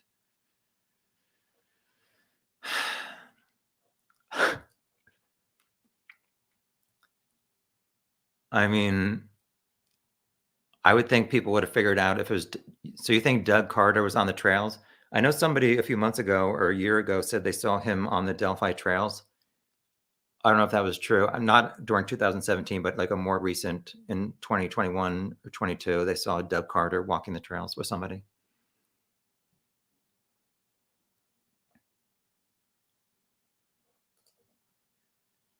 I'm assuming that with Kagan in prison, they have his DNA. Kagan offered to give his DNA and his hair on February 25th, 2017. But Tony could have denied any DNA request. Although if they tailed Tony, it's possible to get DNA off of his trash. Yeah, I agree with that. And also, aren't there enough similarities between Tony and Kagan's DNA to say it matches the crime scene? If only Tony was there.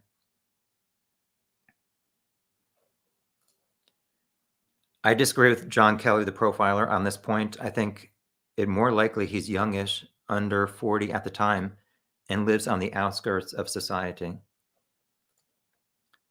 Concerning non-secular items of the crime scene, if the killer entered through the cemetery, he could have swiped some flowers on a styrofoam cross or something. People have been suggesting this. Yes, that's a possibility.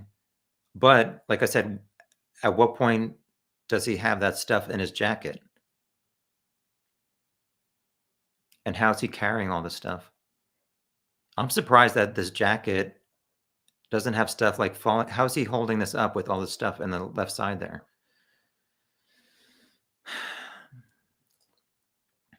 Is not what they are experiencing today. Thank you for finishing that Doug Carter quote.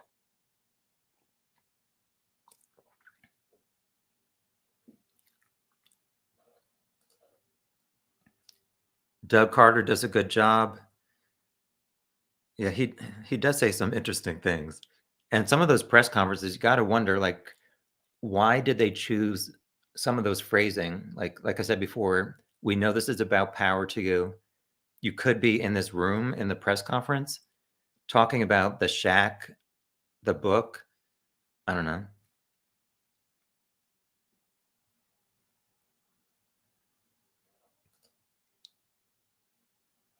Well, I'm not like everybody else. So okay. But thank you, Jenny. The dad was the one using KK's profile to look at little kids and bad stuff, like way worse than what Kagan was looking at. A phone forensic guy could tell at least 2 people were using KK's phone. Yeah, I don't know if you heard me before, because the police were trying to get Kagan to say the morning of the 13th, when he was logging in and out of the various devices on Snapchat, they were saying it's 2 people chatting. It's not the same person. And I said before that I looked at Tony's Facebook and the way he writes, and somebody needs to put out a Amber Alert for his missing punctuation, because he doesn't use commas or sentences, or sorry, periods. So I don't know what Kagan was not budging on that though. He's like, it's only me. So I don't know.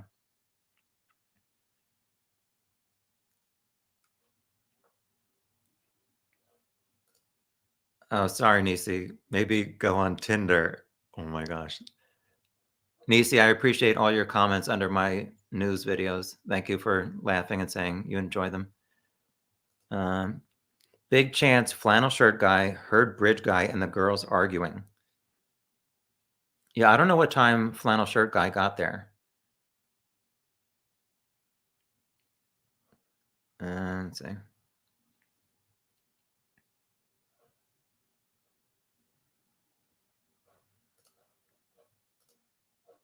I think the girls were pushed down the hill. That's where the majority of their injuries came from. And do you think that's how Libby's shoe came off on the south side of the creek?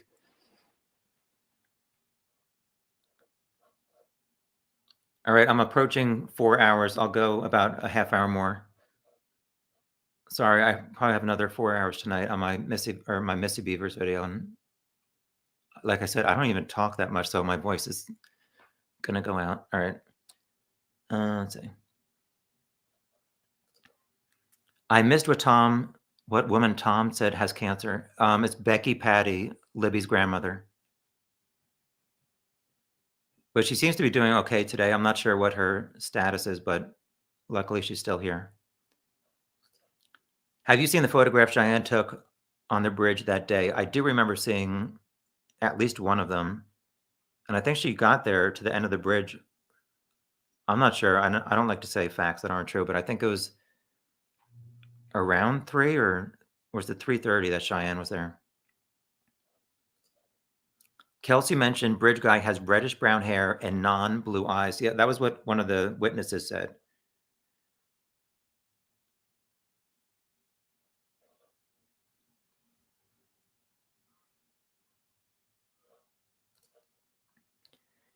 Concerning 2 people on Kagan's devices at home at the same time, could be Kagan as Anthony Schatz and as Emily Ann. Grammar may be different, but it's not like he's quoting Shakespeare, which is actually funny that you said that, because in my video that I'm planning, the longer video, I want to say like Kagan is an idiot, but sometimes he like talks like a person in a Shakespeare play, because he's like, what does he say? I don't know. In his interview, he's like, oh, I forget what that was. I don't know, but he like whipped out this phrase that he said something like, I have not a clue or something. I don't know. He's an idiot. I hate him. Anyway, have both the Kleins been ruled out? No, it seems like they're trying to get Kagan to say his dad was involved, which makes me wonder what evidence they have that Tony was involved. Let's see. Does it sound like an arrest soon? No. But they're working on it, so at least that's hopeful. In another interview, he used the word items. I think you're talking about Robert Ives talking about the crime scene. Let's see. You think Becky Patty beat cancer? Hopefully she did. The not blue eyes thing is interesting. People link this with Kelsey mentioning new technology, but there's enough DNA to make a facial reconstruction. They'd have something better than the sketches. I think the not blue eyes was a witness on the trails who said that.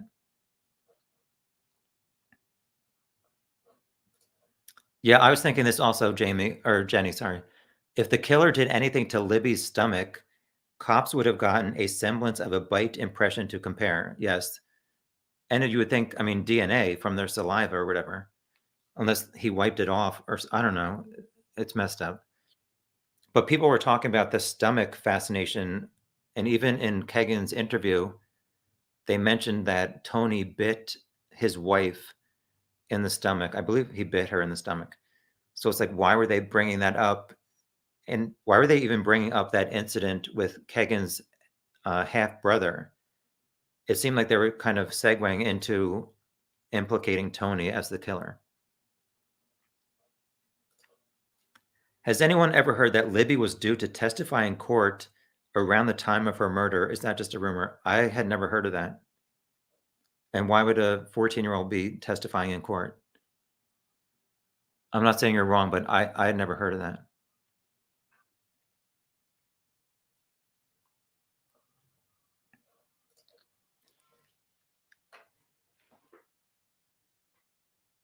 I think law enforcement knows who the owner is from the car at the CPS building, but they don't know who was driving that car. Yeah, I mean, they say we're looking for the driver of a car. We're not looking for the car. But why would they say that? And like I said, is there a security camera at the building across from CPS where they can see somebody in clothes that match the bridge guy, but they don't know who it is? But yeah, I'm confused about some of that CPS building stuff.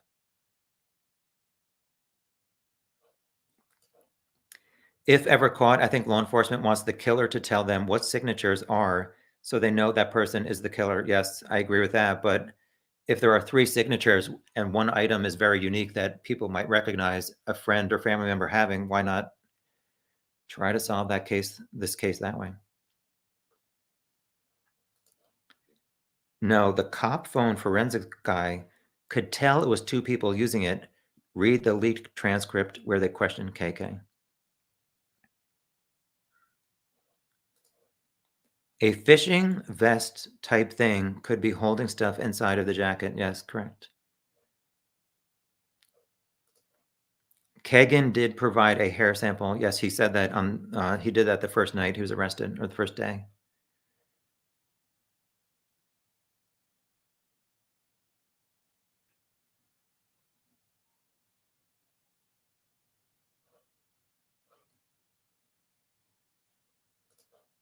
I don't think he has a fanny pack. I think it's just a shirt or hoodie. I think the blue jacket is a big snug. I think you meant bit snug for BG's frame. Yeah, so the brown thing changes right there. It does look like a shirt to me, but then you come back here and that does not look like a shirt. And that, like I said, it looks like some kind of fanny pack or something. I don't know. Like I've said so many times, this video drives me crazy.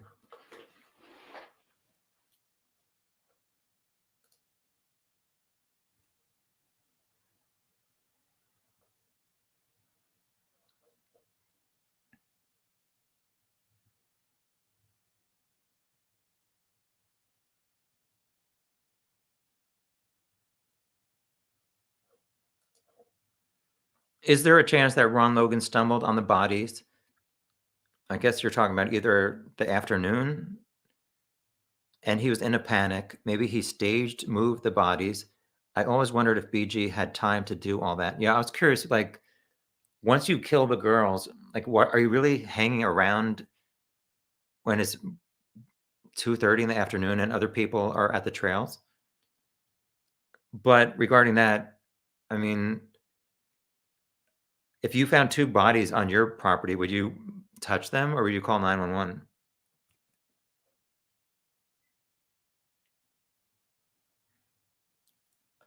Oh my God.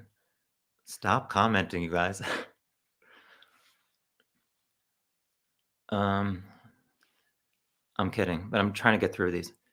Let's see.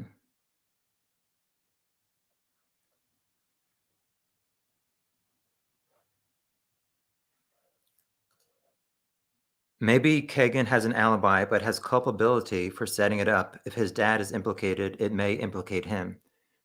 Yeah, and like I was saying before, is Kagan not saying anything about his dad because they're from the same town and Kagan is gonna, or if Tony gets arrested, they're gonna have to be in the same jail for the rest of Tony's life or however long he's gonna get charged for any kind of CSAM or the girls' murders. So is he afraid that he's gonna be in a jail with his dad if he talks too much? I don't know. Oh my God, Billy, you with your jokes. Have they offered Kagan all-you-can-eat tater tots and barbecue to flip on? My first thought when Carter said sleep well was when Kagan said he was waiting for his father to fall asleep to leave for Vegas the day of the warrant. Yeah, that's a good connection, Lynn. And it's like, why did Kagan say, I don't know, like I said, I'm still looking into all this stuff and trying to think of all the angles, but Kagan said he packed a bag and he was going to leave. Like, how is he going to get anywhere if he didn't have a car?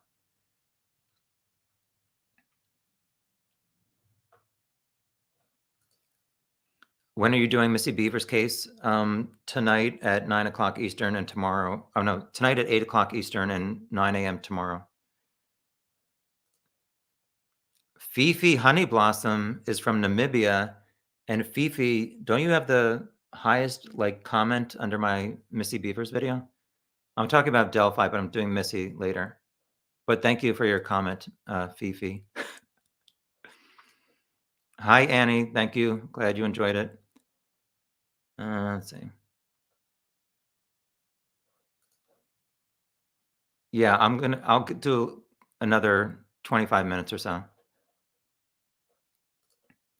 The sketch doesn't look at all like Tony, and like I was saying before, Tony's hair is always shaved on the side, spiked on the top, and what we're looking at this on the screen right now, I mean, obviously it's pixelated and stuff, but it really doesn't look like Tony to me. And Tony rarely has facial hair, and I never saw him wear those jeans or any kind of jeans that color.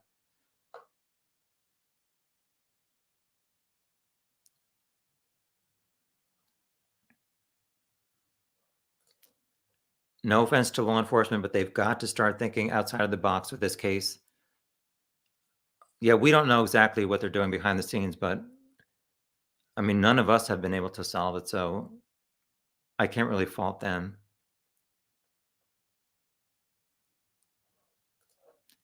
Kagan is weird when he negates his direct objects. Yeah, I mean, like I said before, reading that transcript of his interview, it's like to torture prisoners, they should have him read Kagan's interview. Those girls were catfished on that bridge via social media. Oh, so, yeah. Abby would not let Libby go alone. Sad situation. Believe it had something to do with Libby's dad and drug issues. I mean, I'm sure police looked into Derek and some drug angle, but apparently they haven't found anything in 5 years.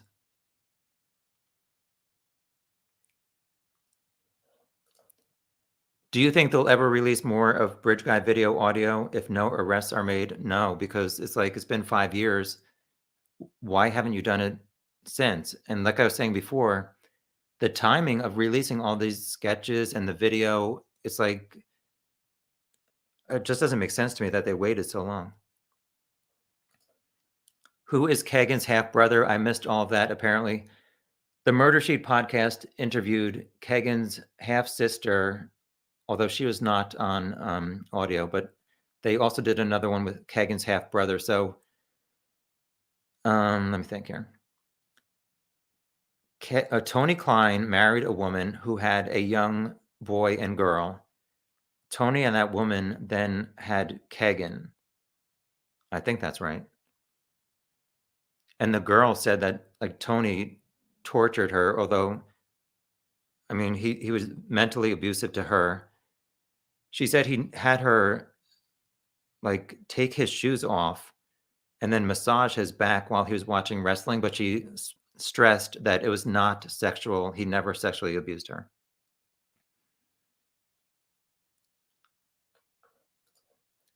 Some channels with connections to Delphi have diagrammed a huge interconnected criminal group headquartered in Kokomo, Indiana.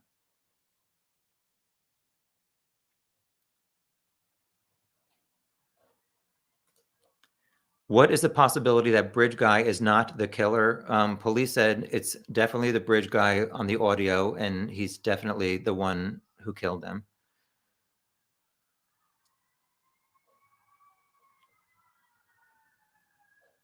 I don't know what people are talking about, this Bart person.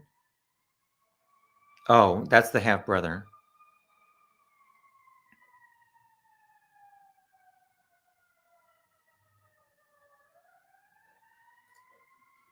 Well, if the CPS vehicle is Bridge Guy's, then he was there to meet someone on the bridge, in my opinion.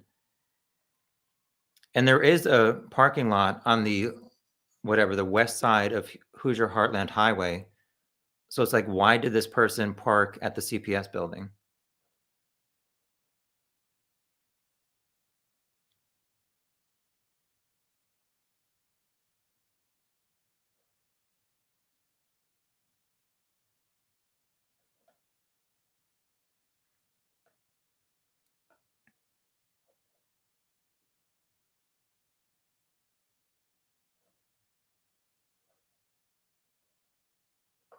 Sorry, I'm just looking through the comments.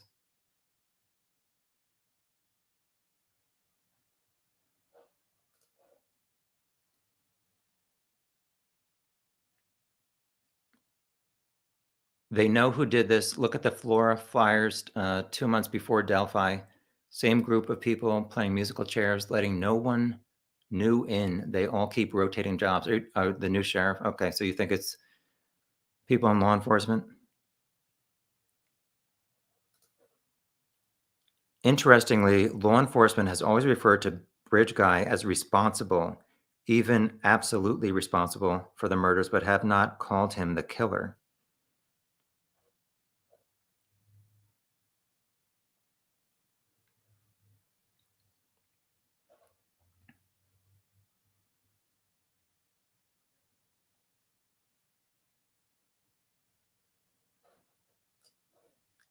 What can his overall outfit tell us about Bridge Guy? You said he had possibly a painter's hat, which is what one of the witnesses said. I think it's possible that it can be somebody that works in some kind of construction business.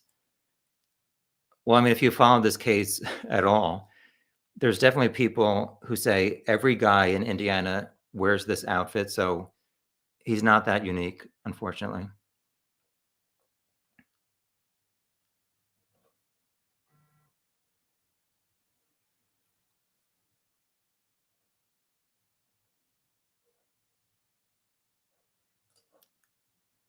Do you think the jacket is a windbreaker or a company example Subaru jacket logos?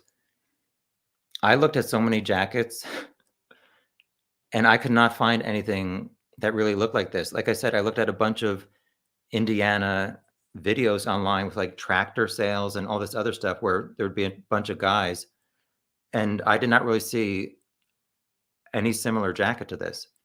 It looks fairly heavy, so I would say it's, I mean, I don't know. Some people online at some point were speculating that it's a jacket turned inside out.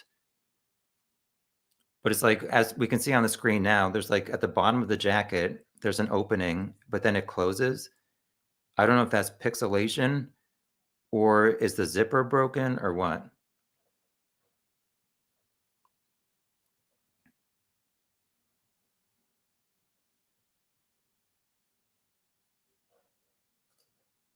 Evansdale was a double murder, Delphi a double homicide. What's the difference between a murder and a homicide? I don't know. Sorry.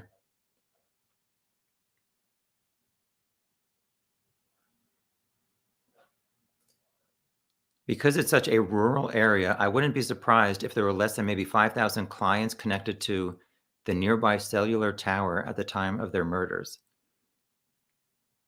It was weird in Ron Logan's whatever search warrant. They were insinuating that he was like on the bridge. I don't know that how accurate you can get to someone's location. Obviously, if you look at your GPS on your phone right now, it's usually pretty accurate to where your house is.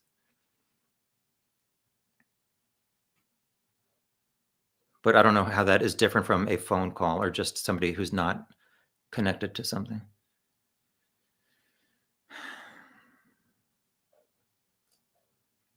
Looks to me like Bridge Guy's jacket, both snaps and zips, maybe only snaps, looks snapped halfway up. My husband had a windbreaker like that.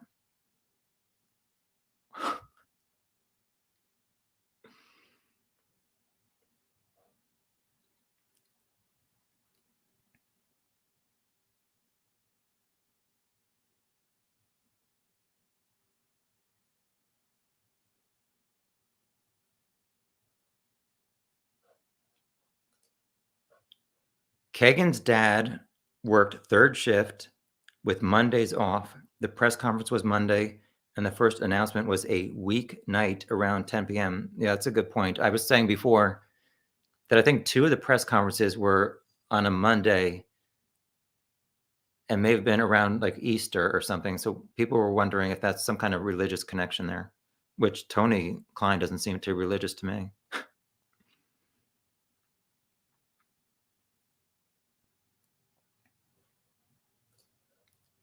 Someone recently did photo enhancement on the Bridge Guy picture and came to the conclusion he's not wearing a fanny pack, etc., but that his right hand holds a gun and it's blurred out, maybe or not.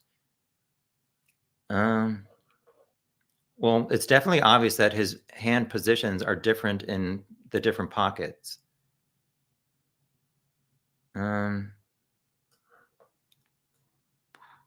So you think the brown is pixelation that law enforcement did to hide the gun? Yeah, I'm not sure about that.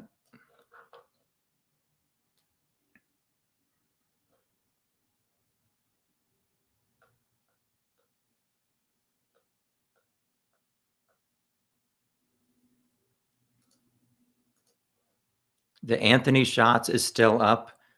Yeah, I don't know why Kegan didn't delete his Instagram profile on the night of the 25th.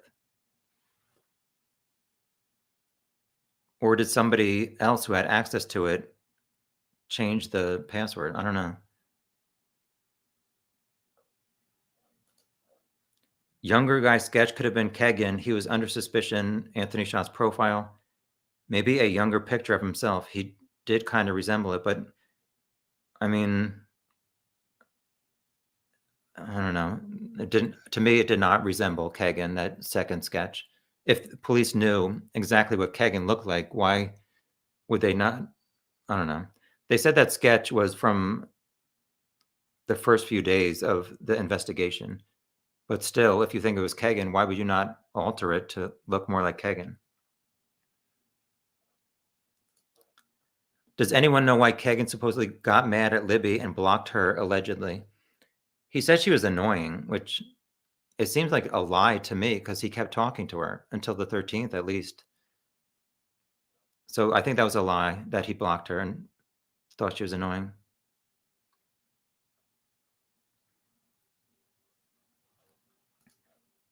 Be careful with shattered mirror. Some of the photo evidence is faked. I guess that's a YouTube channel.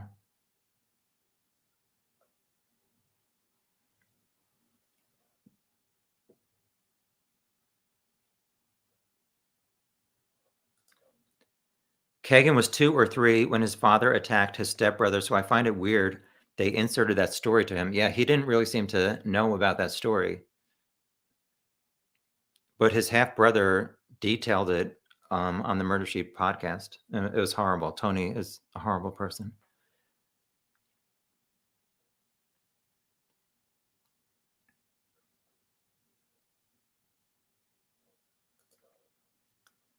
DP is mentioned a lot as the murderer. Why isn't he defending himself? I think that's the male in the arguing couple. I don't know. I think some people have contacted that guy, and I don't know. I don't think it's him. But there are some interesting things, I guess, associated with him, and he supposedly contributed to one of the sketches.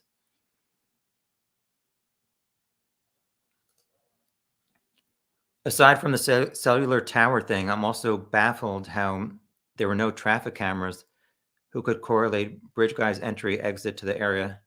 Yeah, I think 2017 was before people started getting Ring type cameras. And this is not really a heavily populated area, so I don't know how many traffic cameras there are.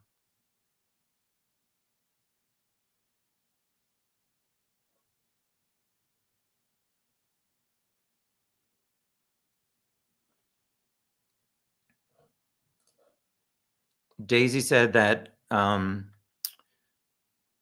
arguing couple guy, DP, is under a gag order from law enforcement, so he can't really talk about stuff.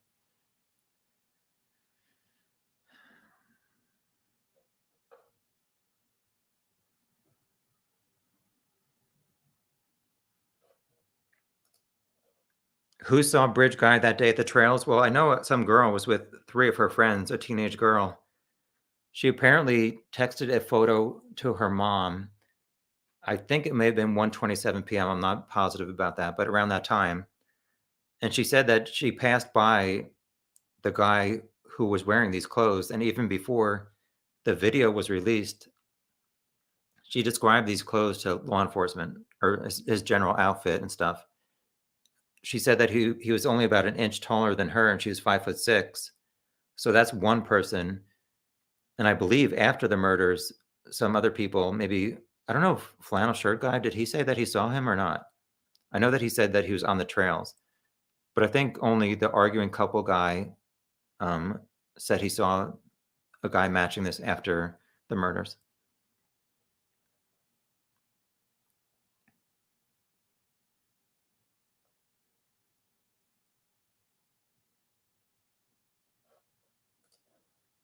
Do you think Bridge Guy went prepared? Yeah, I mean, like I've said a few times, there's so much stuff in his jacket. It seems really out of place for me that someone would be walking around with all that. Whether it was to kidnap them or do something else or murder them, I'm not sure. Are the FBI still on this case? I'm not. I think they would be, but I'm not sure, to be honest.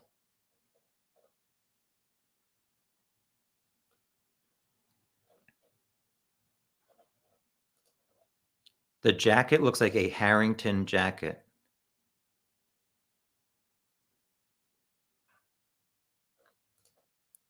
The Weber place had a search warrant very soon after the murders. Does anybody have info about them? I'm not sure, to be honest.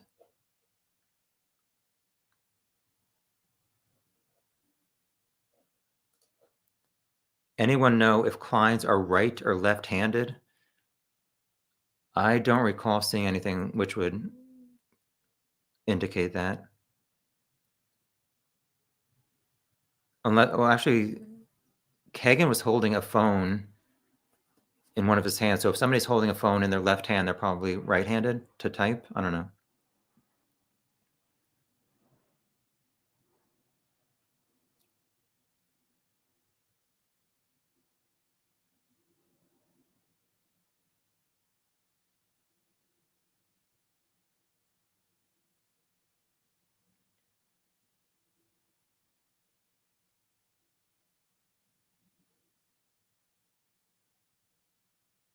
Sorry, just going down the comments.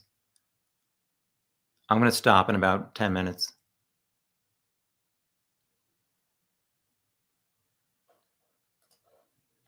DP isn't defending himself because he has the right to remain silent. Nothing is suspicious about remaining silent. It's your right, and some people express that right.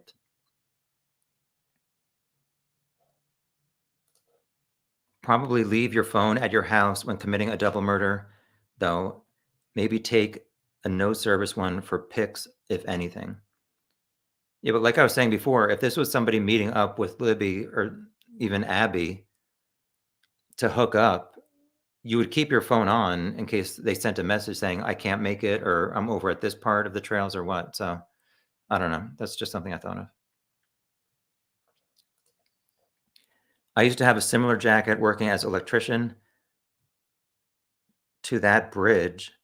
The brand of the jacket is WearGuard. All right, thank you.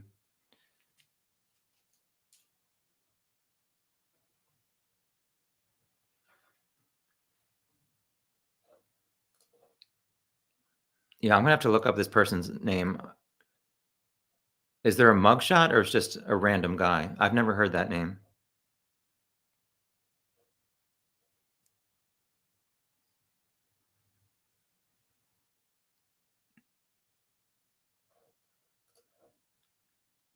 Has been reported the Webbers were gone out of town at the time of the crime. Webbers volunteered for a search.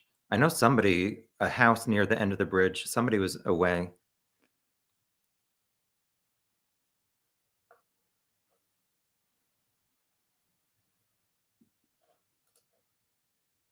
Thank you, Anna. I appreciate it.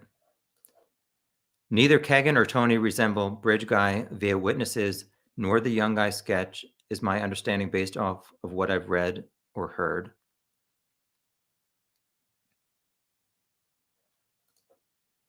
Yeah, this is something nobody's brought up. Why do you think they rented the extra space for this case?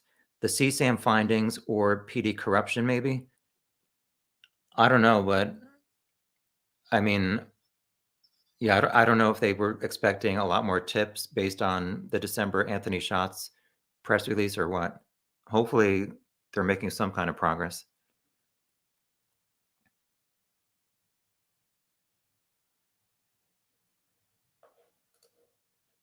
Bridge Guy took a big risk doing what he did. Why that time of day and that place? Yeah. Yeah, I haven't been able to figure that out. I had an identical jacket working as an ENG news photographer in Philadelphia. It's definitely a uniform labeled windbreaker, the type ordered in bulk. Kagan wears his watch on his right hand.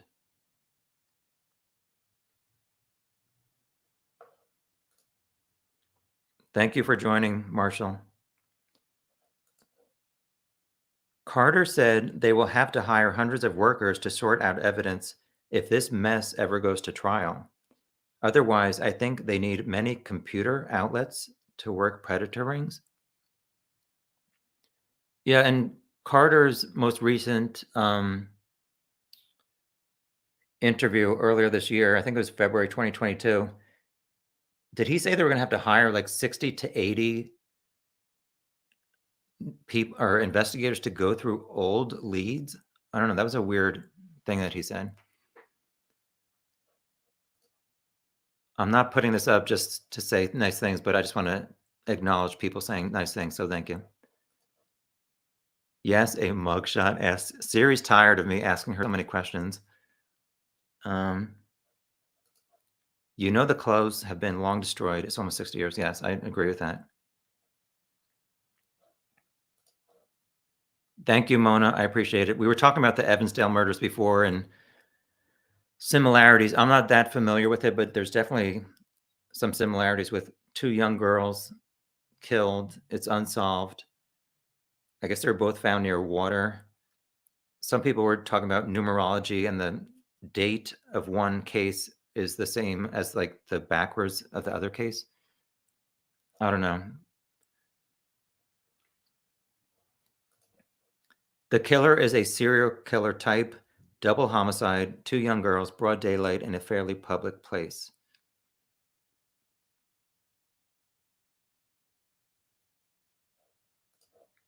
The killer of Abigail must fit the 1.8-second video.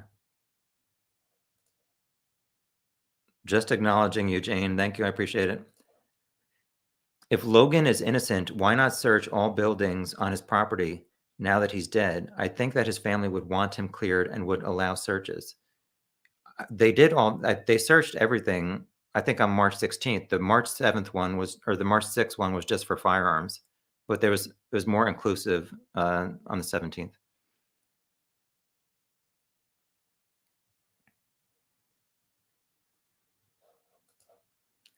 I've discussed bridge guy watch on right hand as indication of left hand being dominant. Found that many people wear watches on dominant hands. Not very useful line to follow, apparently. Whoops. Do racing techs have similar types of uniforms jackets? I don't know.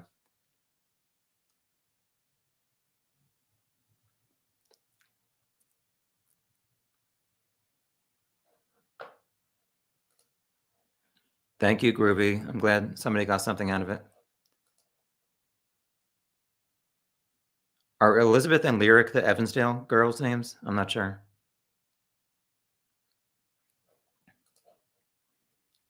All right, you guys, I'll do 5 more minutes.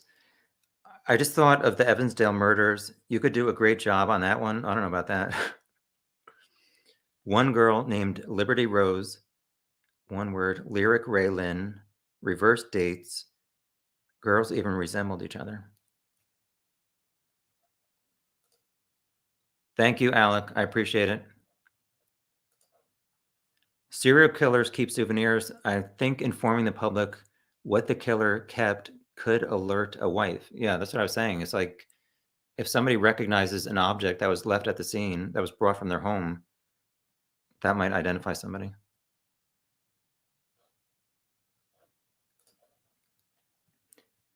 I really feel that, but if Libby was targeted for revenge, it seems less likely.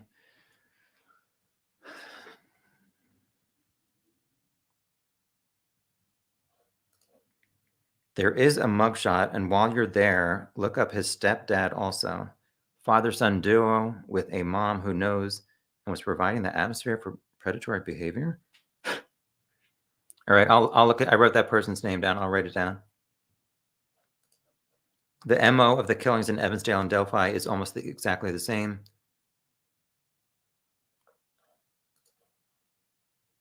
Yeah, I don't know that I'm doing an Evansdale video. I don't know what I can contribute to it.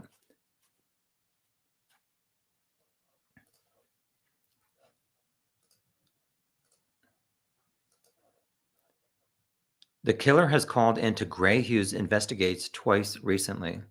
I saw somebody mention one thing, but I actually did not hear it, the voice or anything. Are we to assume the killer was unemployed? If they were off shift during this time, wouldn't that make them a suspect? So I was looking into somebody, and he was a Lyft driver for rideshare. So that kind of made me think that there are other jobs that people might not think of that are off on a Monday at 2 p.m. or whatever.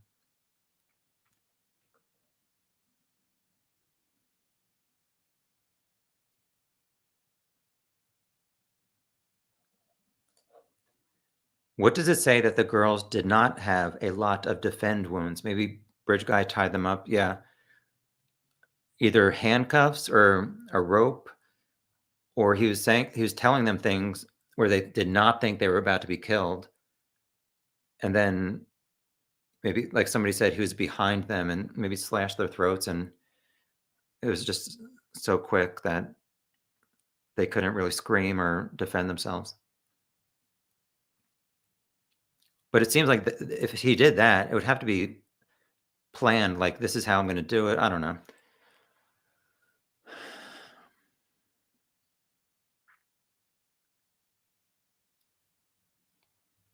Thank you, Holly. I appreciate your comment.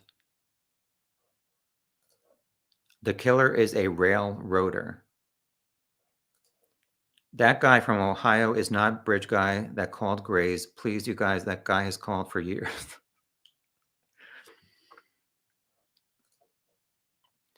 Lots of factories and packing plants back around Delphi, shift work, thousands of workers. Lots could be free on a Monday afternoon.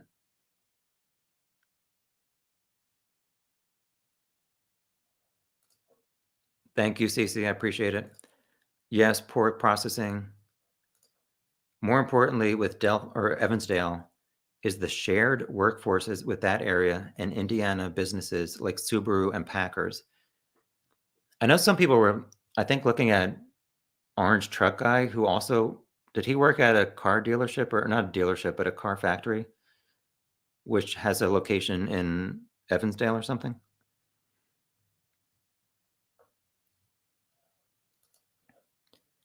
I think the killer must have had some sort of communication with one of the girls. People don't normally kill perfect strangers. I agree. Thank you, Nisi.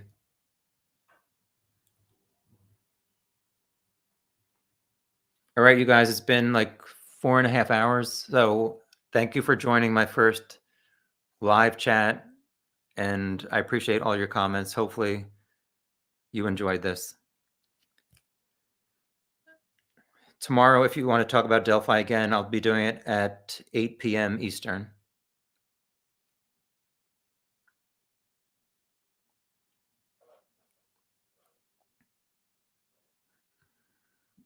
You're welcome. Bye, Charlie. Thank you, Marianne.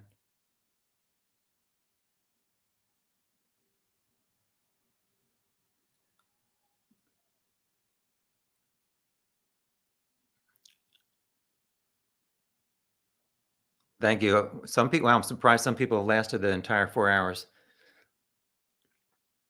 Thank you, Charles. Thank you, Bob. Thanks, Jane.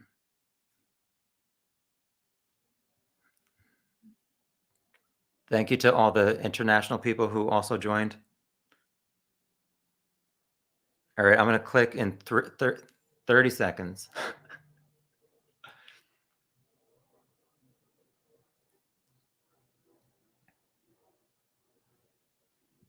Thanks to the zero number of people who showed up on video to talk to me.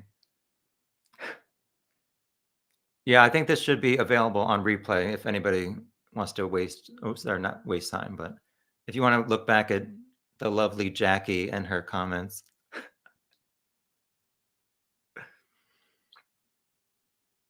Thank you, Anna and Sharon and Chicos. Jenny, thanks for joining. Thank you to everybody who gave me some money. I appreciate it. You'll be here for Missy. I don't know if my voice is going to go out tonight. We'll see. All right, I'm stopping in 10, 9, 8, 7, 6. Bye, Nisi. Thank you for joining. All right. Bye, everybody. I appreciate it.